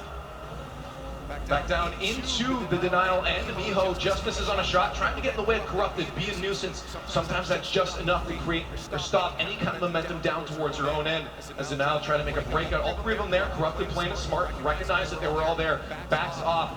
Blue and Miho otherwise would have a chance to score on an open net. Miho just trying to get in the way. Manages to bump one, but no goal came out of that one. Still scoreless in the first minute and a half in front of the net. Sad Jr. will have a chance. Denial once again grabbing the first goal. Allowing these guys to get involved is Corrupted G going up high and placing that down in a very weird angle off that back wall. Bounces back inside for his teammate, catching this defense off of their net in Selfless. And a goal coming out up by 1, only a minute and a half into this match. But on match point. Denial sitting up 1-0, but we definitely saw that change in game number 3 as Selfless pulled away with a point of their own. Still at match point though for Denial. They win this series, this game, sorry. They win the series and send Selfless home. Blue and Miho alone in the corner there. Face off against Sad Jr. Corrupted to help him out. Lethamir off the backboard. That'll be a touch from Miho. He needs to get a better touch, otherwise that'll drop in front of the net. Corrupted tries to take advantage. No one there with real pressure, so Timmy will be able to move that one back down to midfield. Lethamir will wait up for a touch from Sad Jr. Gets the touch on target. Incredible play from Denial as they set themselves 2 goals into the lead. Fantastic 1-2 from Sad and left. It looked like Timmy was waiting for that first one. He did not expect that second touch from Lethamir. Just too much power on it as it sneaks into the goal. Now 2 goals into the lead. Selfless is 2 goals behind and potentially going home. 3 minutes left though from the Bullets one back. They did exactly that in game number 2. See if they can do that now as they have control of it. They can move it down. Miho mistouched yet again. Timmy by himself tries to mind game this one out. Pluto with the pressure there, gets to the side of the Mantis. Nice touch on that, but teammate Miho way too far behind to really create any more pressure at midfield. Denial will take control of it yet again. They can clear this one up to a teammate. They will have a chance to create an attack. They don't get control of it. And Timmy will put a shot on target. Easy save though for Corrupted G. Lethamir trying to move forward. Nice pressure from there from Pluto. Doing a really good job of getting that Mantis in the way and just being a brick wall. Fantastic play as well by Lethamir. Had 0 boost, picked up 2 boost pads to clear that out. Even though he has no boost, him using that to get out of that rotation allows him to then go get boost and also buy his 2 teammates time. Fantastic job coming out from Lethamir. Really trying to bring this team on his back.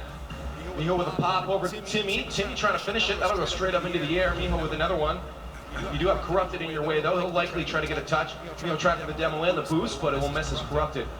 Went up just to keep that one away from him. Pluto playing it slow. He's got Miho and Timmy. What can he create of this opportunity? Nothing. Denial. Defense getting in the way. They We spent a lot of time on defense. You're doing a good job. Timmy taking Lethamir out. Could be a chance. Miho tries to get that across to Timmy. I saw him hesitate. He was ready for the pass across the net as they had an open one to score on there, but it does. It's stopped out once again by the denial defense. In front of the net, Corrupted will try to take advantage, sends it a little bit wide. They're 2 goals in the lead. They don't need to get any more goals. Selfless is the one looking to answer. We're approaching that final minute of gameplay, and Selfless is looking at elimination at this point as they are struggling 2 goals behind. And Denial is starting to put on a lot of pressure. That could be one, though. Off the backboard, Miho is going to miss that one. They need this goal. Absolutely critical to not be making these misses. And he does again. Final minute of gameplay now. And look at the physicality coming up from Lethamir now. He says, you're going to hit us. We're going to hit you right back just as hard. And they're 2 goals up. They can do that. They can take those risks now. It's Selfless that has to answer these. Well, Selfless is becoming self-aware of how much time is left on that clock, down by 2.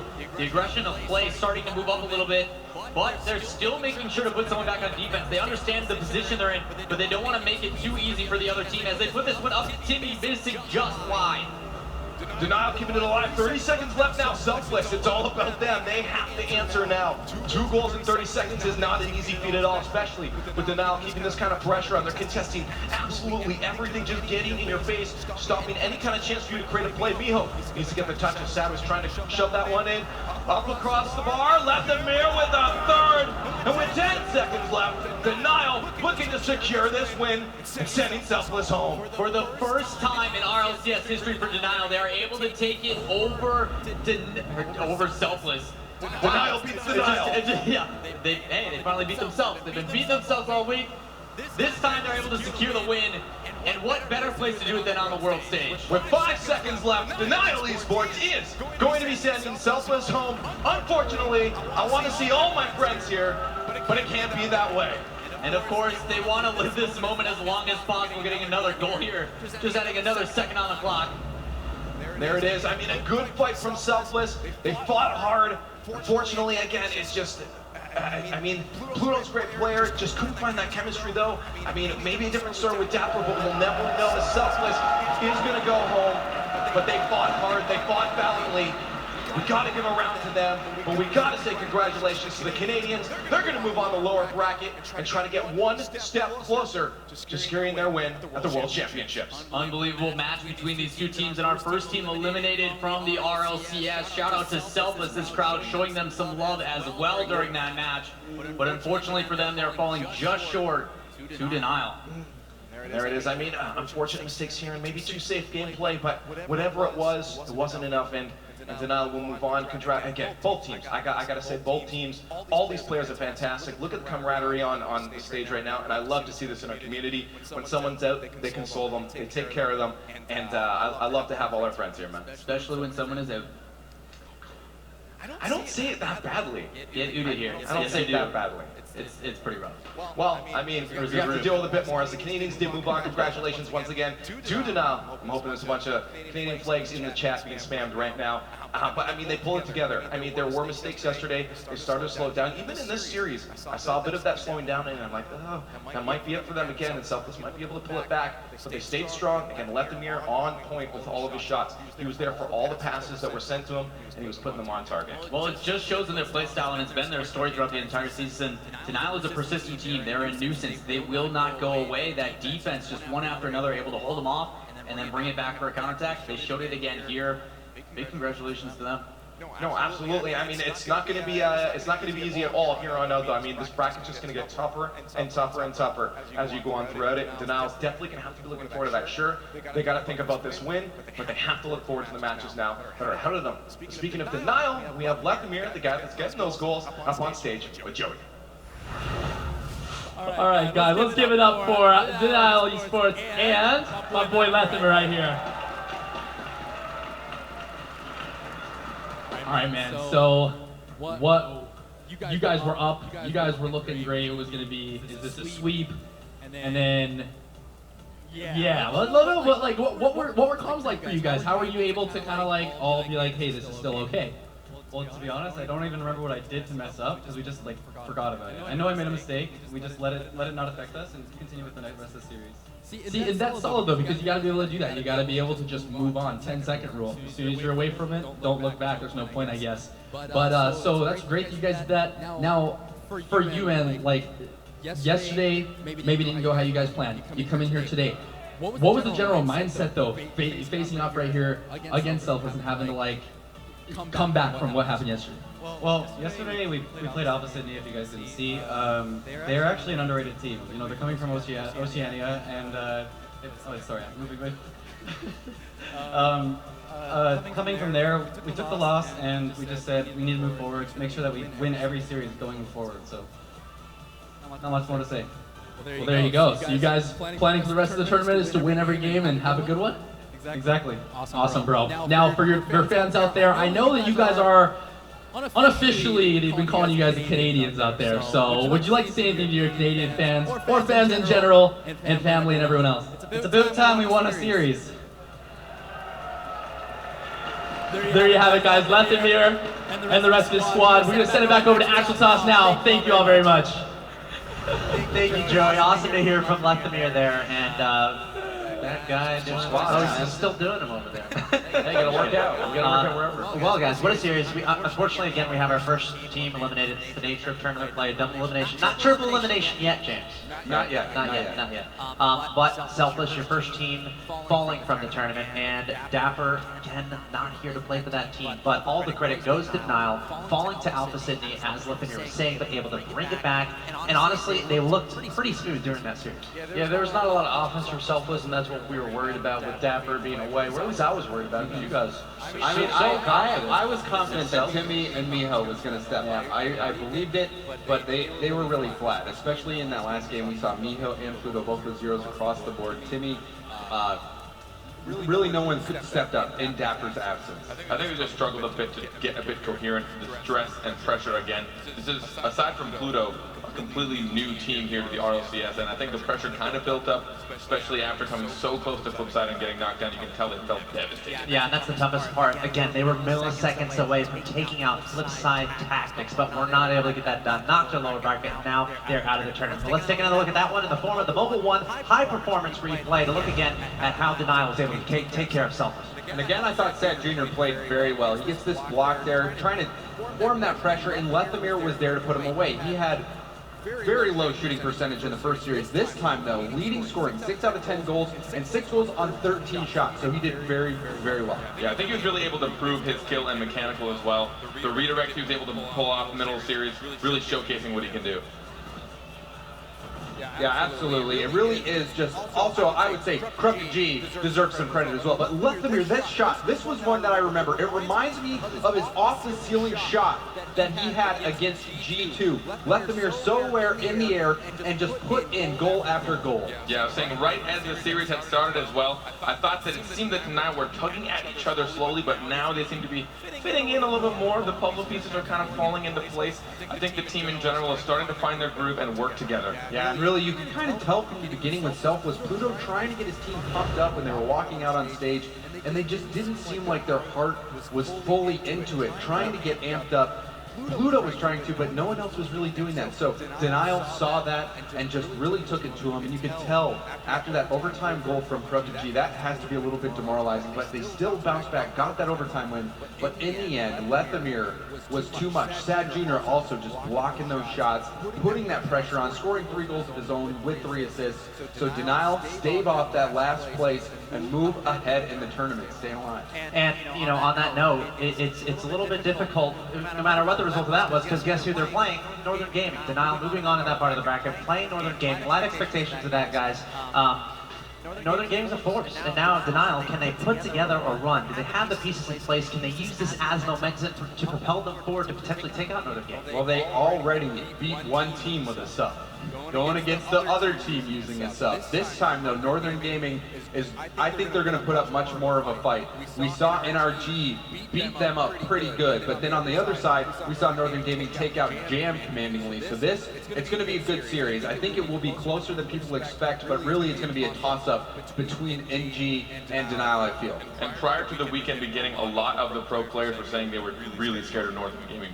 Watching their scrims and seeing how they were performing, I think it's really something to say that even with Turbo Pulse, they were able to perform Yeah, it's hard to say what happened in NRG. Did NRG really just come out that strong? Did they fall apart? You really have to go back and matriculate it. I don't think they performed as well as they could have, or as well as they maybe had previously, but it was their first showing. Actually, no, it was their second. Yeah, I should know these things. Well, in order to put together a run, you gotta win the first one. That's what Denial has done. They're gonna go back, regroup, and get ready for that match against Northern Gaming, which will be happening a little bit later today. But for the purposes of our broadcast right now, next up on the stream, we have another elimination match. And we have a team from OCE going up against the team from EU. It's the Leftovers going up against Jam Gaming. A best of 5 to decide the next team eliminated from the Rocket League World Championships. Who's gonna stay alive? Who's gonna move on? We're gonna find out next. Be right back.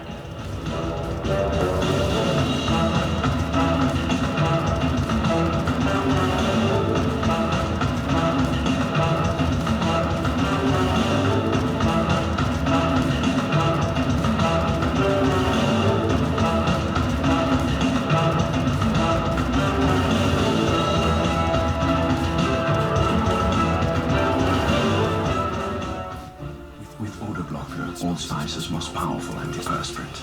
I escaped Sweat's curfew on my body, and I was free to break down barriers between man and beast. Finally, the answers to all my questions would be revealed.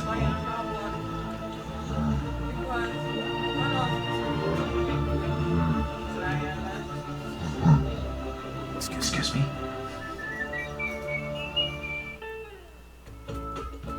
You look confused.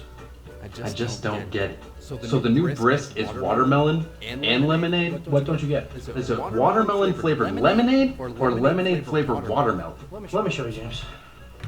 The Merc is a bold watermelon flavor, and the Scarab is a blast of lemonade flavor. Does that make sense? I guess it didn't matter, James, huh?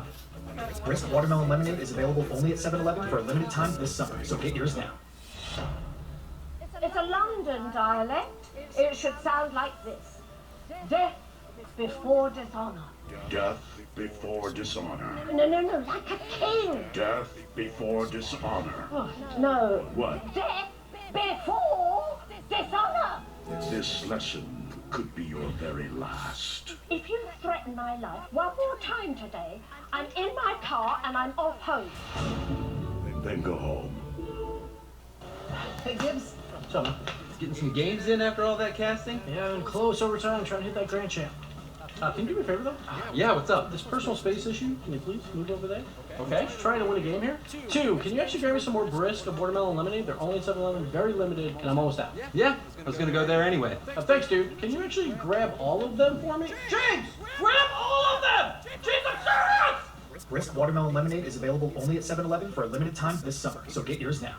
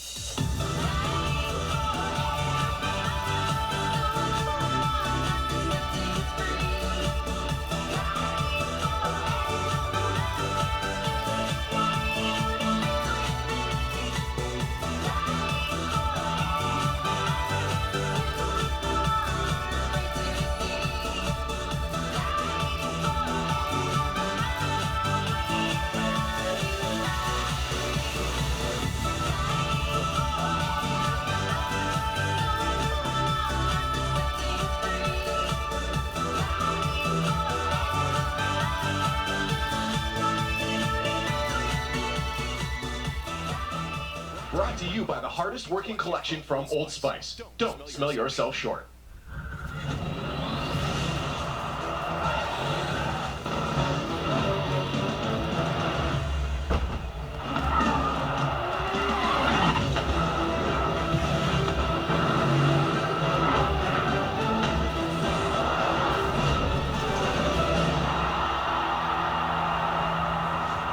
Ladies and gentlemen, welcome back to the Rocket League World Championships. We're live from the Wiltern in Los Angeles.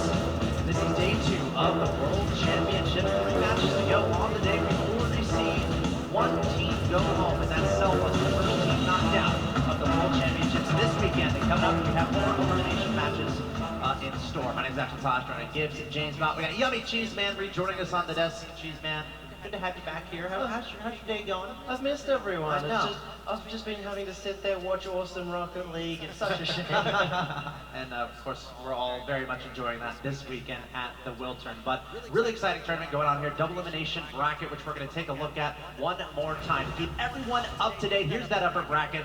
And gosh, so many awesome matches across the board.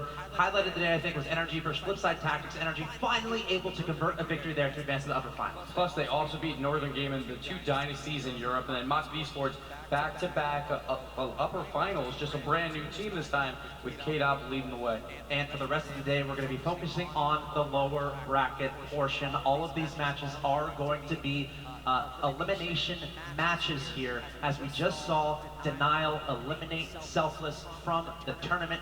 And they're going to be playing up against Northern Gaming a little bit later, but this next match is Leftovers versus Jam. We just had 3 games left today, 3 series, all in the lower bracket. And as you said, if they lose any of these games, they get knocked out of the competition. But every single win will get them that extra prize pool, 2 wins for any team to get to the next day. And importantly, Rogue and Flipside, they're safe into Sunday, awaiting the results of the matches we have yet to see today. But let's focus in on this upcoming match. We have Europe versus OCE, and let's start with the Leftovers. Personally, this is one of my favorite storylines coming into this tournament. This team came together just barely before the qualifiers. If you're looking to qualify for Season 4, maybe you can do it. Just put together a team right before the qualifiers start. Go for it, and maybe you'll make it to the World Championships. That's effectively what the Leftovers did, but unfortunately they lost their first match, finding themselves in the lower bracket. Just make sure you have Siki on the team. Right? Yeah, that's it. That's all you need.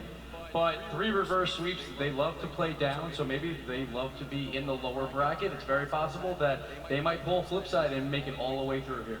Absolutely, but still, it's going to be an uphill battle for them. Going down early in the tournament, it's a long lower bracket road that they have to travel. We know they like making the reverse sweep, so it's the full bracket reverse sweep. And here we see the team. Now, Siki, I'm a little worried because, sure, it's his 3rd time at LAN, but they gave up more than 4 goals per game, and he's supposed to be the brick wall. And it didn't happen against Rogue, so I'm a little concerned with that. Fega, on the other end, needs some more of an offensive spark. And then Snasky, the team captain, has to collect everyone together and be pumped for this matchup. All right. Siki can perform. Can the Leftovers stay alive? Ladies and gentlemen, coming to the stage right now, give it up for the Leftovers! We know Siki can perform on the live stage, and now with Snapsky and Fega there in the middle, having the first day experience, I'm expecting them to appear much bigger. Yeah. Snapsky was leading the charge. 5 goals out of his team's 8 goals on only 6 shots. Fega, traditionally the leading scorer for the Leftovers, he only had 2 of those 8 goals, so it was a little bit of a quiet series for them, and obviously they went up against Rogue day 1, and Rogue, they went off, especially Matt scoring those 10 goals, so they got battered by Rogue. But now they're going to go up against Jam, and they're probably the favorite going into this matchup. They're really going to want to win this. They can't lose to the OC team after Snarski has said so many nice things about them, but this is going to be their series to prove and to start that momentum into the rest of the tournament. Let's take another look at this Leftovers roster. Exciting elements from every side of this team. And Fega was the 3rd of 3. There's 3 different players trying to battle for the starting position, and he made it, and he has made an impact all season long. Yeah, but then you have Siki, that guy who can do it all, the one who's made it back to this stage every season with completely different teammates, but he's had a quiet start. He'll have to step up. Snusky as well. I think he really needs to step up in this series. He is a very good player all around the pitch, and if he's doing well, he can also carry the team through. And here we see the full team, the leftovers, the team that loves to play from behind. And this is as far behind as you can get now in the 9th place game, but they still have a chance to just run the bracket, make it all the way to the grand finals. And such a fun overall team. I've had the chance to interview Snasky on the RLCS broadcast before. Always a character, always has some prop ready to go. And meanwhile, without a doubt, my favorite my favorite goal from the entire season, Fega against Flipside Tactics with a double juke getting a goal there. So a very exciting team that has a lot of weapons from every single side of this team. So can they stay alive in the championship this weekend? But let's focus in on the team they're facing off against from the OCE region. It is Jam Gaming. Cheese man, they didn't have the best start to the tournament. Can they bring it back and stay alive? Yesterday we saw an incredibly nervous Jam Gaming. I've not seen them perform at that lower level in my entire career, and now they are coming in with that day experience with less expectations on them, and I think this is their chance to really show that they can make it out. Yeah, they narrowly avoided making RLCS history yesterday, almost not scoring a single goal, but they did manage to do it, and they're going to have another chance of redemption today. Ladies and gentlemen, now approaching the stage, make some noise for your number 2 seed from the OC region, it's Jam Gaming! Leading it out, Mango there for Jam Gaming. He is going to need to put in a big effort today as Monty Connor and Express, the backman, trying to feed the goals to him. Yeah, Express, he was the guy this season who was making these assists happen. So I just want to see them be comfortable, just be confident. They can do this. We saw Alpha Sydney win their first matchup. Jam, they've taken games, they've taken series off of Alpha Sydney. They can do it here against the leftovers. All right, let's look at the roster one more time from Jam Gaming. Again, the number 2 seed from the OCE region. And this is such an important series for them.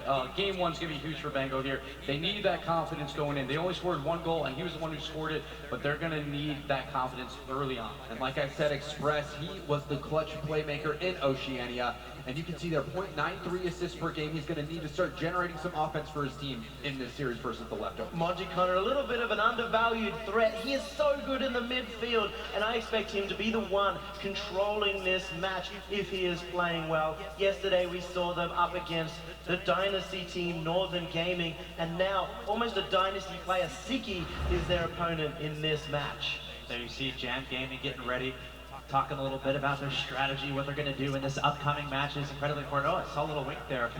Saw a little wink there. I saw it. And you know, that's important too, because at the end of the day, this is a video game. These guys are having fun, but also playing for a lot of money. We're in the Wiltern, sold out crowd. There's pressure there. So the fact that I'm seeing Jam Gaming there, acting a little bit loose, having a little bit of fun, I think that's a good sign for them. But let's take a look at some stats and compare a couple of these players from both of these two teams. We have Express and Fega.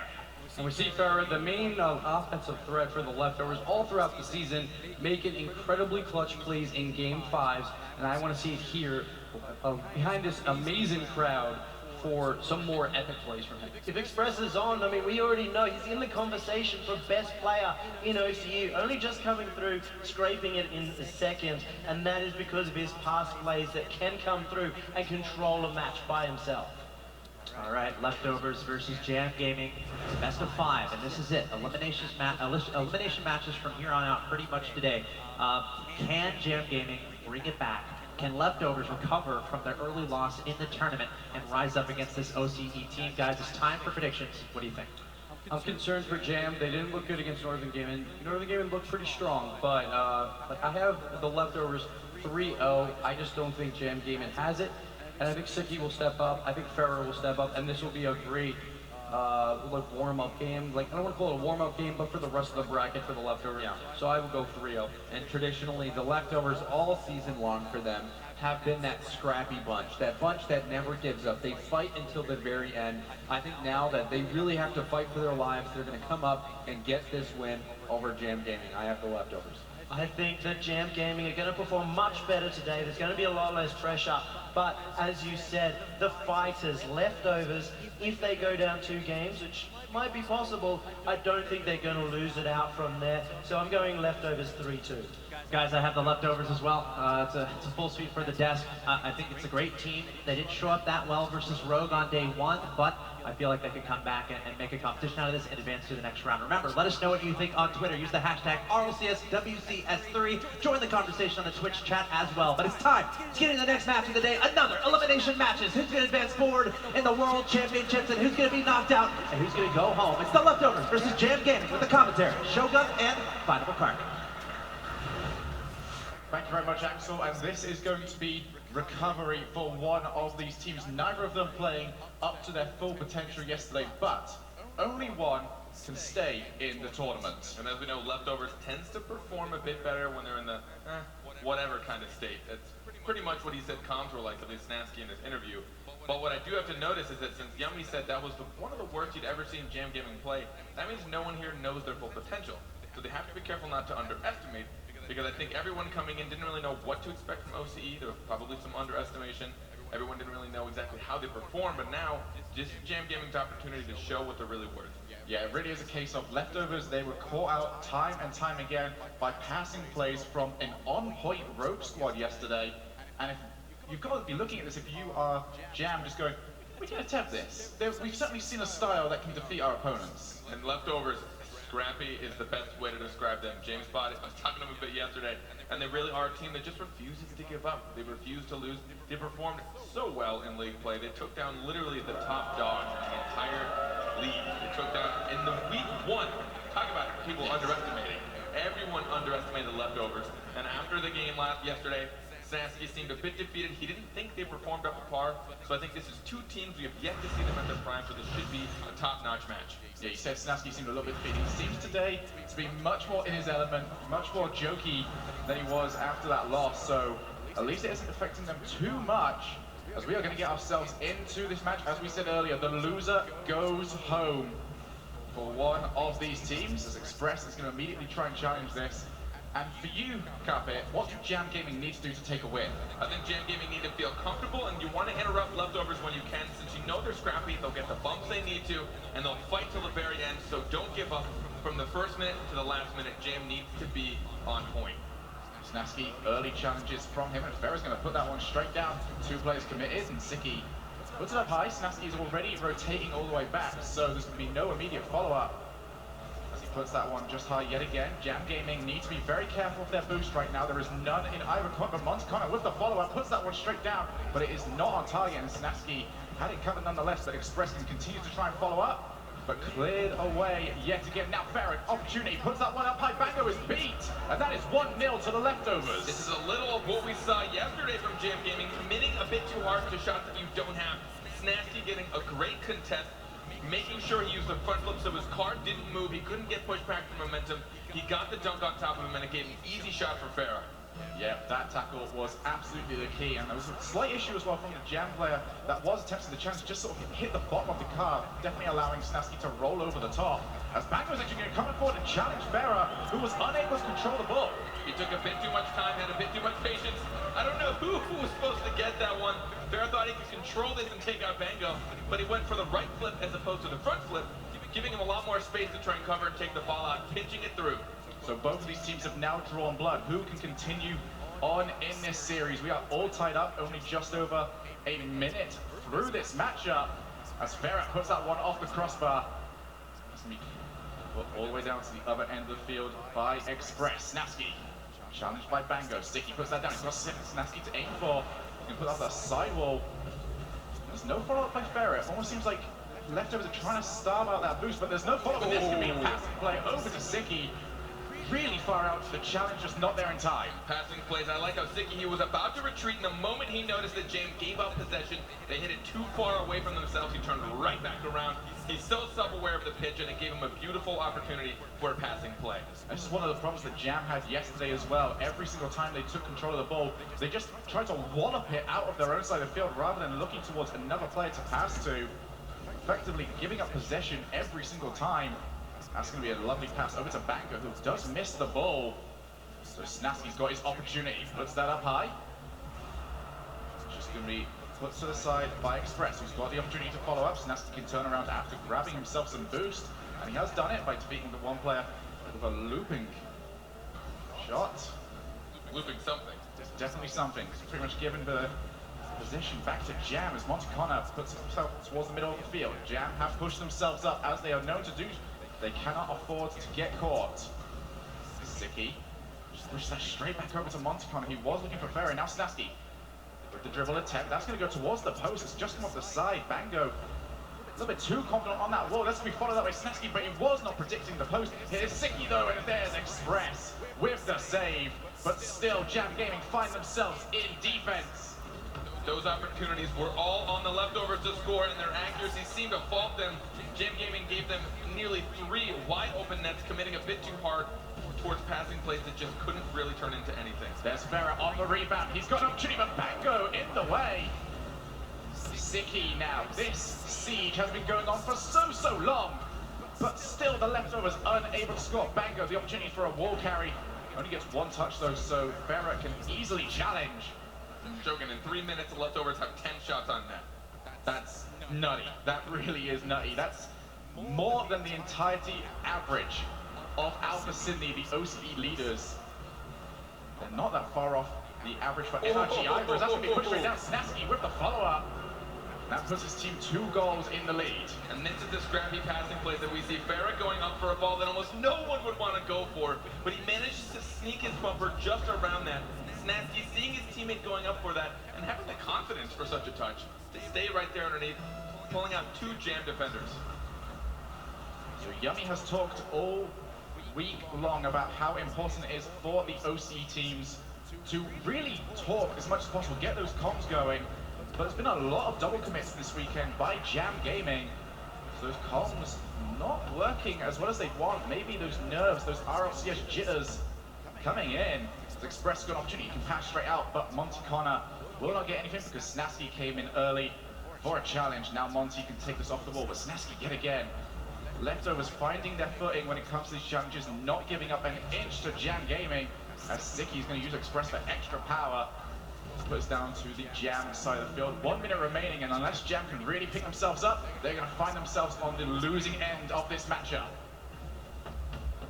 Bango, ball aside, but no power means he cannot find one of his teammates. Monty Connor puts that straight over, almost found Express. As Sicky just puts it over to Snasky, and they can power the ball back into the orange half. That is 20 seconds now gone, and 40 seconds remaining. Jam still not able to put anything dangerous on net. Monty Connor can go for the double tap, but Snasky's got it red.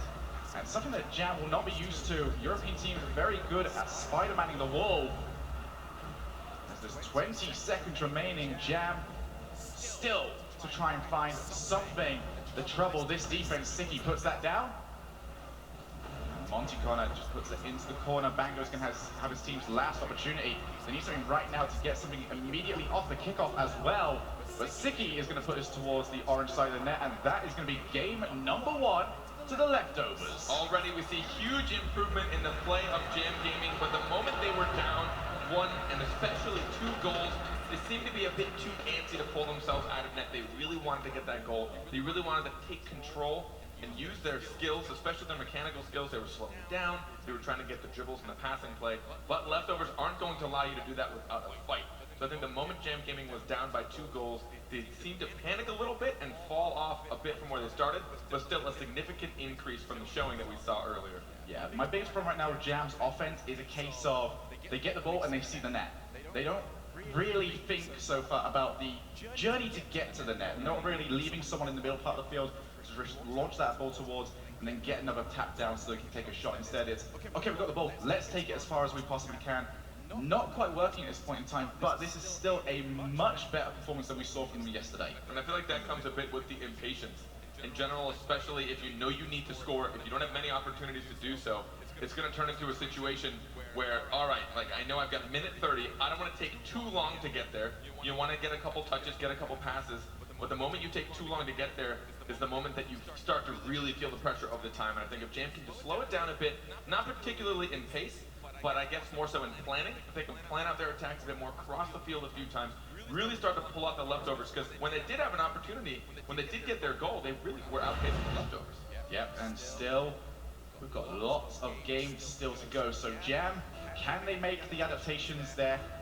Oceania counterparts, Alpha Sydney, have been very good at that particular skill this weekend. Now we need to see it from them. Fega is going to take on Monticona early in this matchup.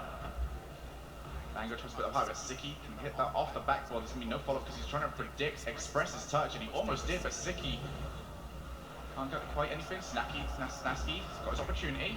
Snacky's hungry. Snacky's hungry. Get some goals, boy. Go on. Siki's just going to probably leave that, puts it up high instead. Monticona could just push us into the corner.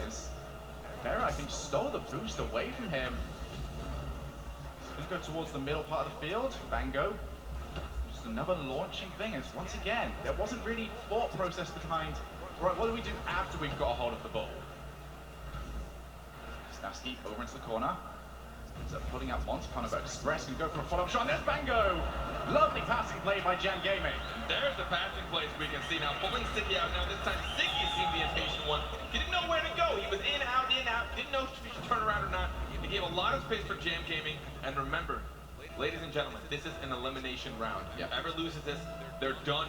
RLCS Season 3, their dreams are crushed. That made it a little heavy, but it's true. You have to remember, 5 out of the 6 players playing here, this is their first ever RLCS. Siki is the only player with LAN experience that we are seeing on the field. As Fega just powers that one, it's going to hit the post and bounce straight up, so he's going to have to leave it for Snasky, who's put it down off the roof. Leftovers with their opportunity to start pushing forward. Express has just got hope there. No challenge from him. Siki can just put that into the top right corner. This first clear from Bango didn't really have a lot of direction, and instead of clearing it towards the corner, he put it towards the sidewall and bounced right back. Followed through. Siki went for the bounce shot as well. It's that lack of planning. When you take a shot or a clear, especially defensively, if you don't know or have an intention of where it's going to go, there's a good chance it's going to bite you back. Monticona can put that aside. Almost found the net from a near impossible angle. Snasky off the backboard has missed it. Going to invite Jam Gaming to move in, and they will take the space if given it. Monticona putting it into a dangerous position, followed up by Bango, but Snasky, early challenge from him means he can get the save. Express is going to leave that. Siki putting it all the way down to the other end of the field. Push this towards the middle, and there's Fega yet again. These backboard plays coming up huge for the leftovers. No one on Jam Gaming is trying to read them off the backboard, hoping that they can pace it out and follow it from the goal, but not enough. You can see Siki and Fega really working well together. They did it all season, but the pass off the backboard, simple yet effective. Something that we've seen a lot of these teams work on throughout this season. Those backboard shots, not really as useful as they were back in Season 2. Due to just leaving someone around. Express is actually going to put that one underneath. This is, I guess, just a mind game. 2 going for this. Both Express and Bango. Bango trying to follow underneath. Instead, Express went for the dunk. Fega had no clue which one to read. No clue how that was coming his way. Well played. A bit of a wiggle celebration from him as well. And we are tied up. 2 minutes into this matchup as well. Anyone's to take. Express is going to try his hardest to win that, and he has. Fega not even close, but Siki can take his time, puts it long.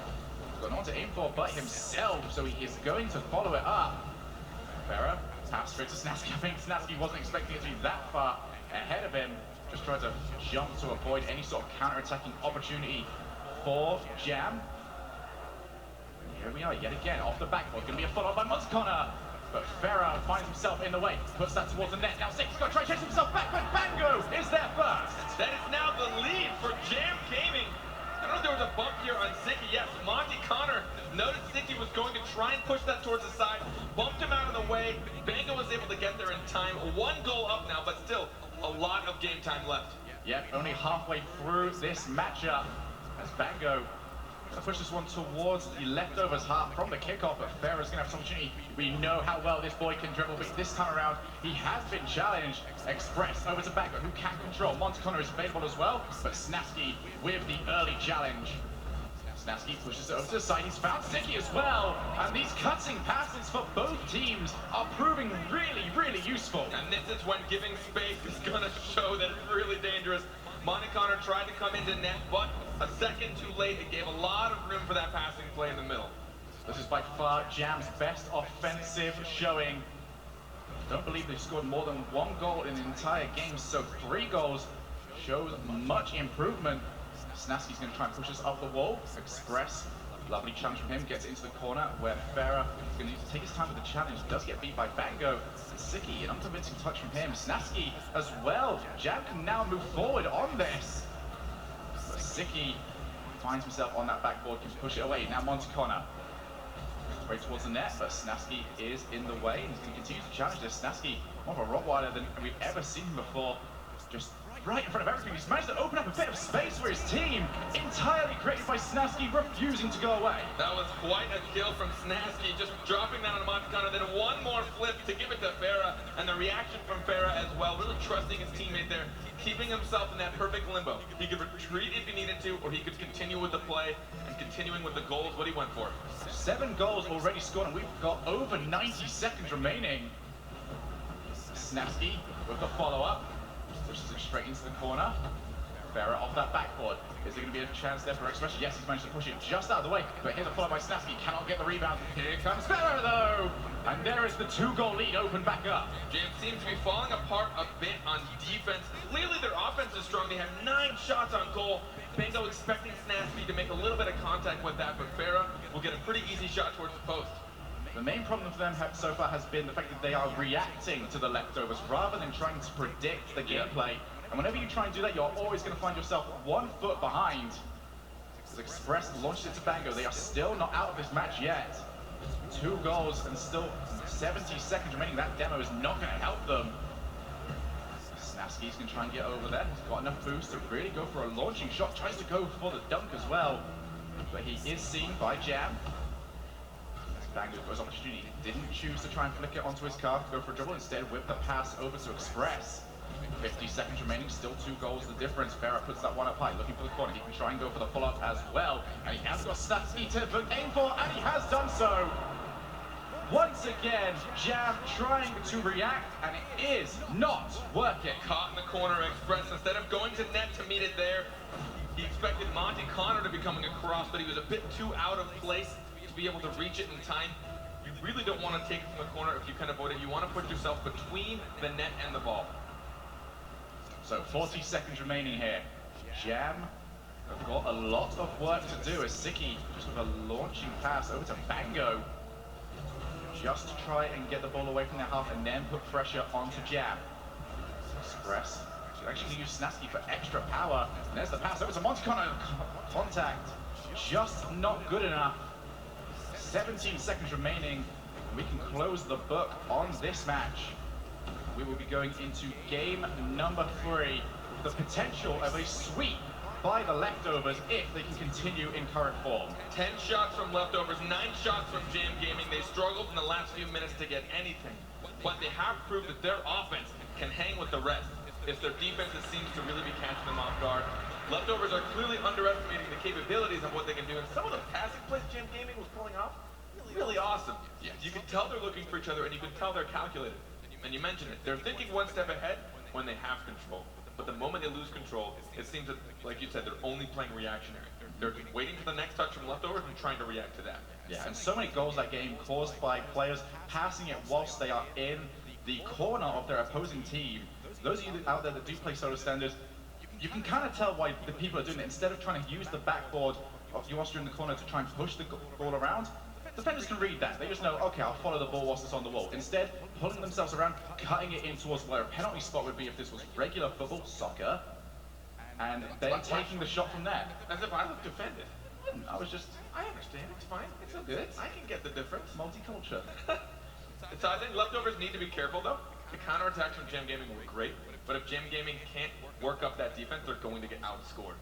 It really just seemed like both teams were just offense, offense, offense, offense, and whoever struggled to get defense the most is the one that ended up losing that game. 6 goals to 3, total of 19 shots in that entire game. And that is a lot of shots just in total. Both teams seem to be in control when they do have possession, but Jam Gaming, I think if they can just tighten up that defense, feel a little less panicked, think a little bit harder, and by that I mean trying to look 1 or 2 steps ahead. So I really must ask you right now, Carpet, do they need to speed up or slow down with their gameplay? Because Jam, they are being beat to balls, but at the same time they are panicking at times. Which one is it? Both? That's a trick question. I think on defense, as long as they can keep the pace they have, they just need to... worry about their positioning? Well, if we keep on current pace, then the leftovers can go for the sweep, taking the 1-0 lead, using that arc part of the roof, and that is so awful to try and predict unless you've got someone on the backboards, which Jam did. It's very difficult to defend against. Yeah, Monty Connor wanted to read that. You can see it just fly right past him. It's got to be frustrating. Fega was looking for Sicky. Leftovers becoming more and more comfortable, going for some more passing plays than we have seen from them. As Bango pushes that straight towards Sicky, Fega can try and take control, but it's actually a poor touch from him. Monty Connor can put that off the backboard. Here comes Express. Lovely angle from him. He's going to drop straight down. Monty Connor gets the pass, and Express with an exquisite finish. He knew he couldn't go for the shot, but he still bought a little bit of time, forcing Sicky to make the jump, and the angle from Express. That's an incredible touch, just underneath the crossbar. No one from Leftovers expected it, and that's them just not ready for it. Ferris can take control, but Bango immediately with the block, and Jam Gaming does not write them out at all. They did come back to 3-3 in the last game before inevitably giving it up. Sicky does miss. There's an Express demo, and that's going to leave an open goal. Bango will take that one quite nicely. Feels like Leftovers might be falling apart. Fega going for a risky touch from the backboard, forcing Sicky up. And then goodbye Snasky on the demolition, well thought out by Jam to try and remove any blockage in the way. And it gave, well, I don't remember who that was. But it does show something very Someone good from Jam. Someone from Jam. It does show something very good from Jam, that they are not cracking under the pressure. Usually, when we see teams that just don't quite know how to perform at this level, we see very basic gameplay, launching balls, hoping that the opposing team is going to make a mistake. Instead, they force the mistake by taking out a defender. So it does show something very good to the mentality of Jam, that they are not taking this line down. Sicky puts that towards net. Express with the save. Monty Connor can now try and follow this up, but Fega, very good challenge, means that there is no counter-attack for Jam. Monty Connor leaves that for Express. Stop there from Snasky. He's going to try and go for the double touch. That's actually put it into a dangerous position, but no one on the Leftovers wants to go for the follow-up. They are still 1 goal down. 3 minutes and 20 left. Monty Connor pushes that to corner. Well played there, leaving it away from Snasky. And there's a launching shot from there. It's going to go coast to coast. And Express really starting to step up for his team. The Leftovers trying to exploit the weakness, and Snasky attempting to go for a bump on Express, but he was unfazed. Wasn't able to get the demolition, and it left him a long shot that is now 2 goals in the lead. 3 minutes left. It's plenty of time for Leftovers. And Yummy mentioned on the desk, if Express starts to pop off, they have got a very good chance. And he is starting to pop off. Monty Connor can go for the immediate challenge, pushed over into the corner. As Sicky puts that one straight down, he can go for the follow-up off that backboard. Is there going to be any follow-up? Yes, there is. Bango, once again, somewhere dangerous, but Snasky this time picks it up once. Can he take it past 2? Yes, he can. There's Sicky with yet another follow-up. Jam have to try and rotate back to their own net. They've finally got Monty Connor back there. There's the pass over to Fega off the backboard. There's going to be no follow-up yet again from the Leftovers. There it is, but oh, Express put it into his own net. Another rolling shot from the corner. Is this their weakness? Attempting for the save. Express couldn't reach it in time. That is now only a 1-goal game. And remember, this is an elimination round. The Leftovers now trying to just crush the dreams of Jam Gaming. Will they be knocked out of RLCS here, or can they stay alive just a bit longer? It's turning into a 4v3. It is the Leftovers plus the Roof versus Jam Gaming. But they are still only 1 goal back. They are not out of this tournament yet. And Snasky can put this one over the top of Express, who does get a block. Fega over into the corner. Bango with the early challenge though. Pushes it into the corner, but there is a big demo on Monty Connor. Snasky can take control of the ball, but still Bango and Express working together to try and push it through. But Fega and the rest of the Leftovers just snuff out that potential offense. Snasky just puts it long over to Express. Bango launches it towards the net. Sicky has to get the save though.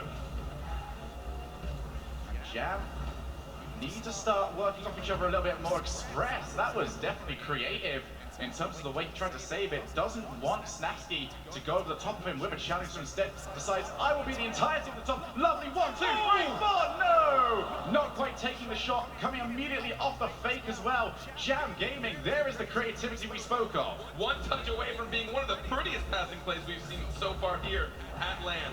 Oh, Fega hits the post. He had an opportunity to go through as well because Siki took out pretty much everyone. Now the counter-attacking opportunity. Siki puts that one just up high. Well played by the leftovers, just in position to stop Jam Gaming moving forward, but Snasky has just put that one towards Express. And yet again, Snasky, these midfield blocks, stopping Jam from moving forward every single time. Monticona's put up high. Snasky's got to deal with this well. He's trying to find the corner. That's going to still invite Express to pull himself in towards the ball. 55 seconds remaining. Jam just needs to hold on, and they will continue their tournament lives. Whilst the leftovers just look like they are running out of ideas. Snasky yet again with those blocks, but no one ever around to try and follow him up. It's almost like his team doesn't even expect him to get them, as that pass from Siki too far back for Snasky to do anything with. 30 seconds remaining in this matchup. Siki looks for Fega. He's managed to find him, but there is a block from Bango. Jam Gaming, 20 seconds left to hold on. Can they stay in the tournament? Montecona puts that one over to Fega. Bango tries to get rid of it yet again. Snasky cannot get that block. That's going to be absolutely huge for Jam. Time is ticking down. Bango puts it into the corner yet again. You can see Express choosing not to go for the challenge. He's now done it. Fega gets a block. The ball is now in the air. Snasky with the follow-up. It's going to go straight down. Here is a follow-up. Fega takes the crossbar. It's going to hit the floor. Jam Gaming have survived. Jam Gaming still managed. Both OCE teams are still alive. They are really showing their worth. Yummy said it himself, we had yet to see them at their potential, and it seems that they're coming out right now. Those passing plays, like you've seen from game one, some of the coolest things I've seen from them. But Jam Gaming, right now, their tournament lives are on the line. And Jam Gaming have now picked up their first RLCS victory. That's going to be huge for them. Although I do want to quickly check our poor arena, because I feel like we're going to have dent marks from how big and heavy their heels were as they dug in to try and stay in the tournament. I don't know how they're pulling it off. The leftovers right now, they're in a good spot. They're a single win away, and these games are pretty high scoring from what we've seen so far, but they struggled a lot in that. They may have had a lot of shots. 8 shots on target for the leftovers, but they were only able to sink 2 of them in. Have Jam been able to figure out their defensive rotations, or are leftovers lacking in creativity right now? Certainly is a problem. And the thing is, leftovers are playing very different to how we've ever seen them, because their positioning, their usual bread and butter, is not working as it usually does. You saw in that very first match some of the goals they conceded. Siki just seems like he's not quite sure of the decisions he's making at times, putting himself out of net when it's not quite necessary. So Snasky seems to have taken the initiative and is going, right, if we're making mistakes, I'm not going to allow it, because I'm just going to be a big, moving brick wall. I think this comes a lot just with lack of experience of going against this team and the style they have. OCE has a very particular style. They like to contest a lot of things that a lot of teams probably would have given up, and I think it's catching a lot of people off guard. Ball played over into the corner. Jam need to rely on their comms here. They managed to keep those double commits on the low in that last game. I think that's what allowed them to continuously block any opportunity that the leftovers managed to put together. Express tries to go up for the challenge. He's managed to do somewhat decent with that, as Bango trying to use that roof. He can go for the double tap. Cannot quite reach it. But Jam, with every single second, starts to look more and more confident as the early chance for Express tries to go the entire way, but Siki just there in time, using the wall. Express cannot go back up there because he sees that Siki has got control. And you now notice those people holding themselves back on that sidewall, just waiting for the potential clearance from whichever player is on the defense, because there's usually only one way to go, and that is directly at you. And Jam is getting pretty physical and then forcing the leftovers to make some really risky and panicky moves. We saw just there at their last volley, 2 people for leftovers going forward and nearly snuck under both. Bango's got Montecona in position, but Snasky with the challenge. Here comes Snasky, just trying to go for a shot. He's managed to get off the backboard. Express missed it. Fega is going to put his team in the lead. Jam Gaming, their weakness right now seems to be the backboard. The moment no one's there to answer it, they're struggling to try and meet it from the net. That's probably the 3rd one that's come off the backboard unanswered. Maybe leftovers have figured it out. If they can keep putting him up high and try and force Jam either up there or to make bad touches, they might be able to pull ahead. Express now got the ball. He's flicked up really high, but there will be no follow-up from any of his teammates. And he has not got the boost to do anything with it himself. Monty Connor off that back ball, but Fega tries to Spider-Man it, and he's got loads of power. Puts it into the orange half. Bango straight towards Fega. Fega does not want to go for that, instead leaves it for Express, who powers that straight towards Bango. Bango puts that one towards the net. Siki and his teammate have both gone for it, but Siki just lands correctly, can turn himself around, clear the ball away. They're trying to read these passing plays. It's now they know what kind of a threat Jam Gaming is the moment they cross that halfway mark. Launching pass there from Fega, but once again, Express happy to move himself up, happy to go for these midfield blocks that we didn't see from them at all yesterday when they took on Denial. There's a pass straight towards the middle, worked out so well for them in game 2, despite the fact that they were not able to take the win. Pass over towards the side wall, but Siki gets rid of it. Now straight towards the middle ground, Jam have got to start rotating back. Siki, nice challenge from him, puts off that backboard, and once again there's the mistake, and Bango this time is going to be the culprit. Another backboard pass. It really just seems to be where Jam struggles. Bango not in a great place, a little too far up the post. He wasn't in front of the net, so he had a bad angle to read that. Those are difficult if you're not in a good spot, and that's where they're going to sink. So now Jam find themselves 2 goals down, half of this game left to play, plenty of time. But they need to start getting themselves forward, they need to start putting some shots on net. That is not going to help them too much as Fega tried to go for a demo on Bango, but could not quite reach him. As you can see Siki here, sitting himself back, his usual role as a player, just there to make sure that nothing quite goes wrong, although it hasn't quite been working out as well as he's hoping for the majority of this tournament. He finds himself down the other end of the field as he can now work with this. Puts it up high. Snapsky thought about trying to follow it up, but this time Monty Connor beats out him and Fega. Snapsky's now put himself back. He's got 3 players around him, but deals with it very well. Just with a powering shot down to the upper end, and he gets demoed. Buys him a little bit of time, that's for sure. Certainly does. You're light for time. That's a good trade in Rocket League indeed. As the ball plays straight over into the middle. Siki's got his opportunity. There's an open goal, but could not reach it. And Monty Connor and the rest of Jam survive. 3 goals you would have to believe would be the nail in the coffin. Snapsky once again off that side. Well, he's pretty much passed this one straight out to Bango. Dangerous play. 2 people committed to that. Express cannot get anything dangerous from that though, because he was coming in from the middle towards a ball that was at the right, so no power generated on the shot. A lot of land rookies here, but everyone seems to really be showing their worth. They are proving why they're here. Such good gameplay at both of these teams, but right now, 2 goals left to score, just over a minute left. Will we see the end of Jam Gaming? Well, they've got 70 seconds to pick up 2 goals. They need 1 pretty soon because you cannot rely on those kickoff goals. Snapsky puts that one just high, but there's going to be no follow-up, no one on that left-hand side for the leftovers. Monty Connor takes us up the sidewall. He's got Express to aim for, but does not have the boost to go for the pass. And yet again, Jam trying to use that sidewall. Bango does think better of trying to go for it. That's going to be not a great decision, no. And Siki has confirmed the leftovers in the next round. Fega opening up that net with a bump on Express, sending him to midfield, and Bango didn't have time to get boost before he had to start reacting to that defense. He couldn't get back in time. That is 3 goals. That might be it for Jam Gaming, Shogun. They really do need to start thinking of something. Here we go, the fake kickoff. And it has not been performed all that well. Needs to try and get it in front of Bango, and it hasn't really, I can't remember the last time I saw a fake kickoff really scored. It's more used now as a way of collecting boost and getting position and possession of the ball. That's going to be a miss there as Snapsky pushes it into the corner, 25 seconds remaining. Here's Siki, pushes it down, hits the post. As Express has to try and reverse aerial himself for a block. Couldn't quite do it, but Bango with the clearance. 15 seconds remaining here. And Jam Gaming have given it their all, but it looks like this might be 1 step too far. They really have shown so much more this series than they have previously. I'm loving seeing what Jam Gaming has to offer, and you can tell that on offense, they're just as good as anyone else, really catching the leftovers off guard. But it's a team that mixed the leftovers defense and offense. The leftovers will stay alive.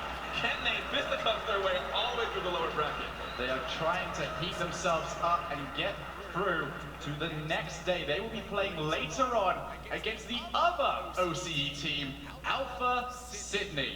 What a game that's going to be. It really honestly will be, and I have to really give it to Jam Gaming so much for them. The brand new team here, a brand new region, OCE really coming alive. You can tell they warmed up into their games. This is their first time here. They had so much to travel as well. Jam Gaming definitely seemed to feel themselves a bit more, and I'd love to know from Yummy if that seemed closer to what he'd seen. I mean, that certainly looks much better compared to everything else. I was a little bit scared when we came into this that we were going to see more of what we saw yesterday, but this time Jam Gaming came out swinging, trying to take on down everything. 9 goals in game 2 between them and the Leftovers. They pretty much just played the Leftovers game with them of just, yeah, you can score, we can score, let's just try and score. Yeah, that's definitely not what you normally see from the Leftovers. I still don't think we've seen them at their peak. I don't know how Snasky feels about that win. He did get the win, so I'm sure he feels good, but they are in the lower bracket. So every single series from here on out, they will be facing utter loss. Yep, certainly will be. And over on the desk right now, we have got Awesome Joey and Mr. Snasky. All right, guys, we got Snasky and the Leftovers. Let's give them a hand, huh?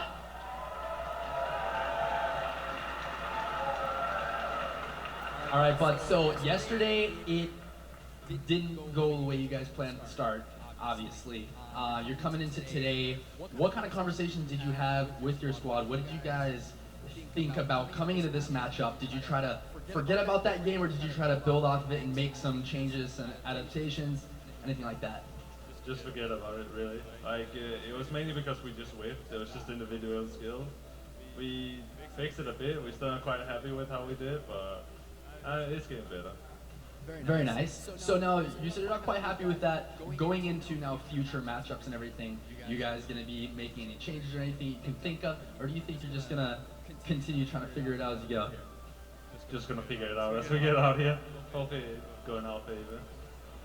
All right, awesome, awesome. Now, I've got to ask you a question here. How often do you work out? Like twice a year. It's genetics, ladies and gentlemen. All right, giving up for Snasky Leftovers, guys. We're going to send it back over to Axel Toss and the boys. Thank you, Joey. Awesome to hear from Snasky as well from the Leftovers. Huge congrats to them. It can be really tough when you're dropped down to the lower bracket in the early stages of a tournament, but able to maintain themselves as a team and emerge victorious over Jam Gaming. That also means Jam Gaming is out of the Rocket League World Championships, but I gotta say, they made it this far. They fought so hard and long through the regular season to get to this point. So huge shout out to Jam Gaming for making it here, but they're gonna be the second team eliminated from the Rocket League World Championships. And now the Leftovers have to play the other team from OCE, so I think the whole region might hate the Leftovers if they wind up taking both of them out.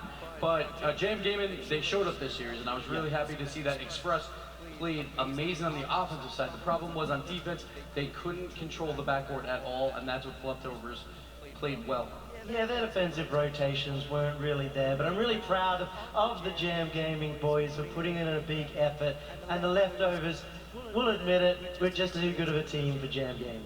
Now let's take a look at the highlights in the form of your Mobile One high-performance replay to see again how the Leftovers are able to make it happen there against Jam Gaming. They opened up quickly, just taking the lead. It seemed like it was going to be all the Leftovers. Fega especially, stellar job this series, scoring goal after goal. Sicky, he had a good series as well, scoring 5. The Leftovers, it seemed like they were just going to overpower Jam the whole time, but Jam did start to come alive later in the series. And both teams passed really well, and is that because of their offense or because both teams' defenses were given way too much space? I think it was a little bit more of the defensive side on both sides, just giving up way too much space, but both teams capitalized on it. We see a pass here from Ferret, a lot of plays off this backboard, and Jam had no answer for them. Yeah, Snusky had a really good control over the midfield as well. A lot of great dunks and 50-50s that really shut down a lot of the Jam midfield and offensive play. Yeah, but still, the Leftovers, even though they got this win, it seemed like they were struggling to put shots on net. They had many, many opportunities where the net was wide open and they still just dinked it off the post or the crossbar, struggling to find their accuracy, but still they got the win. And they potentially have a gauntlet ahead of them. And on that note, the Leftovers, what would you like to see them hold on to as they go into this next match against Alpha City? That's going to be a couple matches from now. But again, they're going to be facing elimination again. So what do you hope to see the Leftovers hold on to from that series? They have to clean up their defense. Their offense and their passing was great. So if they have the open field, which they might against Alpha, then they can make that work. Problem is their defense right now has been abysmal, so they got to clean it up really quick. Yeah, that, and again, just the shot accuracy, making sure when they have those opportunities, they're not going to have as many opportunities moving forward against other teams. So they're really going to have to start taking advantage of those and putting them in the back of the net. They definitely had some really solid passes out of defense. It was really just the rotations that let them down. Well, I would actually love to give some credit to Jam Gaming one more time. So can we give it up for Jam Gaming, making the trip all the way from the OCE region. They're going to be going home, and I hope they're in high spirits because RLCS will be continuing, and maybe they can come back and make another run at a Rocket League World Championship. But that being said, we're going to move on in the tournament. 2 matches to go here, 2 more elimination matches upcoming. Up next on the stream, we're going to see Denial Esports return to the stage, this time facing off against Northern Gaming, the powerhouse from Europe, as the Rocket League World Championships continue. Ladies and gentlemen, we're live from the World Tournament in Los Angeles. Don't go anywhere. 2 matches to go on day 2 of the World Championships. We'll be right back.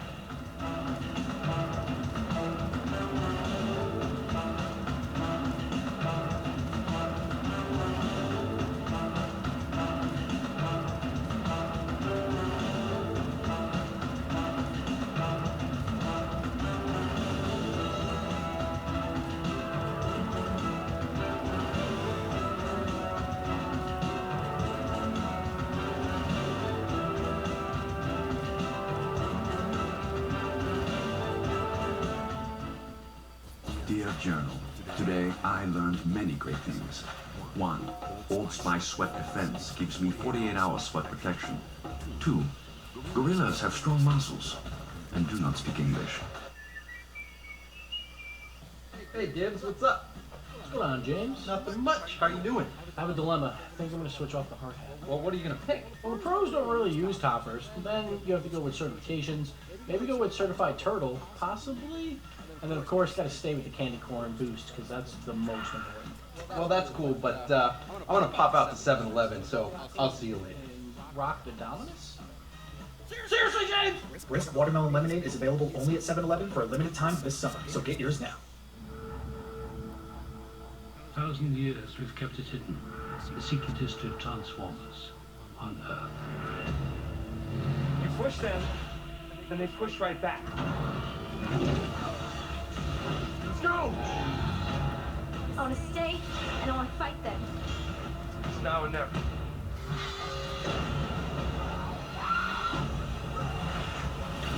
Transformers of Last Night, a Michael Bay film. You look confused. I just don't get it. So the new Brisk is watermelon and lemonade? What don't you get? Is it watermelon flavored lemonade or lemonade flavored watermelon? Let me show you, James. The Merc is a bold watermelon flavor, and the Scarab is a blast of lemonade flavor. Does that make sense? I guess it didn't matter, James, huh? Brisk Watermelon Lemonade is available only at 7-Eleven for a limited time this summer, so get yours now.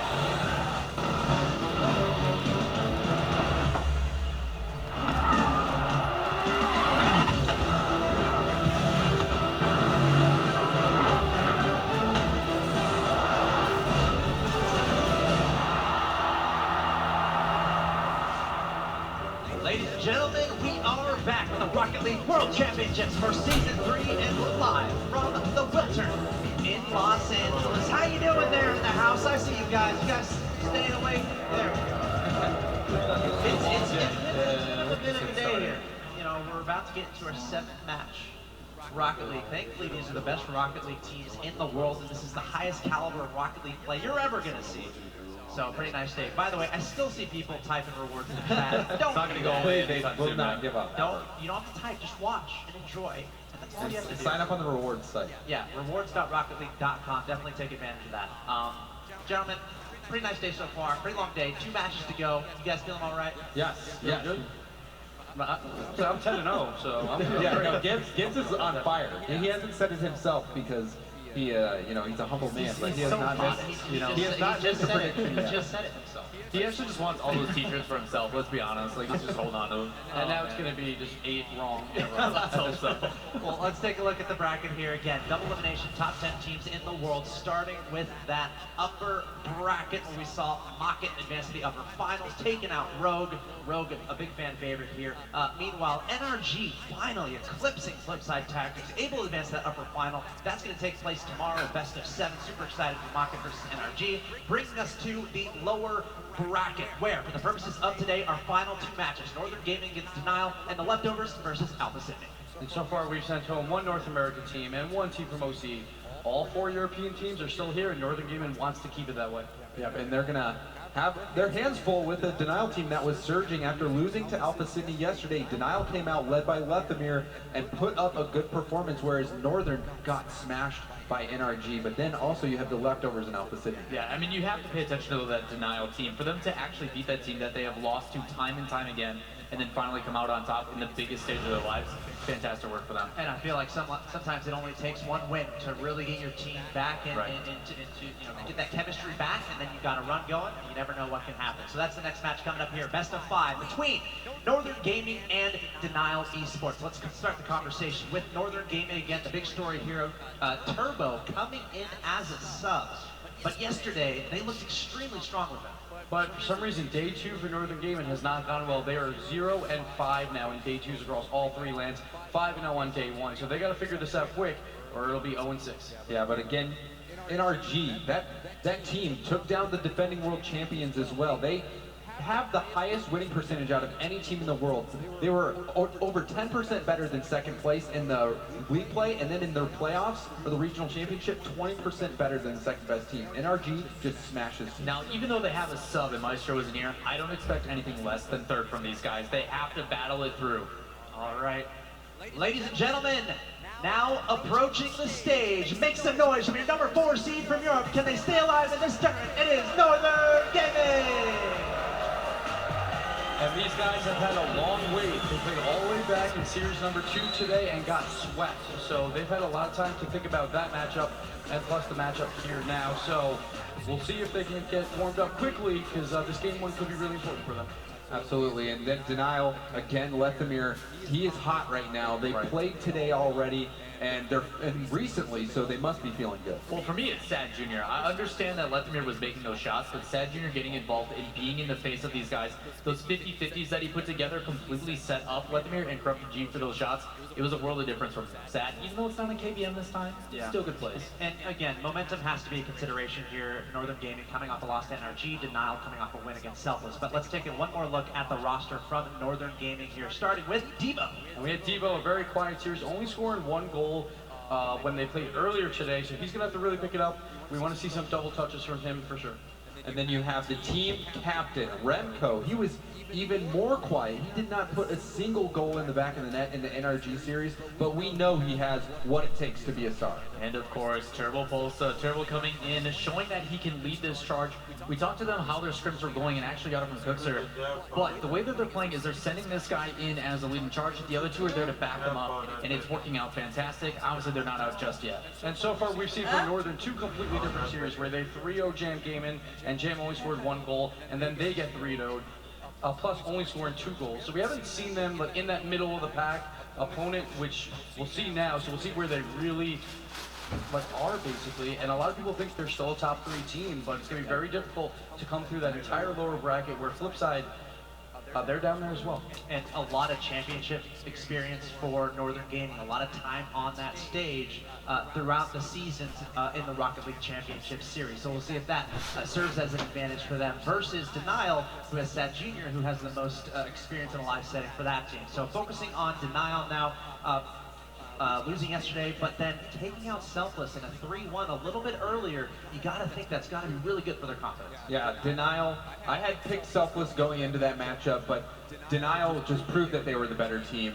I was worried that Denial was maybe going to drop the ball after a very disappointing day one, especially in their eyes. But no, they didn't. They bounced back. Lethamir had some incredible shots. One that reminded me of the G2 series where he came off the wall. He had that insane just follow the ball after he got bumped out of the air. Denial, they're doing well.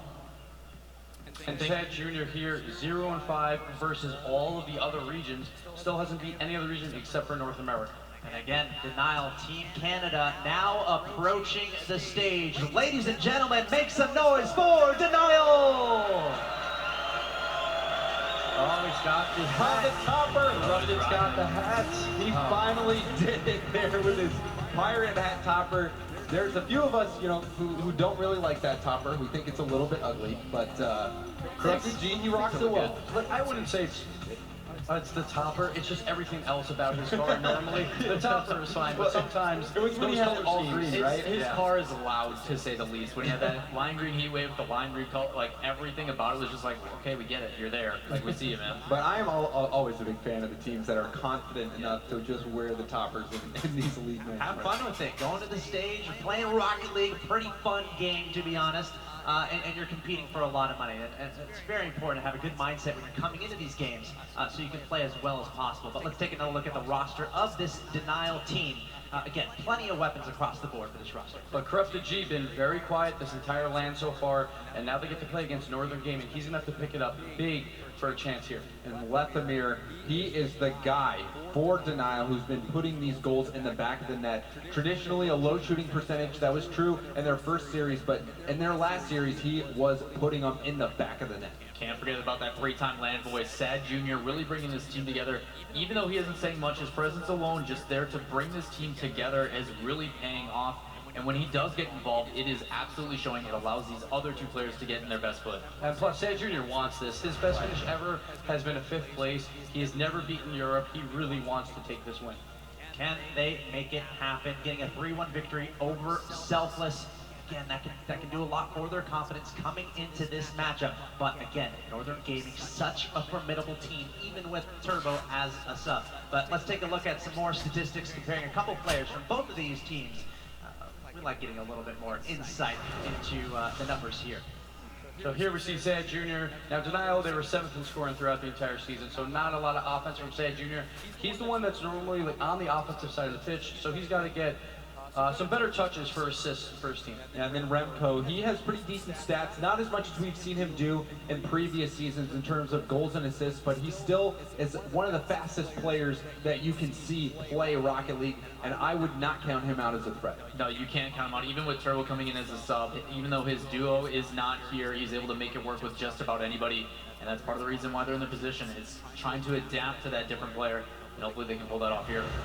Northern Gaming might be considered the favorite on paper, but again, Denial coming off that win against Selfless. You never know how that's going to place their mindset. But guys, it's time for predictions. Who's going to stay alive in the Rocket League World Championships for Season 3? Who's going home?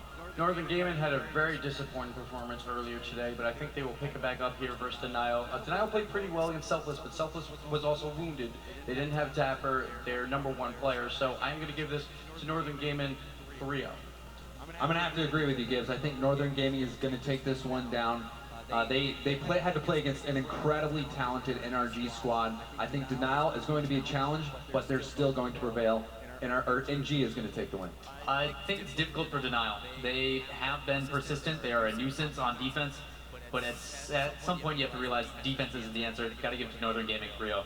Guys, I have Northern Gaming as well. I think they're the favorite in this matchup. But again, Denial Esports coming off of a win here. We've seen lower bracket runs happen, so do not count that out. It could be a close match. But again, I have Northern Gaming as well. Let us know what you think. Get on Twitter. Use the hashtag RL RLCS WCS3. Join the conversation on Twitch and all the social medias because we're about to get into the next match. Another elimination match, a best of 5 between Northern Gaming and Denial Esports. Let's go down to the commentary desk with Waypup and Final Card. Thanks so much, Axel Tots. We do have Northern Gaming and Denial in an elimination match. One of these teams is going home. This is the closest we've seen Northern Gaming to dropping out this early in the tournament. They have finished 3rd in both seasons 1 and 2. Here, they are need to make quite the run in the lower bracket to pull it off again. And is it because they're missing Maestro, one of their key players? The Remco Maestro duo is something we always talk about. They're iconic in the European scene. But right now, Maestro is not here.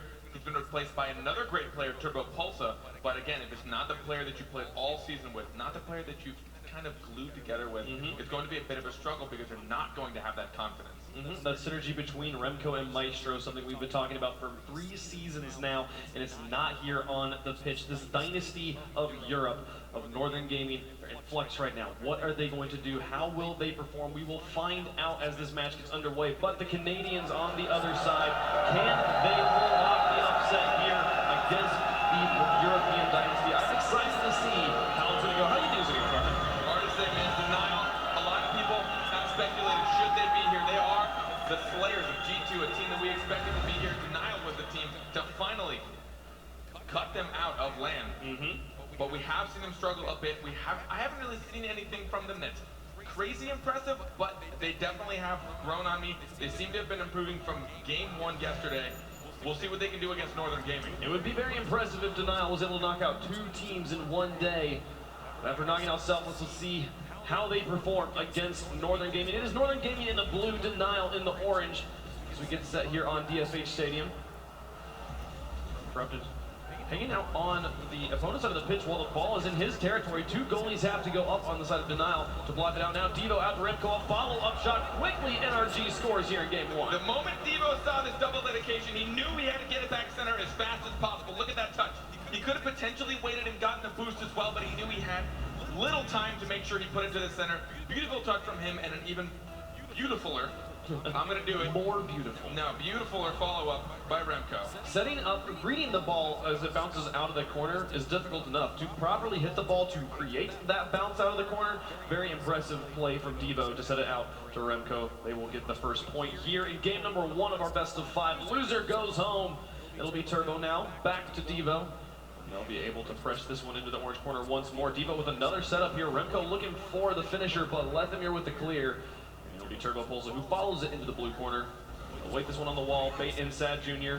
Lethamyr immediately in with the follow-up. Can he get it out here? It's going to go farther than Corrupted G was ready for. Turbo Pulsa with the follow-up. Will it go? No! Sad Jr. able to block it at the last possible moment. We'll stay at 1-0. 4 shots already for Northern Gaming against the 1 from Denial. They seem to be snuffed out right now, stuck on defense.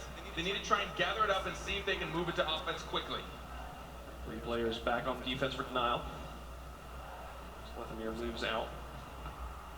He came in behind after the touch. Back in from Northern Gaming. Devo to try. Put it through Sad Jr. He has the read on the wall. Ball bounces around the corner. Now Turbo Pulsa uncontested. Back across midfield. Corrupted G with the long clear. Double demolition here on the pitch. We'll leave it at 2v2 for just a moment.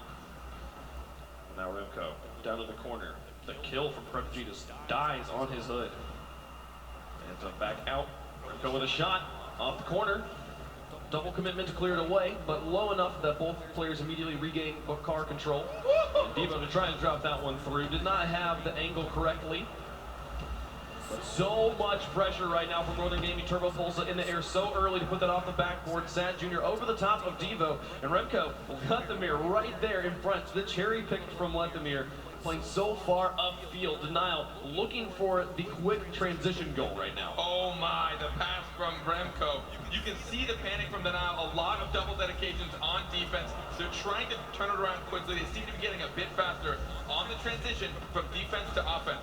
That demolition on Lethamyr will relieve some pressure, but it doesn't matter. Corrupted G finds a way through the defense by himself, ties up the game. Didn't expect this follow-up from Corrupted G to be so confident. Devo couldn't get it off the wall. Remco trusted his teammate just a bit too much. Corrupted G saw the hole and was able to sink the shot in. Devo missing on the wall. Spells a tie game here. About halfway through. try and set it off the ceiling, but no follow-up. There's Turbo Pulse with a shot towards the net, cleared by Corrupted G. Lethemir into the corner, Devo sets it off the wall once more. Remco in with a follow-up shot, Lethemir with the save. Defense from Denial, keeping us in a tie game. Sad Jr. now play that one back across midfield, pinch and go laterally. Other side of the field now, still in the mid. Devo lets that one move all the way to the corner. Sad Jr. plays it out. Back and forth right now between these two teams. Both teams playing safe, not wanting to get punished by more defensive mistakes. Denial's holding on, though the ball's spending so much time in their half right now. It really is. Northern Gaming nearly doubling their shots. 9 shots for Northern Gaming and 5 for Denial. It seems that whenever Northern Gaming does have control, they're able to continue it for so long. Lethemir clearing that one. Very crucial. Turbo Pulsa was already airborne, ready to finish it off on the pass from Devo. Devo now in net. Cut in front of Turbo Pulsa, get bumped a little bit. Trying to push himself out of that corner. Demo into Turbo Pulsa. This gives Denial the power play. Lethemir fakes him out. Corrupted G, all he has to do is put it in. He does. Denial has the lead. Both of these goals have been a little unorthodox, but I can't say much. A demolition from Lethemir, followed by a fake. I think that was more of a miss. Lethemir really dedicated to that. When you see the second flip, generally he really wanted to get that touch, but he didn't get it, forcing Devo up. Couldn't get back down quick enough, and now in the lead. Game number 1, Denial. That's 2 misses from Devo. The second one not as much of a mistake and more of just being juked out by the Denial players. So far, defensive lapses there. Going to be giving Denial the lead here in game number 1. Final minute here on DFH. Turbo Pulsa lofts that one high. Devo to try and get in, but misses the touch. Goes underneath Sad Jr. Denial will be able to keep pressure in the enemy territory. Corrupted G now onto the backboard. Does not have the second touch as Turbo Pulsa takes it away from him. Devo on the spider position will be able to play that one long across the field. Lethemir in the back to sweep it out to Corrupted G. He'll take another shot towards the net, and Turbo will save it. We'll stay at a 1-goal differential. Turbo Pulsa doing everything he can to keep this lead from extending for Denial. But right now, the defense will not win Northern Gaming. They have to get the goal. This has really been a Denial game for the second half of this. They've now tied it up 9 shots to 9 shots. Northern Gaming hasn't been able to get a single shot on net. Oh, Devo to Remco. Off the crossbar, brought up Lethemir. Corrupted G, the correct positioning, gets the block and puts it away. They'll keep the pressure on here, but there's Lethemir on the wall, taking it away, reversing the direction of the rotation. Now, 1 second remaining. The ball will touch Denial against all odds, taking game number 1 here against Northern Gaming. They're playing to their strengths. They're trying not to overcommit, and there were a lot of times that you saw a lot of the Denial players in a full-on panic on defense, but they were still able to do it. Look at how many saves that is. 8 saves for Denial. Ended up with 9 shots as well. Tying, was that 9? Yes, 4 plus 1. And then eventually 12 shots from Northern Gaming. So they were able to get a few more. I guess I miscalculated that. I mean, that's the math, North American math. Dude, there's so much offensive pressure on both sides of the ball, but it was kind of the save game here. Northern Gaming doing as much as they could. Turbo Pulsa with a savior medal himself, topping the board here as far as personal score for Northern Gaming. The sub playing very, very well, but not enough here as Denial was able to get the win. We'll move into game number 2. Northern Gaming down. It really just seems like they haven't been able to find their groove with Turbo Pulsa. They're a little bit slower. They're a little bit sluggish. They're not finding each other as much. We're not seeing the pairs working together. Even with a sub, we're not seeing Remco and Devo working together, or Devo and Turbo. I mean, no matter what pair, they're just kind of lobbing it out and hoping to outplay, which they were able to do a few times. But it seems that Denial are playing to their strengths. They're not overcommitting. They're trying to just play defense until Northern Gaming pushes a bit too hard. Then they're getting a lot of good counterattacks. Well, the thing we heard from Denial in their interviews was they love to bump, they love to interrupt and be a nuisance in the midfield. We see that so much. A team that relies on passing as much as Northern Gaming does, that nuisance style of play where you're up and in their grill and breaking up the pass plays is going to really hard counter you. So right now, Northern Gaming has to be able to adapt on the fly. They have to be able to create pressure. They have to create some sort of personal clutchness. They need to be able to shoot and not rely on their teammates to be there, because right now, Denial is doing everything they can to break up the passing plays. Here's Devo in the corner to try and loft this one for Turbo, but he'll back off to Sad Jr. in the air, zones him out. He'll get the ball back to him now. Game 2 set to go here on Manfield. It's Denial in the lead by 1. Turbo Pulsa in the corner, trying to wrap around. Corrupted G takes a shot. Devo won't get there. The pace that Corrupted G puts on it gives them the lead again here in game number 2. Following up to this closely, that first one getting contested by Sad Jr., Devo or Remco. Neither were back. I wonder how they got caught out so much. much. There may have been a bump that I didn't see off camera. Both of them so out of position. You had to know that was going to get contested. Sad Junior had a lot of momentum coming up to that. The lead in the series by 1, and now in the lead in the game by 1 denial. In full control, as Northern Gaming has their hands full with the Canadians. Corrupted G sets that one out to Sad Junior. They'll play it downfield. Lethamyr in the air. Does he make contact? Doesn't need it. Sad Junior makes it a 2-goal game. What on earth right now is happening with Northern Gaming? They just can't seem to do much. Devo putting that up towards the center, towards no one. Remco and Turbo bailing on that play. Essentially, you want one to stay at midfield and one to try and go up for the pass from Devo. But no one was expecting it, and it left a wide open net for Denial. 4:17 left to go. We're not out of the first minute, and Denial is already up 2-0 over this European Dynasty. Devo to try and drop it down. He has a setup, but he misses wide. And they'll try to keep this ball in the orange, but the positioning from Denial is going to be too much. They'll be able to press it back into the blue, put it right there in front of the net. If there had been anybody sitting in front of the box, that would have been a 3rd goal for the Canadians. But right now, we'll see Northern Gaming press back into the orange. I believe it was Turbo Pulse going for the bump and net. Devo again missing just wide of the goal, just off the crossbar there. Bit of an accuracy plaguing Northern Gaming right now. They have had the opportunities to score and have not capitalized. Yeah, they're now trying to play smart and calculated. They want to make sure they're in the right positions as the ball's coming their way. That pass may be dangerous, but again, no one following up from Northern Gaming. Devo trying to cut that off. Well, Turbo pulls an open net. He won't miss this one. He'll put that one in. The sub player coming in and getting Northern Gaming on the board. That gives Northern Gaming a bit of room to breathe. Now only a 1-goal game with 3:22 left. Devo cut that off at the source, trying to stop that passing play. It seemed that Denial got a little bit too comfortable right there. 3:22 left to go here. Game number 2, Denial still with a 1-goal lead. Northern Gaming looking to bounce back after dropping game number 1. Offensive pressure in their favor, but then Denial with the zone from Lethamyr. Turbo Pulse gets the demo to Sad Junior. This opens up space for Remco to move down the field. He's got Devo in support to try and put that one through, but Corrupted G able to block it out. And back to Lethamyr. Him and Sad Junior are going to be moving out together. Corrupted G lurking in the midfield, gets dunked by Devo. Over to the side, but no follow-up from Northern Gaming. Will not be able to capitalize. Ball stays in their half. Northern Gaming seems to be picking up the pace now, trying to shut out a lot of these pushes from Denial Esports. Devo will let that one doink off the top of him. They'll be able to roll this one back around in front of the net. A miss from Sad Junior gives an opportunity. I believe it was Devo was not expecting that to happen. He had already fallen back. Respect to these teammates. These players not gonna assume anybody making mistakes right now. Remco plays that one away. Devo, what a touch in the mid-air. Can Turbo Pulse to finish this off? He drops it in, but Sad Junior steals it away. The beautiful transition shut down by the veteran, and Denial holds on to the lead. If they can keep this up, they might be a bit starved right now. Denial might be a bit panicked. It's going to drop back down. Sad Junior misses it. It's wide open. Can Devo get there? Turbo! Oh, he'll shoot through. That's a tie game. They now bring it back. 2 minutes left. It's a tie game. Turbo Pulse turning around the moment Sad Junior wasn't able to reach it. I figured they were getting started for boost. An amazing touch from Devo to start that off from his half all the way towards the net. That's a few times now we've seen Denial miss the clear in the air.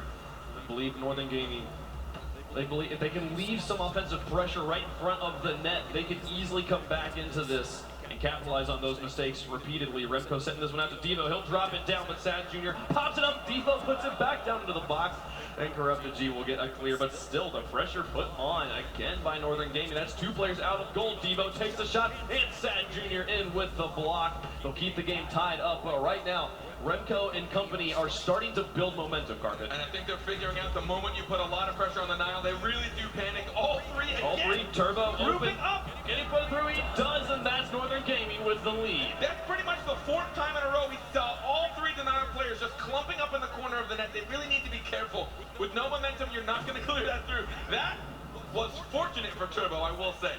Bouncing right back into him. Okay, thank you. Appreciate that one. Don't need to have another one. But he was also, for the 5 seconds or so leading up to that, just sitting there lurking in front of the box, waiting for those mistakes. As we said, if they can continue just to capitalize on these defensive mistakes, Denial will find themselves down in the series, and Northern Gaming will be able to tie it back up. Right now, Denial with some pressure in the blue half. That'll get cleared out by the air. Northern Gaming Push this one back through. Left him here into the mid. Prodigy turns quickly, but Turbo pulls it over the top of him back into the orange box. It'll be Devo through Lethemir, winning the 50-50. The drag race on the side gives it to Remco around the corner in front of the box. No pressure through. Again, Northern Gaming now starting to play a bit more defensively. They have the lead. We're in the final minute. Do not want to concede this here at the end. Just do not make the defensive mistakes Denial's been making, and they'll be able to finish this one off. 35 seconds left. It's all they got to do to be able to tie the series. Northern Gaming initially down by 2. They've gotten 3 unanswered goals. They may have figured out what it takes to put the pressure onto Denial. Well, 3 players from Northern Gaming tangled up in the corner. This is bad news. Denial might be able to put it through here and tie it back up. Turbo pulls it high, but Prodigy in the air. He should be able to drop this in. He does. It's tied up. They keep it tied up. They've done it right back in return. 2 going for that. Turbo knows he had to get that to make the shot harder on Corrupted, but it doesn't matter for him. Corrupted still with the accuracy and was following through as well. If it was a weak block, he would have easily secured the goal. The last 2 goals both involve the entire defensive squad being grouped up on one side. And here you see a favoring Denial as we are tied in game number 2. Basically, next goal takes the game. And Northern Gaming bounce back into the series. They're going to try to do it in regulation as it drops down, gets cleared away. Overtime in game 2. Sorry, Shogun, but boys and girls, this is a real game. Oh, it is a real game. Next goal pulls it off. The crowd cheering for the Canadians here. Wanted to see them pull it off and shake the dynasty of Northern Gaming. Knock them out early in day 2. Sad Jr. coming in from the back. Northern Gaming with an opportunity, but Lethemir back in the midfield. Turbo pulls it in, taking a shot. Lethemir with a clear again. Prodigy stays grounded this time. No double commitment. It's what Denial has to do to keep themselves alive here in game 2. Devo in the air to try and drop it through. It's Turbo! What a read to know where the defenders would be. Northern Gaming ties the series. Just watch how Devo follows through with this. He gets the first touch and knows to keep his wheels on it to try and stomp out that clear. Turbo also reading his teammate. 30 seconds into overtime, 4 goals to 3. Northern Gaming tied up the series. I mean, how do you read that? There were 2 defenders on the ground and your teammate falling from the heavens, and you'd be like, oh, it's going to bounce off him and then off this hood. It'll be, hey, let's go, let's aim there. Okay, cool, GG. Got you know how you read that? You beat Devo. Beat Devo. Just beat Devo. Beat Turbo Pulsa. Turbo Pulsa, 4 goals. 4 goals. All the goals. 12 shots and 4 goals for Northern Gaming. Only 6 shots for Denial. They really snuffed him out, but it was only a 1-goal game.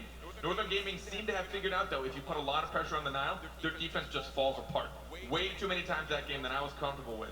Did we just see everyone in Denial just piling into that? To be clear, it's 12 shots for Northern Gaming total, not 12 shots for Turbo Pulsa, which would be absurd. He got 6, and then there was 6 from Devo. Remco, considerably quiet this game, only 1 assist on the stat sheet, coming in with 150 points. So maybe this would be part of what, if Remco were to be able to step up and be playing at the level that Devo and Turbo Pulsa were that game, we see a bit more convincing of a win here, as Denial had them on the ropes for the entire game, tying it up right there at the end at 17 seconds. Denial playing like a different team here against Northern Gaming, and we'll go into the 3rd game tied up in the series. Now Denial started off that game strong, up 2 goals. But Northern Gaming were able to get 3 unanswered to take the lead and put the pressure on top of them. So will they be able to clinch this out? And remember, this is an elimination game. Yes. Whoever loses this is done. RLCS Season 3. This match, sending somebody home. In game 3 here, we're guaranteed at least a game 4. This takes 3 wins to pull off the match win. Sad Jr. on the wall here. Starting to set it up for Lethemir. Turbo will clear it away. Devo loses the contestant there on the side. Remco now in the corner with Prodigy and Lethemir. So 4 players in the corner.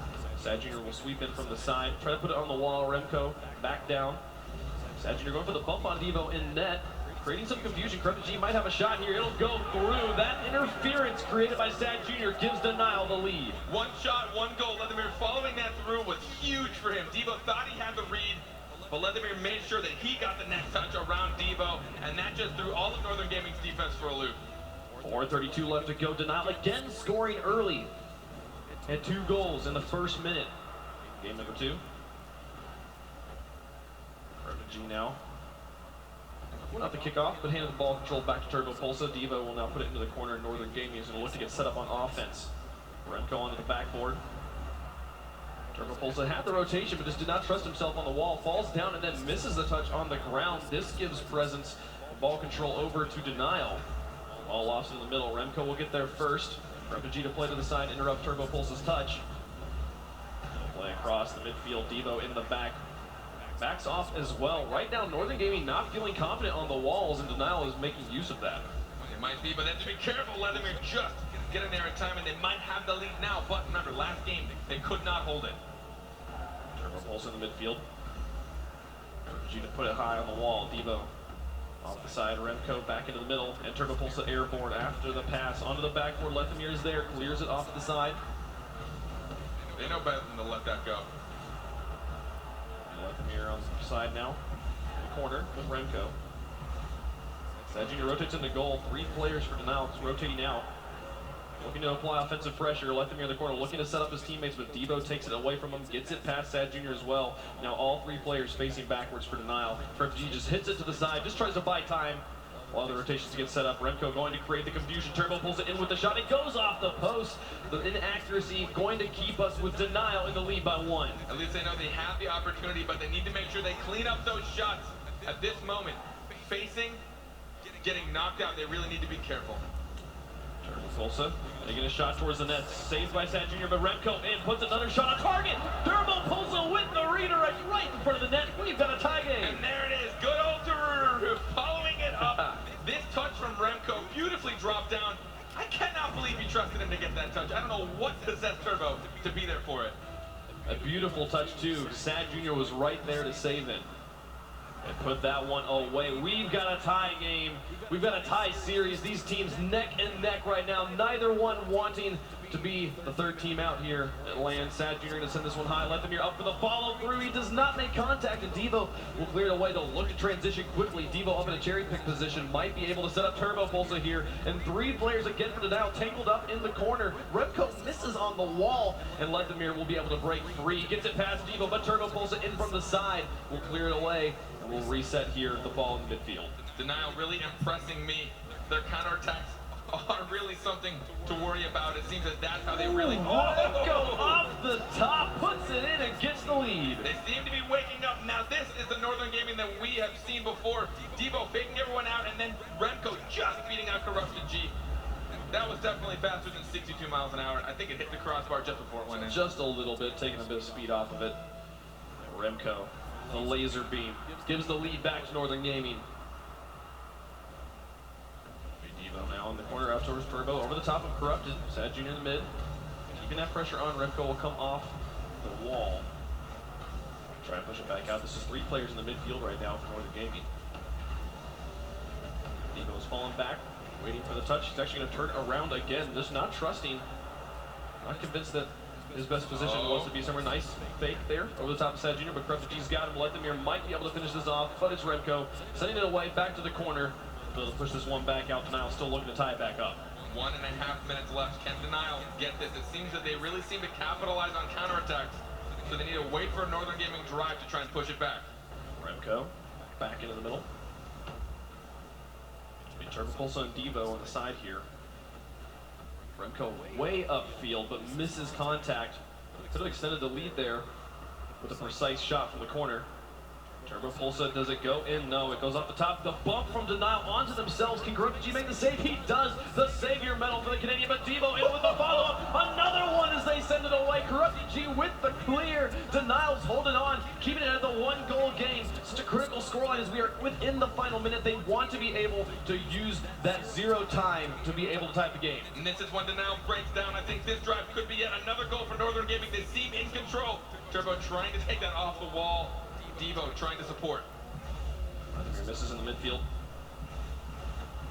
Remco will keep the pressure on in the corner. Devo with the shot towards the net. Turbo watching for his opportunity. Will try to kill it, but Lethamir immediately picks it up. Passes to Corrupted G, and Turbo pulls it, interferes. It's going to drop. Can he finish it off? No. Remco watching, just being a threat in the corner. The time game favors Northern Gaming right now, but Corrupted G gets it past Devo. He'll pass to the midfield for Sad Junior. Trying to kill it around more. The plays are coming through, but Turbo Pulsa shuts it down. Back into the corner. Final countdown. If they can hold on to this, Northern Gaming will go up in the series. But Sad Junior down the field. Nobody in the play, nobody around the ball right now. Devo will just look to kill it in the corner. Northern Gaming takes the lead. Northern Gaming now 1 game away from staying alive. Denial facing elimination. I'm really team that I think everyone underestimated coming into this. They were the #4 seed in North America. I wasn't horribly impressed by a lot of what they showed throughout league play, but they seem to have really brought it out now. The moment you think they're falling apart, the moment you see their defense group up, as soon as they gain control, they flip it right back on. They spread out, they get into their positions, and they have phenomenal counterattacks. Right now, we see Denial. They're keeping it very, very close with Northern Gaming. It's never without of reach. Well, they have that just a one-goal lead. They can keep the ball in the air as soon as time expires and still tie it up and send us to overtime. They're doing a good job keeping that victory within reach, but they have not been able to do it for 2 games now. And they were held to just 3 shots here in Game 3 compared to the 11 from Northern Gaming, who has just been putting up a monster show of offense right now. They have to be able to get the ball into Northern Gaming's territory and keep it there for an extended period of time. And the most threatening plays we saw from Northern Gaming were ones where they were able to just continue for so long. They had the boost starving, they were able to get shots. Turbo felt confident enough to take really weird touches off the sidewall. But you know you can pull that off when you've taken all their boost. You know they can't contest it. You might as well take the risky play and try and center it for your teammate. Yeah, and Remco really stepping up there in game number 3, comes out as the MVP of that match, and has had plenty of points, a goal, plenty of shots. We will see if he's able to continue it here in Game 4. A win here sends Northern Gaming on and sends Denial home. But Denial, a win, will send us to the critical Game 5. Excited to see how this one will pan out. We've just gone, so we were on DFH, and then we were on Manfield, and we went back to DFH, and it was raining, and we were like, let's go away. And then we went to Manfield, now it's still raining again. I actually don't know the names of any of these fields by just looking at them. I just don't put them to memory. I just go by the way they look. You are a professional Rocket League commentator. I mean, yeah. Lethamir, can he do it here? Sad Jr. was in support, but did not see an opportunity. Turbo Pulsa shuts that one down on him. Remco looking for the back pass to Devo in the corner. Refugee will take the shot. Turbo Pulsa blocks it away. Denial. They need this win so desperately. A loss here sends them home for Season 3. Right now, trapped in their own corner. Refugee will slow this one down. Pass to Sad Jr. Shot down the middle. It'll go in and Denial's up. Yeah, another counterattack. It is Denial's strength right now. The moment they see that they pushed up too much, Devo, the last line of defense, Remco trying to drop back, but Sad Jr. putting the pace on that shot. That is 3 games in a row now that Denial has scored first.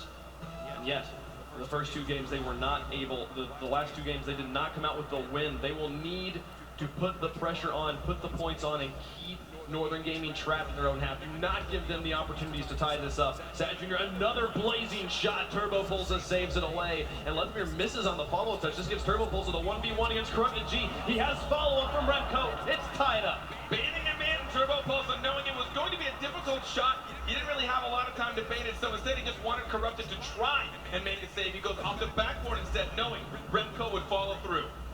3:55 left to go. Tie game. Game number 4. Turbo Pulsa and Sad Jr. going on kickoff. Devo will ultimately win out. Puts it into the orange corner. Follow up from Remco. Lofted high. There was no follow up from Devo, so that left it for Denial. Sad Jr. will kill this one.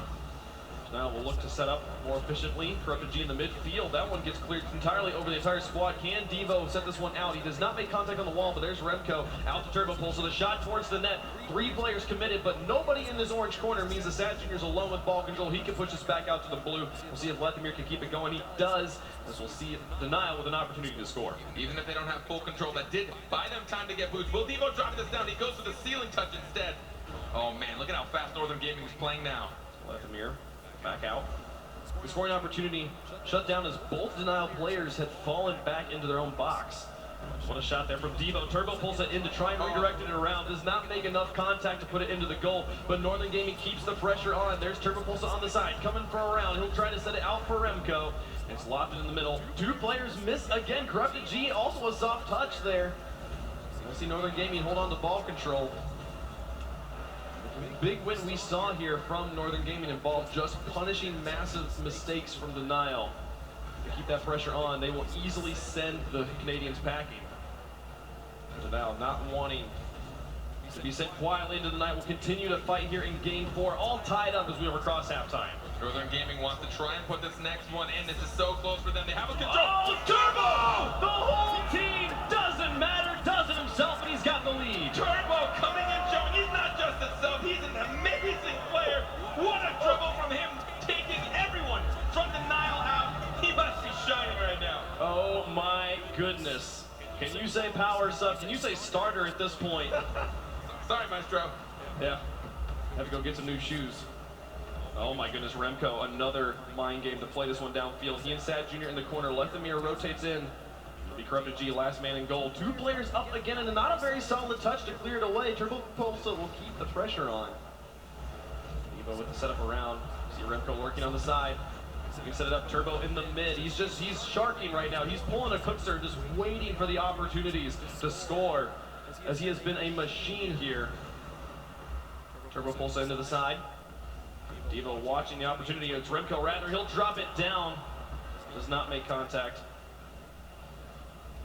Corrupted G now. Sad Jr. up in the linebacker position. The shot from Corrupted G was on target, but Remco's right where he needs to be. Perfect follow through. And now look at the transition here. Onto the backboard. Turbo Pulsa airborne. He'll drop it off the back of his car. And Devo will just fall back right now. They've got the lead. 1:22 left, possibly in Denial's Season 3 life. They have to score. They have to play like everything's on the line here. If they lose this, they go home. And Northern Gaming moves on in the bracket. Devo to wrap this one around. Turbo Pulsa looking. He'll rotate and allow Remco to move up. Getting it past the one Denial player. The shot goes around the two. And that one will not go through just yet. But final minute of Game 4. Denial has to score or they go home. Can they pull it off? Right now, Northern Gaming seem to be getting confident. Playing a lot more risky, but really successfully. Oh, Turbo! Almost getting another touch. And Remco watching. Continual follow of the pressure from Northern Gaming. So much for Denial right now. They have to find a way to break out. We've seen them break through before and quickly on one shot manage to tie up a game. 30 seconds, plenty of time to make it happen, but they have to do it right now or they're going home. Sad Jr. on the side. He's just looking to gain ball control, but they're playing keep away so well. Northern Gaming not allowing that bump onto Corrupted G, continuing to put them out of position, but he manages to make it work in his favor. It's in the middle. Here comes Letmere. The shot towards the net, saved by Turbo. And Devo with the follow through. Oh no, Sad Jr. Oh, that's not the way he wants it to go. All but sealing the deal here.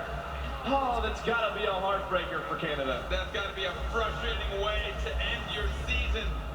I'm actually probably going to call this. 6 seconds left. I don't think it's going to be easy.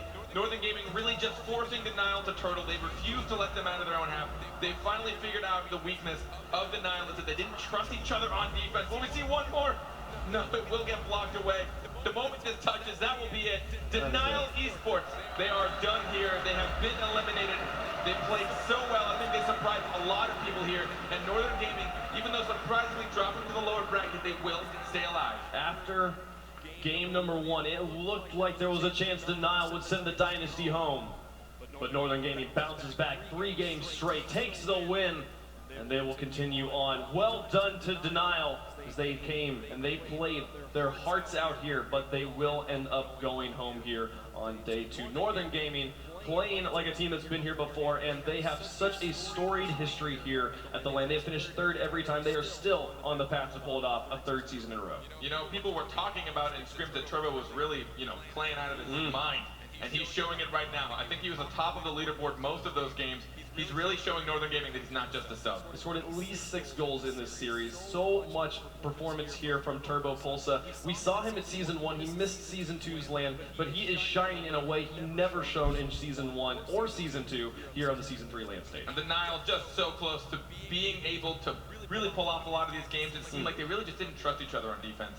A lot of times. I lost count of how many times 3 of them went for the same thing in net. They were all clumped up. No one was either up for a passing play to try and get the really quick, hard clears, and no one was really in the back to try and build up momentum. They all had almost no momentum. They were stagnant in net, trying to just bounce off saves, and eventually there's no doubt Northern Gaming's going to seal the deal. Yeah, and there was such a lack of coordination on defense from Denial. We saw time and time again them not able to push it all the way through, but enough about them. I want to hear about Northern Gaming. I want to hear about Turbo Pulsa. Let's talk to Awesome Joey over on the stage. All right, guys, got Turbo Pulsa here, and these guys were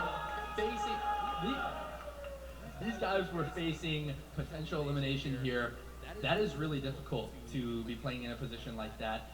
How did you guys come into this game? What was your mindset coming into this must-win situation? The only thing we thought about is winning. That's what all we thought about. Okay, cool deal. So now, for your further matches, are you looking forward to any matchups at all, more than others, that you would like to see? I definitely want to play Rogue, and we are going to, so it's going to be a fun match. The home crowd is against us, so it's going to be a great match. Nice. So now you're saying the home crowd will be against you. Do you like to turn that into a positive thing, like where you're kind of like fighting from behind, or is it kind of weird when everybody's not cheering for you guys right away? I'm not quite sure, to be honest. I'm just... Thank you. All right. So you guys gonna win it? Yeah, of course. I hope so. All right, sounds good, man. All right, we heard from Turbo Posey. Great games, my man. We're gonna send it back over to Ackletos and the rest of the crew now. Thank you very much for being up here with us. All right, thank you, awesome Joey. And I mean, come on, no one's really against Northern Gaming. We all want to see them do well. And that's exactly what they did. Pretty nice, convincing victory, but I gotta say, Denial did fight hard. Elimination match, best of 5. Honestly, I thought it was a great match overall from both sides, with Denial trying to make it work, but Northern Gaming just a little bit too strong. There's games 1 and 2 where Denial was looking really good. They had a 2-0 lead in game 2, and then they blew that lead, and after that it was all Northern Gaming. Denial only had 6 shots between games 3 and 4, and Northern Gaming really stepped up, but it was really scary there for a moment. And in the first 3 games, they were all just 1-goal games. And really, the story of this series was Corrupted G versus Turbo Pulsa. It was just a slugfest between those 2 players, scoring all the goals. And Turbo, he's the sub, so coming in as the substitute and performing the way he did, you really have to take your top off. I mean, I'm just happy to see the same Denial we saw from the regional championships. The way they came out, they were really aggressive. They were all over the field. Unfortunately, they had a little bit of a roadblock, and it really set them back. But they battled it out. It was a fantastic series overall. James, I see what you did there. Yes, thank you. Just let it happen, Axel. I know. Let it happen. We got some highlights from that one in the form of your Mobile One high-performance replays.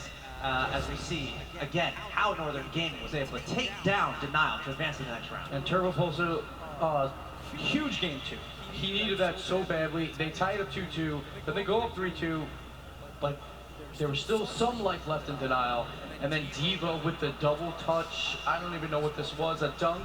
And Turbo just flying out of nowhere scores that goal, such a big goal. That was one of the best plays by Devo, who was relatively quiet in this series, but that play was huge in getting NG the win in that game. Turbo scoring that overtime goal, and again, it just seemed like Turbo was fearless. He pulled a dapper, scoring 7 out of his team's 10 goals.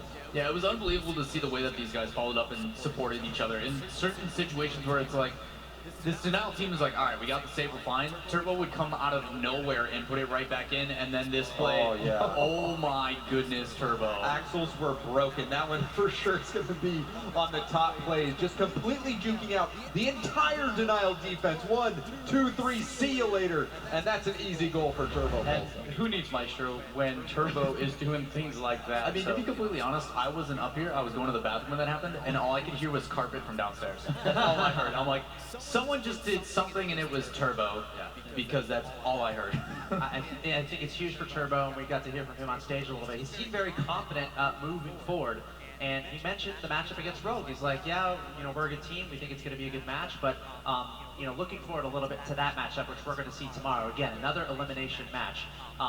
What would you guys like to see from Northern Gaming? Do you think they'll be able to keep up with Rogue? Light expectations for that matchup. I think Devo is the main question mark right now. He's been relatively quiet. He was kind of quiet even when he was on Mocket. It was more Violent Panda doing a lot of the work. So I want to see him perform pretty well. He needs to get games 1 and 2 where he gets a lot of goals, and then they should have no problem with him. I 100% agree with you, Gibbs. It really is confounding because we see how good he is with his mechanics, with these plays that he makes. I mean, in OCE, they call it devoing off the backboard, but sometimes he just has the tendency to just be quiet and serious. But if he can really start getting things going, then NG will be very scary moving forward into this tournament. For me, I look at that team and I see what they're trying to do with Turbo. They're trying to make Turbo as comfortable as possible with him being the sub coming in. but someone else on the team still needs to step up. As long as both Remco and Devo play their part, I think they'll be okay. I don't think Devo has to have this amazing performance. He just needs to be involved a little bit more than he is now. Yeah, huge shout out to Northern Gaming, though, advancing to Sunday. That's such a huge deal in this long weekend. And can we give it up for Denial Esports, the full Canadian team? Let's make some noise for them because they fought hard. They had a great tournament, and I'm sure they'll be back participating in the Rocket League Championship Series. But we have one match left to go for today, and it's going to be a good one. It's your final team in the tournament from the OCE region, Alpha Sydney, going up against the leftovers from the European region. It's going to be your last match, your last best of 5, this day 2 of the Rocket League World Championships. We're going to take a quick break. When we come back, it's Alpha Sydney versus the leftovers.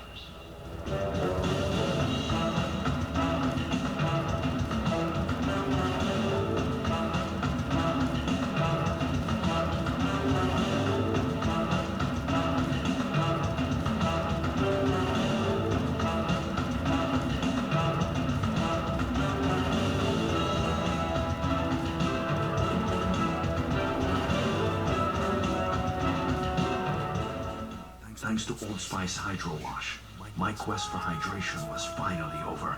Was it a mistake to use my only water to take a shower in a place devoid of all water? Only the sense of time can be the judge of that. Hey, Gibbs. What's up, man? Getting some games in after all that casting? Yeah, in close overtime, trying to hit that grand champ. Can you do me a favor, though? Yeah, what's up? This personal space issue, can you please move over there? Okay. Just trying to win a game here. 2, can you actually grab me some more Brisk of watermelon lemonade? They're only 7-Eleven, very limited, and I'm almost out. Yeah, I was gonna go there anyway. Thanks, dude. Can you actually grab all of them for me? James, grab all of them! James, I'm serious! Brisk watermelon lemonade is available only at 7-Eleven for a limited time this summer, so get yours now. It's a London dialect. It should sound like this. Death before dishonor. Death before dishonor. No, like a king. Death before dishonor. Oh, no. What? Death before dishonor. This lesson could be your very last. If you threaten my life one more time today, I'm in my car and I'm off home. Then go home. Hey, Gibbs, what's up? What's going on, James? Nothing much. How you doing? I have a dilemma. I think I'm going to switch off the hard hat. Well, what are you going to pick? Well, the pros don't really use toppers. Then you have to go with certifications. Maybe go with certified turtle, possibly. And then, of course, got to stay with the candy corn boost because that's the most important. Well, that's cool, but I want to pop out to 7-Eleven, so I'll see you later. Rock the dominance? Seriously, James? Brisk watermelon lemonade is available only at 7-Eleven for a limited time this summer, so get yours now.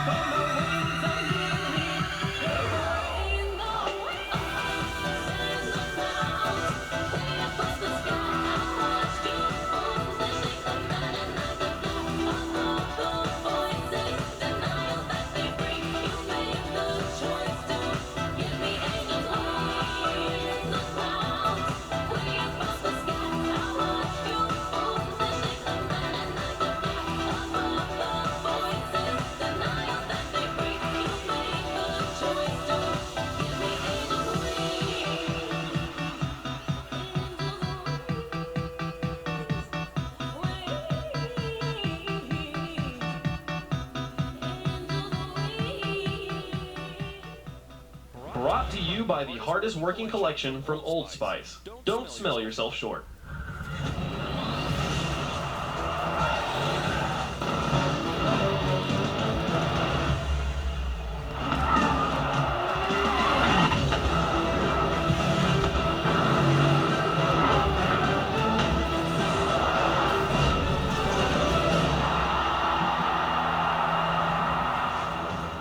Ladies and gentlemen, hello and welcome back to the Rocket League World Championships for Season 3. We're live from the World Tour here in Los Angeles, and we're about to get into our 8th best of 5 of the day. What an amazing, spectacular day of Rocket League and weekend as well, as we build closer and closer to crowning a world champion and giving away $150,000. This tournament will conclude tomorrow, so make sure you stay tuned all weekend long as we get closer and closer to crowning that world champion. But we've seen a few teams eliminated already from the competition, and now in this last match of the day, we're gonna have Alpha Sydney versus the Leftovers, OCE versus Europe. So, no North American team in this contest. I'm interested in how the crowd will react. So let's just look at the bracket really quick, get everyone up to date on what's going on. Double elimination bracket, best of 5 throughout until the upper finals, which is best of 7. We saw Maki go all the way to the upper finals. NRG with a phenomenal day, taking out Northern Gaming and Flipside Tactics to reach the upper finals, bringing us to that lower bracket, which is what we're concerned about right now. As our last match of the day, again, the Leftovers versus Alpha Sydney. And the Leftovers are trying to make it a 4-peat for Europe. All 4 teams make it into the final day where only 6 teams are left. But Alpha Sydney, the Cinderellas of this tournament, they really want to be there on day 3. You definitely don't want to sleep on Alpha Sydney, but both of these teams are looking to make it into day 3 and make that final run. If you can make day 3, you can make it anywhere. Yeah, and the Leftovers, they've already taken out Jam Gaming, the other team from OCE. So will they be the OCE Slayer? We'll find out in this series. Yeah, it's possible to be the team to knock out both OCE contenders would be pretty impressive. But let's talk about the Leftovers. We mentioned before on the broadcast, personally one of my favorite storylines coming into the tournament. It goes by their name, the Leftovers. They barely came together before the qualifiers started, finding themselves in the World Championships, but they're on the ropes right now. Yeah, so far we've seen them twice, and we haven't seen the best from them yet. So who knows if that will show up today. But they're giving up 3 goals per game right now, and that is the worst right now in the entire tournament. So they need to figure out defense quick. As you said, you haven't seen the best of Leftovers yet, and that's a scary thought because they've had that time to practice up against Jam Gaming, and now they have the opportunity to take it an even step further. All right, ladies and gentlemen, now approaching the stage. They need your energy right now. Hailing from Europe, give it up for the Leftovers! Sassy, he's looking happy now. He was not looking that happy when they beat Jam Gaming. They thought they could have played a lot better, but I think he just wants to take out an entire region. I'm pretty sure. Was it purposeful loss, Gibbs, was it? I'm telling you, man. Like, you and him have some problems, and I think Snasky did this on purpose. I just want some more selfies with Snasky. He's a great guy and a great player as well, and I really want to see him appear a bit bigger in this series, because when he is doing well, we know the entire Leftovers team do well. Yeah, let's look at the roster one more time from the Leftovers, starting with Fega. And Fega, pretty quiet so far, but all of Leftovers have been. I really want to see one of those amazing fake-out goals, like the one we saw when they played Flipside Tactics. Yeah, he led the scoring last series, and then this guy, Sicky, the captain of the team, he was just behind him with 5 goals out of the 14. Sicky, a solid 3rd player. You always have to watch out for him. And it's only fitting that I keep talking about Snasky because he's the one who really wants to take down OCE. He's the one who's been spitting fire, and now he's going to need to put money where his mouth is. And so far it seems like their offense has clicked versus Jam Gaming, but defense is a whole nother story.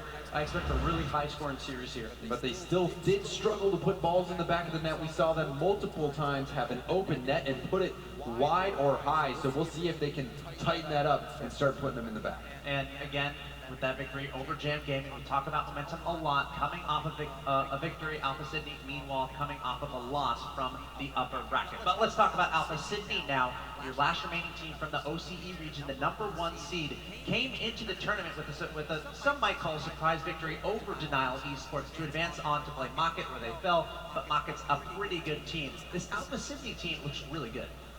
Yeah, so far we've seen them play all the way back in the first series of the day. So they've had 6 series to wait around, which is basically about 6 hours. So they could be really cold at this point. And it's really hard to play that way when you've been waiting all day for this matchup, and now you have to face the leftovers who just took out your friends with Jam Gaming. And they have proven that they can take down the NA region. They fell to Mocket from EU, and this is their final chance to take down an EU team and truly prove that Oceania is a region to be messed with. All right, the final chance for the OCE region to stay alive in the Rocket League Championship Series World Championships. Ladies and gentlemen, give it up for Alpha Sydney! You see Torsus. They're really excited. They really are. Torsus, he wanted an opportunity to play the greatest teams in the world from EU. Well, he's going to get his chance, and he'll have to be fighting for his life. If he doesn't win this one, I think he's going to be eating a few of his words and a few clips on there on Twitter just to tell him you're wrong. I'm sure they're going to be mildly happy with how they've played so far this weekend, but if they can get another victory here, it would be phenomenal. It would mean they would advance to Sunday, and I know probably some OCE fans out there still watching. Actually, it's probably a decent time over there. I'm not yeah, they've been up since 4 a.m. and now it's the time to actually work. Actually, you know what? On that note, huge shout out to everyone here at the venue who's been here the entire time, especially you guys watching online. If you've been watching this entire time, you guys are awesome. The Rocket League community is awesome, and these events, you guys just make them that much better. But taking another look at Alpha Sydney, let's get into the rosters one more time, starting with Torsus. And again, mouse keyboard, the only player ever to play at a live final on it, and he's playing pretty well. We saw a couple misses on day 1, but he's cleaned it up. And then you have Drippe. We say it every time. He is the OCE MVP and the golden striker for Alpha Sydney and OCE of the region. Watch out for Drippe. Jake's been stepping up at this LAN, and even backstage, he has been happy to say that his performance against Mocket was great. They felt they did well, and they weren't sad about the loss. And now Alpha Sydney, as you see, the #1 team from OCE, are going to have to prove themselves again at the LAN. And honestly, I feel like a characteristic of both of these teams is just, their attitude, on the stage. You see them both in both camera shots there, just having a good time, laughing. And that, again, is really important coming into these tournaments, having a solid mindset, especially when everything is on the line right now. An elimination match, a best-of-5. But let's take a look at some stats comparing a couple of these two players. We've got Snasky and Jake. And Snasky, he's upset with his performance. He wants to pick it up here, but Jake is one of my favorite players. He's on the verge of being a certified LAN boy because he performed so amazing when they had their live final to even get here, and they've been playing, and he's been playing amazing on day 1 plus day 2. And just like all the Alpha Sydney players playing all over the pitch, Jake really solidifies that. Great in defense, but we've seen him cleaning up goal, even that goal solo 1v1 earlier up against Denial. All right, here we go. Moments away from getting into this matchup. The Leftovers versus Alpha City. The last opportunity for both of these two teams to stay alive in the World Championships for Season 3 of the Rocket League Championship Series. Now it is prediction time. Gibbs, we're going to start with you. All right, I'm going to make it 12 for 12, and Europe is going to make it 4 for 4. I am giving the Leftovers the win here, 3-1, and I think Alpha City has a really good chance here, but I think the Leftovers will find their gameplay and actually perform pretty well here. I think, I am also going with the Leftovers, but I think it's going to go all the way to Game 5, but in leftover fashion, they will win that Game 5. Yeah, Gibbs makes a great point that we haven't seen the best of Leftovers so far, but I don't think they're going to pick it up anymore, and that's going to allow Alpha Sydney to take it 3-1. The favorites. Image man, I'm with you again. I'm going with Alpha Sydney. I think it'd be a great story if they were able to make it to Sunday. This team is good. They came into this region. We had a lot of questions, but they showed up and they played well. And I want to ask Twitter as well and the chat. Remember, tweet with the hashtag RLCSWCS3. I'm looking at the chat. I want to hear you guys cheering in the chat. I know that's weird to say, but you know what I mean. I see a lot of people supporting the OCE region right now. And again, huge shout out if you're over there in Australia, in that OCE region, watching from there, because this is the last chance chance for Alpha Sydney to stay alive. But without any further ado, let's keep it going. Your last best of 5 of the evening. Ladies and gentlemen, I know it's been a long day, but these are the best Rocket League teams in the world, and they need your energy. It's time to get into the final match. It's the Leftovers versus Alpha Sydney. Let's get into it with the commentary, Shogun and Lone. Thank you very much, Axel Toss. And before this series even started, I had the opportunity to go and speak to the Alpha Sydney boys. Yes, they've had a long time off, but they are just enjoying this as much as possible, much like Take 3 were last season. They just turned around to me and just said, we're having fun, and this is really the best time to improve ourselves. They feel like they have learned so much throughout this experience. Leftovers are the only team really with pressure on them here. Well, I've talked to these guys as well, and I made a kind of an assertion a little bit ago about the reason why I'm personally scared of Alpha Sydney as a team for the rest of these teams. The more and more they play, the better they get. They adapt really well, and when you do that with a good mentality of just relaxing and making whatever face that was, Jake, yeah, it's fantastic. So these guys clearly having fun, and the more they play, the better they play. And it is scary for a team like the Leftovers. Well, Alpha Sydney appear to be the adopted sons of this North American crowd. I assume they will have the majority of the support behind them, but as we have learned throughout the entirety of this season, no matter what the score, no matter what the time, the Leftovers can pull it out from anywhere. Our final game of Day 2 of the RLCS Season 3 World Championships. Who is going to head over to Championship Sunday? Let's find out. Siki is going to play that one immediately over to Simon Drippy. He has it red. You can see Siki already trying to go barreling down, force some tackles. Snatsky was the player we saw in the last series, just all over the place, right in front of his opponents, and just constantly in the way. That's my magical again. Snatsky versus Jake. Jake has been a defensive god all weekend long. I don't foresee that changing anytime soon, except for when he can't reach it altogether. Bear's gonna get a breakaway goal. Yep, 2 players already committed. This is extremely dangerous by Express to move himself forward. If he does not win that challenge, he is going to concede, and that is exactly what happened right there. The Leftovers find themselves 1-0 up, only 30 seconds into this game. Drippe is going to immediately put that ball up high. I mean, no challenge on that backboard. It's going to allow them to continue the pressure that they currently have. Torsus has got open, goes Aman. Oh, almost a great save, but the ball pushed straight into Fega. It's going to go in the net. Torsus' aggressions here, coming off and reading this well. He lands perfectly and puts a shot immediately on net. Right underneath Snatsky, but Siki actually has the goal. He's fine. Yeah. Unfortunately, his teammate also thought he had the save and puts it in his own net. Yeah, just a position of wrong place, wrong time right there for Fega. But Alpha Sydney getting rid of that early goal. And we are all tied up right now. Remember, the Leftovers have the blood of their OC counterparts on their hands. And right now, they are going for the revengeance. Trying to make sure that they do their country proud as this shot comes out perfectly up our downski for Drippe. Beautiful placement. You can hear the crowd already getting those chants going. Alpha Sydney already up by 1 goal. We already have 3 goals scored in the first minute. As Ferret tries to take this the entire way, well known for his dribbles. But Torsus not only gets it away with the save, but also puts it aside, but this time Snatsky, he's got it up in the air. There's going to be no follow-up from the Leftovers. But that mistake's going to allow Ferret to push it over to Siki. And there is Strippe, perfectly positioned, finds himself on the goal line and can push it towards the middle ground. As Drippe try to find Torsus, but Torsus is too far forward. Ferret now over in the corner, gets the block. Siki can't do anything with that. It's going to allow Jake to move himself forward. Siki now by himself, hasn't got any options. Drake with his chance to get it off the backboard. Torsus puts it down. Ferret with the save and cleared away by Snatsky. Yet another close save coming out. But I like the way that this team of Alpha Sydney is controlling the ball and the pace. They're playing fast, slowing it down, but also the back passes. They recognize that they're going up against the front, so what do? They turn it around, play it back up as a team.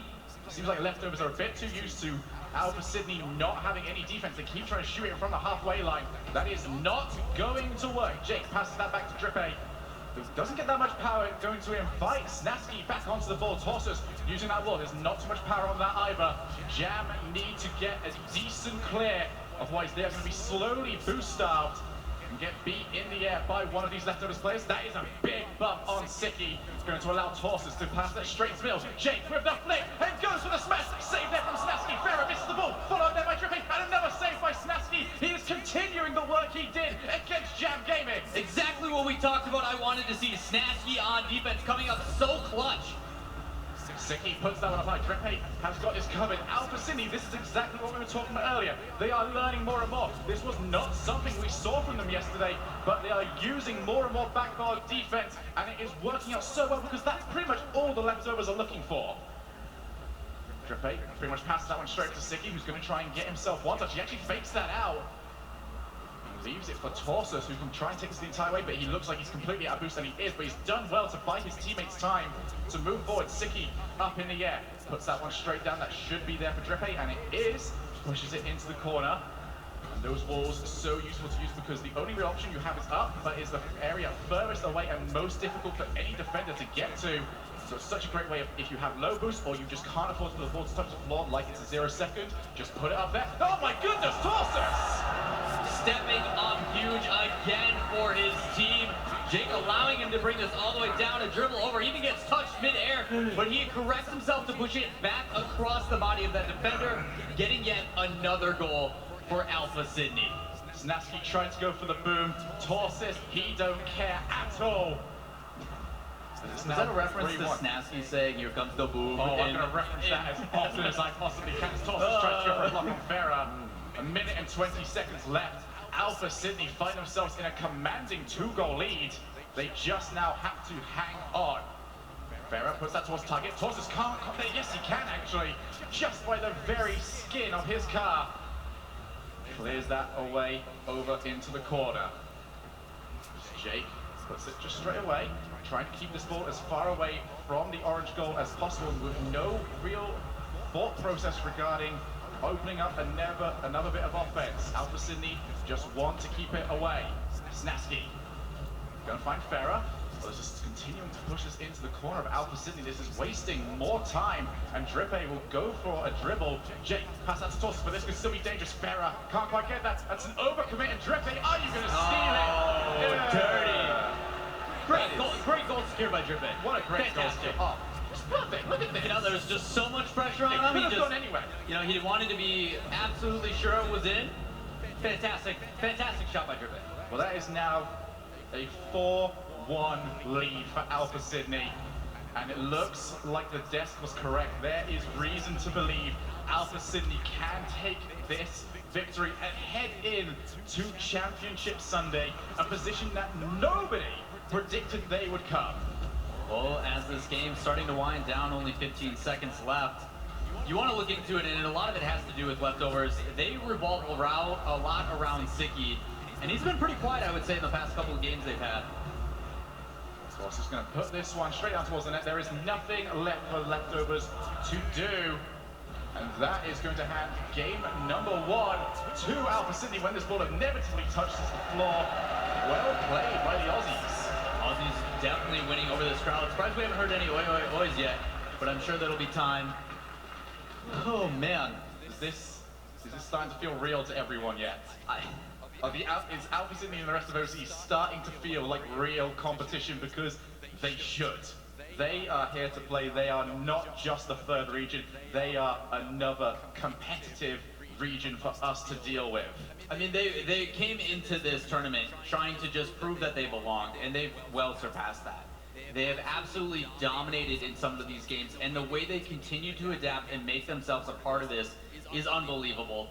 But it's not over for leftovers just yet. No. I know they have some tricks under their sleeves, and it really comes down to, and I mentioned it at the end, Sicky's been pretty quiet, and their entire team revolves around him on defense and being able to follow through. Yes, their entire offense is basically Sicky makes an immaculate save, controls the ball yet still, and they've got Fera and Snasky to look for either at the halfway line or just to bolt the ball downfield and just let them do whatever with it. Unfortunately, right now, Alpha Sydney are just running rings around Sicky. He's not able to get control of the ball, and it is allowing Alpha Sydney to not really have to deal with anything too pressurizing in the defense.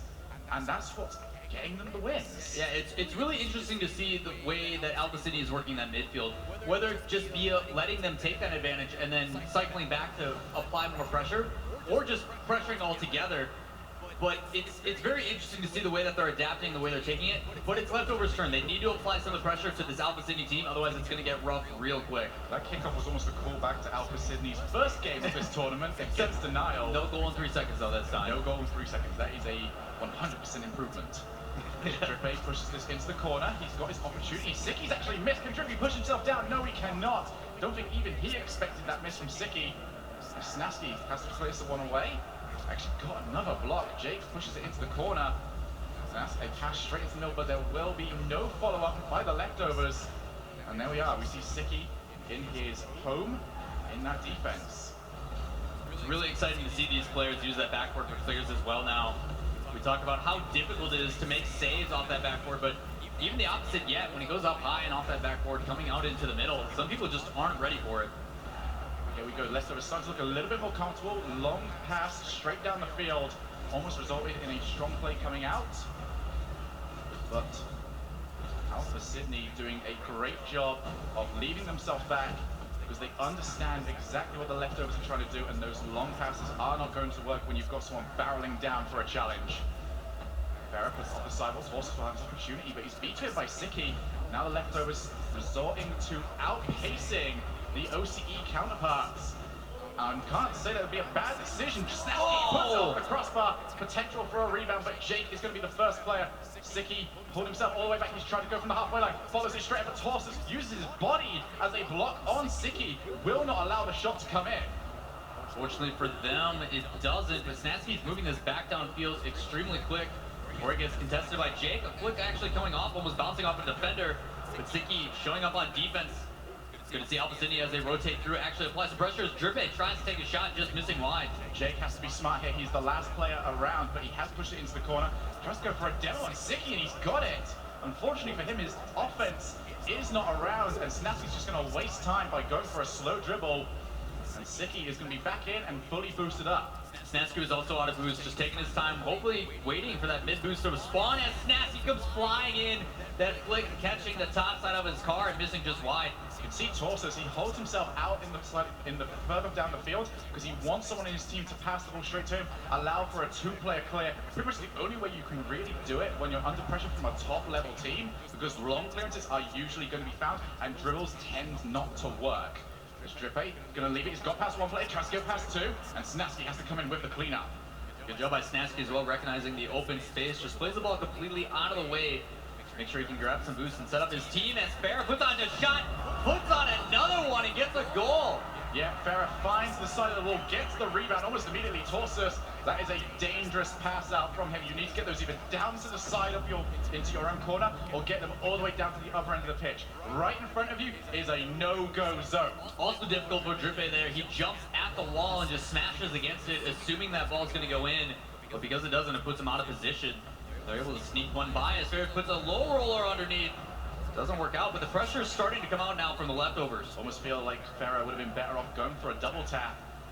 But instead, Leftovers are still in the lead. Snatsky goes for a boomer. Halfway line, it's going to be followed up by Farah, who has called for it, and that's going to be put into the net. Great communication from the Leftovers. Able to back off and allow Farah to do what he does best. Yes, Farah is a guy. His name is Victor. Look at that shot. Bottom right, perfect placement. Right there. I mean, Leftovers not necessarily known for their comms. We've already talked about it. Here comes the boom. That's pretty much as far as they go, but apparently Farah shouting, "That's mine," has been added to the vocabulary of that team. Farah puts this off the backboard. Torsus is going to miss that one as well. Drippy with the follow-up. Sicky can try and come in. Jake doesn't get much onto it though. Torsus has to continue clearing away, but they keep passing it straight back over to the Leftovers. Sicky tries to get some contact, but he is not able to. Minute and 20 seconds remaining. Alpha Sydney struggling to maintain any sort of offense in this game. Big thing I like to see now out of the Leftovers is how they're pressuring that wall. Before in the first game, they were just allowing them to dribble it back downfield as they all rotated for boost. They relied on Sicky to be back, and that's changing. They're now moving up together as that save almost scared of me. Oh my goodness. You think you were scared? Imagine poor Farah in that scenario. As Alpha Sydney gonna have to start rotating themselves back. That's gonna be a nice flick into the middle, but Jake is beat to it by Fega. I don't think an aerial game will work against the leftovers. Alpha Sydney will need to resort to something else. As Snasky pushes that one down. Got the opportunity. Here comes a shot off the crossbar. Will there be a follow-up? Drepe is thinking about it. Now he's got a hold of it. Pushes himself up high. Pushes that one straight down. Is there going to be another follow-up? Alpha Sydney just do not have the rotation. They do not have the boost to keep themselves continuously flying in, and the leftovers have escaped. Well, Jake only has 10 boost here. It's going to be difficult with only 20 seconds left. He puts a shot on net. But Zicky there to save it as he pulls us back around. Another pass play inside. Last couple of seconds, only 15 left. They need something right now. Snasky up on that sidewall with the clearance. 10 seconds remaining. This has to happen and then immediately get kicked off. Torsus pushes it on to pass the one over the side, but Jake not there for it. And Zicky just going to put this one over into the corner. Leftovers, counter punch, and we are tied up. This is the match we were looking for. These guys both battling in this elimination match. Winner keeps going on and a loser goes home. Very difficult under that pressure, but seeming to handle it quite well as the leftovers. It's a position they seem to handle quite well a lot. Yeah, one thing we were definitely wondering is, it's one thing to play online, it's another thing to play here in front of absolutely everyone. The viewership, everyone in the crowd, such a different environment to have to be in. That's all. We did it! Like, but the leftovers, they seem to slowly be getting in there. It's not necessarily as quick as they would have liked it to have been, but that game against Jam would definitely have given them a confidence boost with the win. Now they need to transfer it to another 2 wins against Alpha Sydney. Well, for leftovers, that was a fantastic change of pace. They adapted very, very well from going back and playing defensive and basically reverting to what they always know, which is Zicky's on defense, he'll take care of it, move it up. I'm glad to see that both Fega and Snasky are willing to step in and help them out. Yes. Something was a case of Zicky was doing a very good job of, and this is one of the things, Zicky's defense is not necessarily saves. His great ability as that defensive third man is not even having to save the ball whatsoever. Just always getting towards the ball before it's even in their final third, pushing that straight back into the opposing end. Right, it's that possession control, not only at the midfield, but also in case he is pressured back there. The ability to rely on him in situations that are really, really hairy. He just traps the ball, moves it up, and just gives his teams time.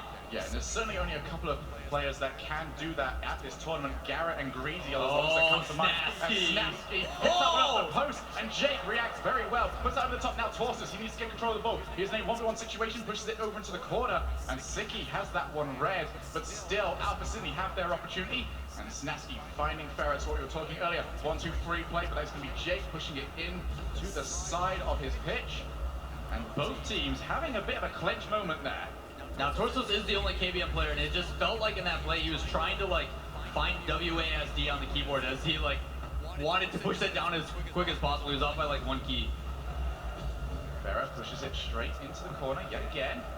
Leftovers resorting to boost management and just outpacing. Torsus actually on that sidewall, but Snasky reads it, puts it back into the other side. This is now end-to-end gameplay by both of these teams, refusing to give up an inch. And these long clearances are becoming really useful for Zicky and Fega.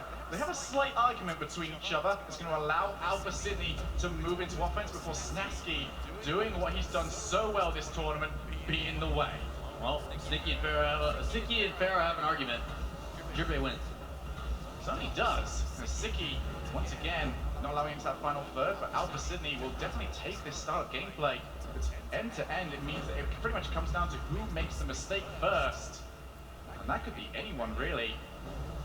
Dripping and Torsus both up for that. That's going to be pushed straight into the corner. Snasky going to not only save the ball, but also take control of it using that roof as well. Fega, lovely chance from him. Torsus picks up that boost as well before Fega puts off that sidewall. 2 minutes into this game, no one making any mistakes just yet as Snasky barrels down with the save. Now, I'm surprised we haven't talked about it in too much detail, but the OC region really, really likes the dominance. And we talked to Yummy Cheeseman as to why, and it's because even though their accuracy wasn't the best, that nose puts on so much extra power. You saw there with Torso's shot and Dripe's shot up at the top. But it's interesting to see the difference in not only car meta as well. Yeah, it's definitely not something we've seen so much as Torsus actually got an opportunity for the rebound. Zicky's touch was not very good, and Alpha Sydney can move forward, but a miss there from Dripe. It means that they can possibly go coast to coast, but Jake has brought himself back It's a case of the Dominus was such a heavily used car in the pro scene until the Batmobile came out. At which point, we didn't really see it as much, but it seems like OC sees something in the Dominus that everyone else doesn't. It's just the Batmobile's like such a, like, it's like a cereal box to me. It's just so long. It looks like origami. Like, that's how light it feels. Doesn't make any sense, like you try to rotate with it and just so smooth. Slices through the air. He's stealing the boost, means he can beat Torsus, but that bump will not allow him to follow up.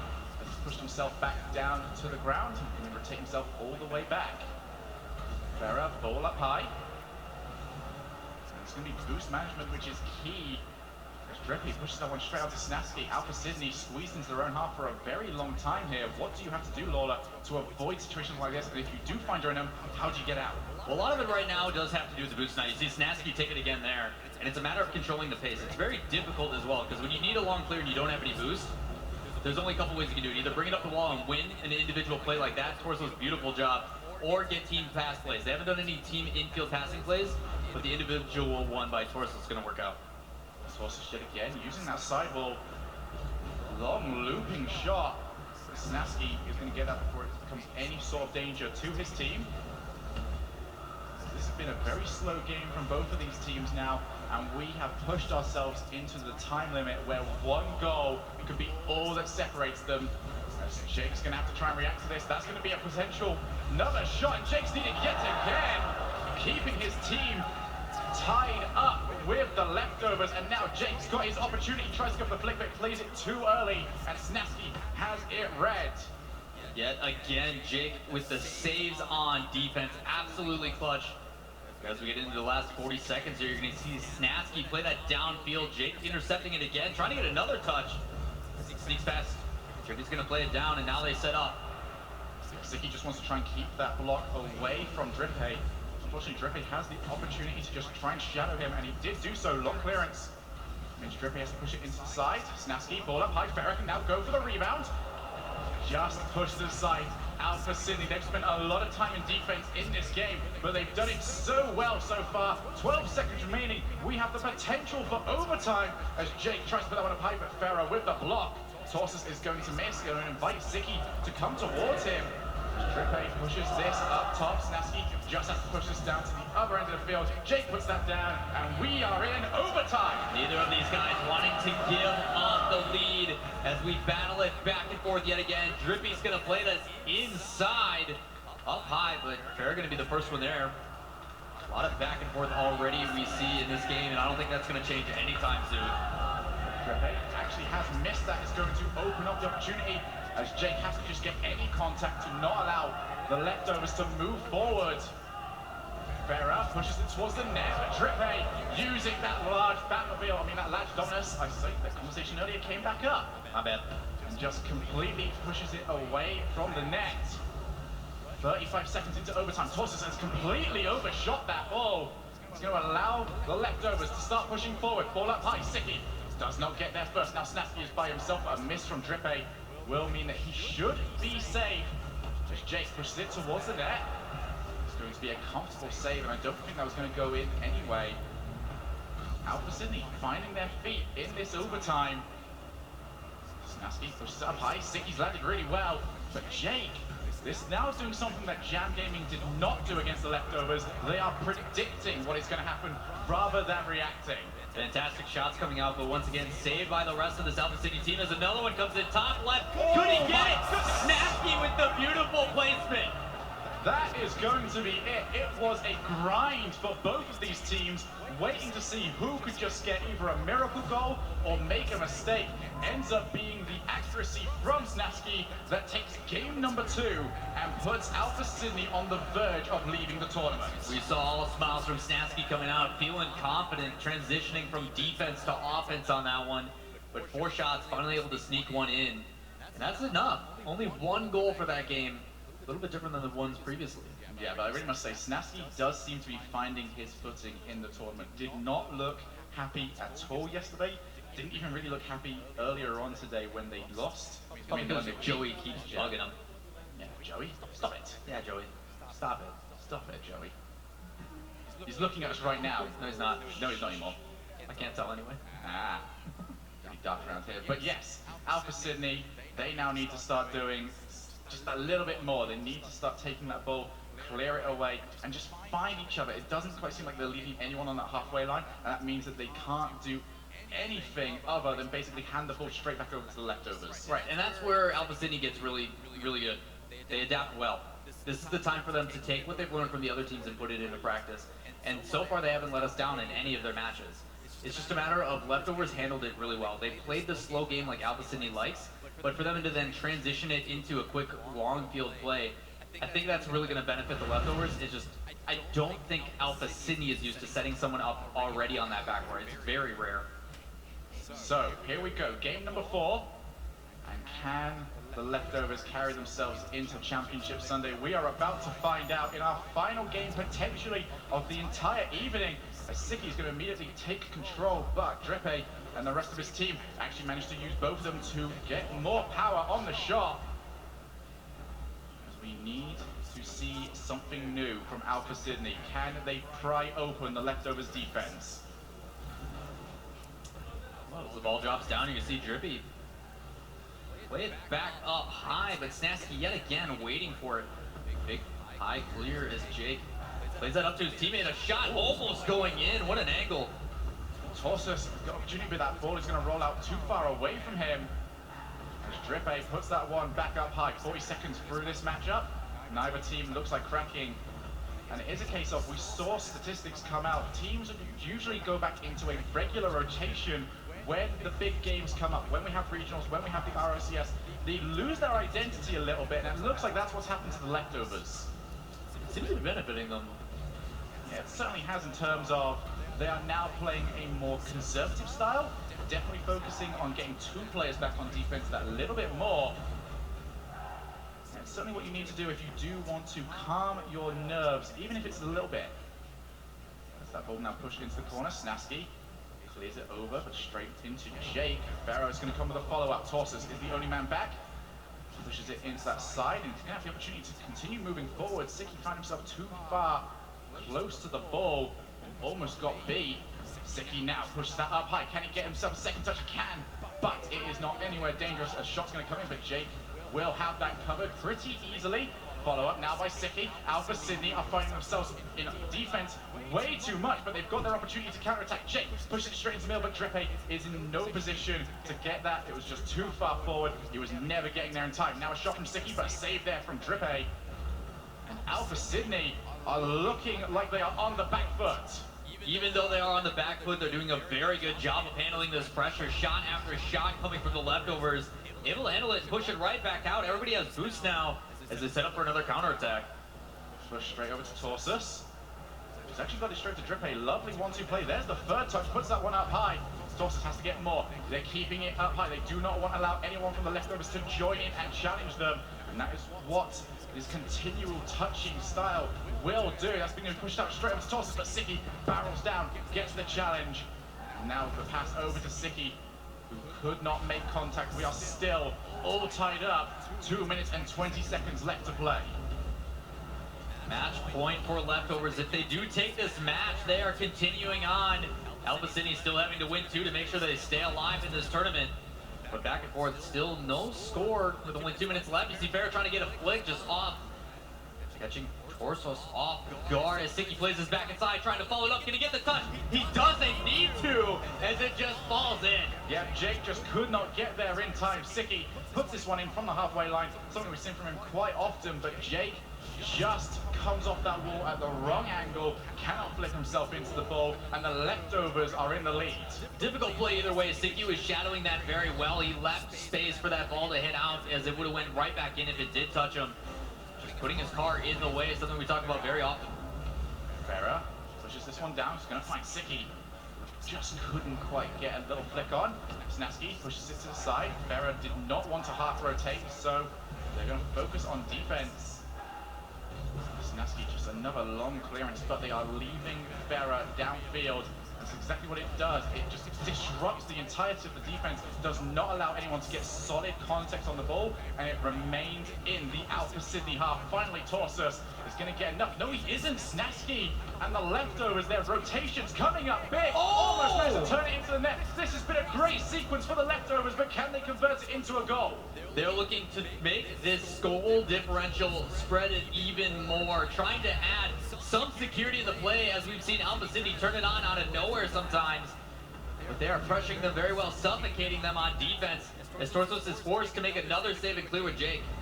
Off that backboard trip, hey? Has to clear it away as Fega came in for the shot.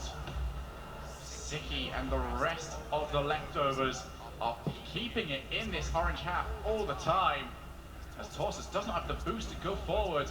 Jake now coming in. He is going to miss that ball. Drippe puts it on target, and there's a save from Siki. Doing his job well. Snetsky has to push that to the side. As you can hear the crowd thoroughly on the side of Alpha Sydney.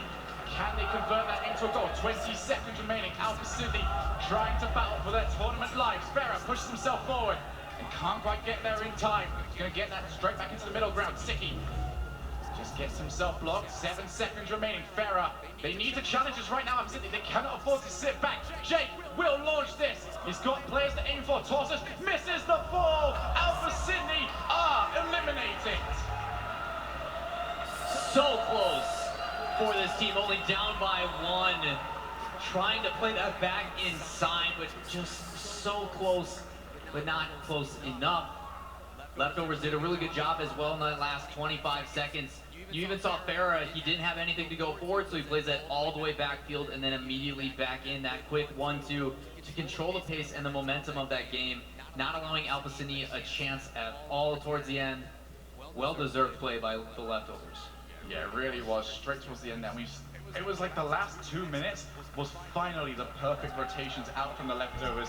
They have effectively eliminated OCE by themselves, taking out Jam Gaming and Alpha Sydney. But although we will be saying goodbye to OCE, what a great first RLCS performance by both the teams. Yeah, fantastic play all around from the OCE region.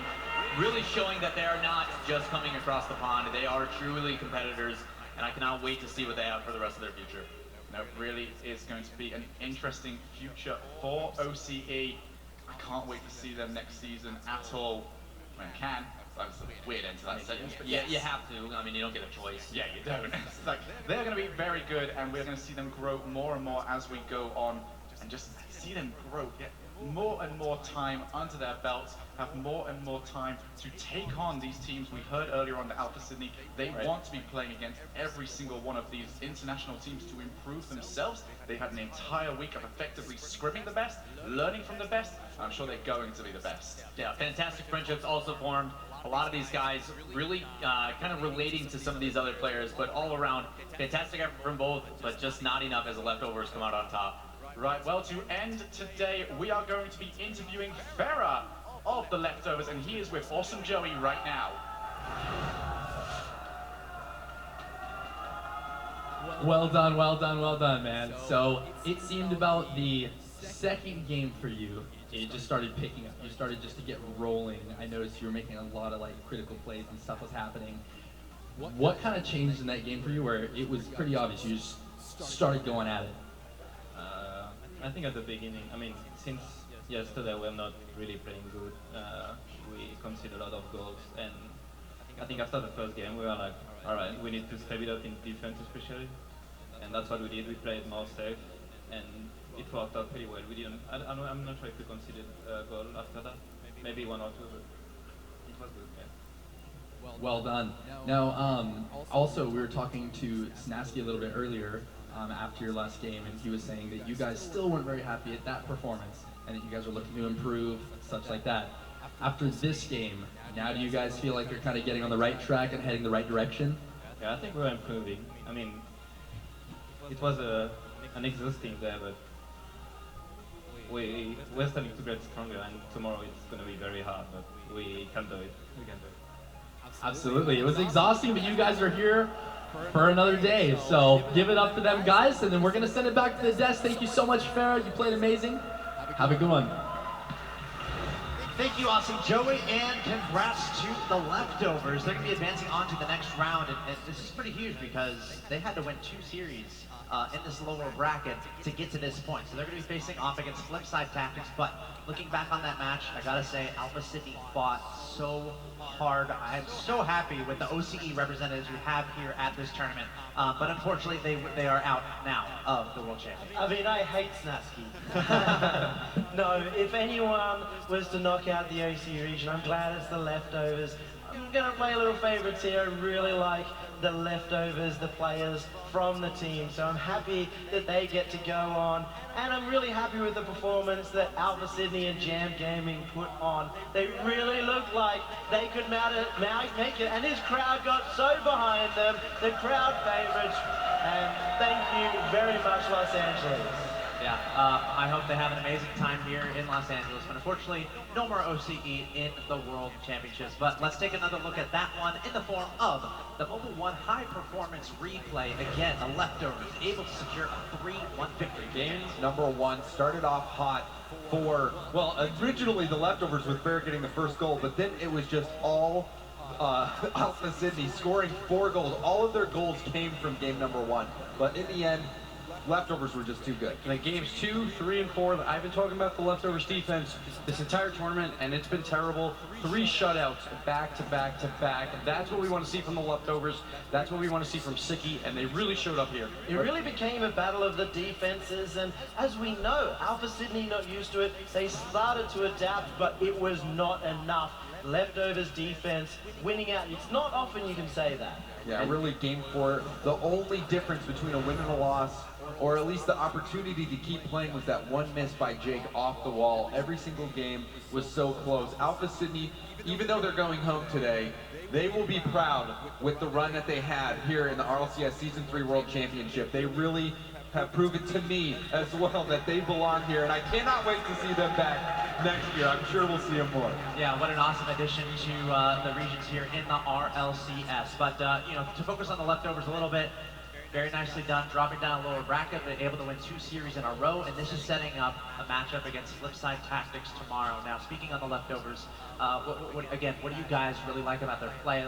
Did you see them improving from that matchup against Jam, and how can they make it work against Flipside Tactics tomorrow? It seems like every series, they're improving slightly. It's not enough, I feel like, to play against a Flipside Tactics team, but it's a brand new day when they get to play Flipside Tactics, so anything is possible. And both of those teams, they love to play from behind, so we'll see who plays in front and then loses it. I'm not really sure. We really do need to see Sicky step up as well. Normally, the land boy is Sicky, but today, not quite there. Luckily, Fega and Snasky stepped it up, and if Sicky does too, tomorrow, they will be hard to beat. Awesome. Well, again, congrats to the Leftovers advancing on over Alpha Sydney. But now it's time to announce your Old Spice Player of the Day. And this is record-breaking, history-making stuff. NRG coming into today, needing a win over Europe just to make something happen. Guess what? They beat 2 of the best teams in Europe, Northern Gaming and Flipside Tactics, which means your Player of the Day is Garrett G.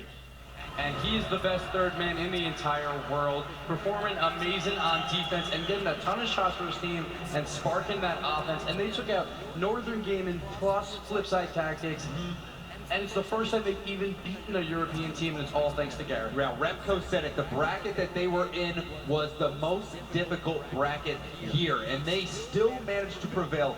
With shots like that, it's no wonder why, oh my, Garrett G is the player of the day. Every time Garrett G has the ball, it looks like he's going to do something with it.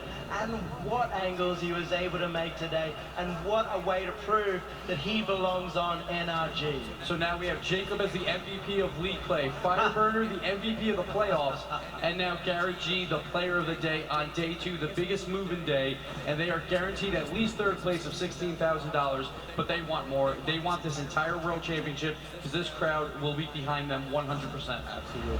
It's safe to say NRG has quite the team on their hands. Again, What a spectacular performance from them, taking out Northern Gaming and Flipside Tactics. But let's take a look at the updated bracket. Ladies and gentlemen, this is what Sunday is going to look like. One more day in the Rocket League World Championships for Season 3. Here's another look at that upper bracket. And we see Market Esports versus Energy. We will see that later in the day.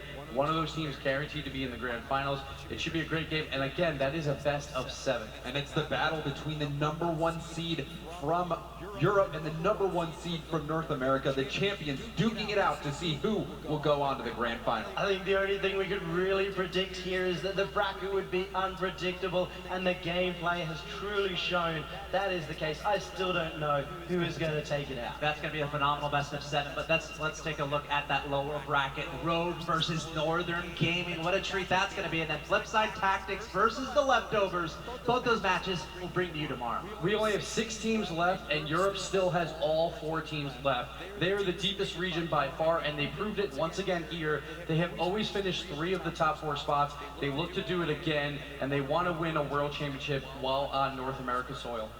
It really does seem that Rogue here up against Northern Gaming and Flipside Tactics versus Leftovers is kind of the games of the day coming in, because we really want to see who versus in the do or die in the lower semifinals. Yep, no second chances after these matches. Let's take a look at the prize pool one more time. This is what these teams are playing for: $150,000, $55K for first place. Yeah, and NRG already guaranteed that $16,000 third place prize, the same as Mocket. But still, tomorrow we will find out who is going to walk home with the lion's share of the prize pool, the #1 first place prize of $55,000. There are huge prize differences between first through third. You get $25,000 in that grand finals match. Then, of course, between second and third, it's also a huge amount. So a lot to play for tomorrow. Yeah, it doesn't get any better than this, ladies and gentlemen. Only one more day for the Rocket League World Championships for Season 3. We're moments away from signing off here, but I do want to thank everyone for tuning in here at the venue, watching online. There were people lined up as the venue was opening this morning. I think the doors opened at 9 a.m. There were people lining up at 8 a.m. and right now, 7 p.m. So huge shout out to all you fans staying here all day long. It's great to have you here, and your energy has been amazing, and especially those watching online. Thank you so much for tuning in. Before we sign off, guys, though, any final thoughts before we head to tomorrow? I didn't realize it was going to be this predictable. 12 for 12. We'll see if we can continue it. And also, I had a perfect day 2 of the last land. So yeah, truly. I'm on a 19th street. You're like spud to stud, for real. I want the wizard hat back, Lawler. I want it. Yeah, you'll have to trade in the potatoes. Yeah. So, I did say that as soon as OCE got knocked out, I would take the risk. oh my gosh. Okay, enjoy it. Don't I'm just gonna enjoy this. Wait, you don't want a pie to the face, you want a bridge Well, to the that's face? later. No, thank you. The cheese man moment. Take your snapshots. Take your snapshots. There it is. That's going to do it for us here, day 2 of the World Championships. But tomorrow is the day we've all been waiting for. It's day 3 of the World Championships. Thanks for tuning in. Tomorrow we get started at 11 a.m. Pacific. Thanks for watching all weekend long. As Cheese Man, he's not going to stop. There's no stopping the Cheese Man. There's the Cheese Man. There he goes, ladies and gentlemen. Yummy Cheese Man. We're going to sign off here for now. Thanks for watching. We'll see you tomorrow, 11 a.m.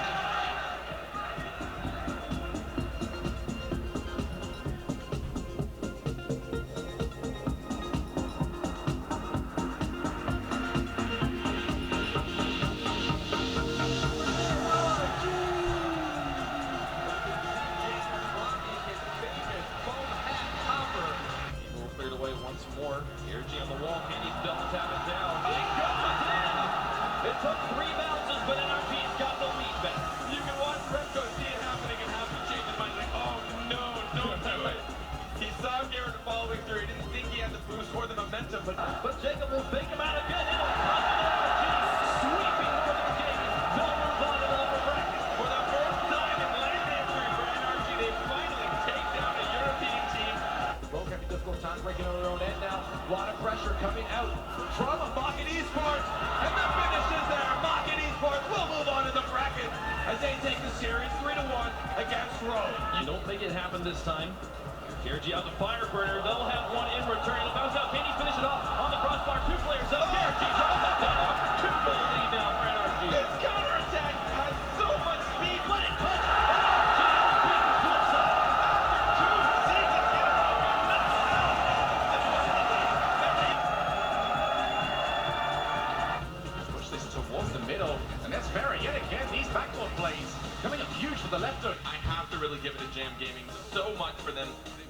brand new team here, a brand new region, OCE really coming alive. Oh, he's got the hat. Topper. Ruffins got the hat. He finally did. No double commitment. What Denial has to do to keep themselves alive here in game 2. Devo in the air to try and drive it through. Oh, he's through! What a read to know where the defenders would be. Northern Gaming ties the scene. It looked like there was a chance Denial would send the Dynasty home. But Northern Gaming bounces. Brava that reacting. Fantastic shots coming out, but once again saved by the rest of the South Pacific team as another one comes in top left. Could he get it? Nasty with the beautiful placement. That is going to be it. It was a grind for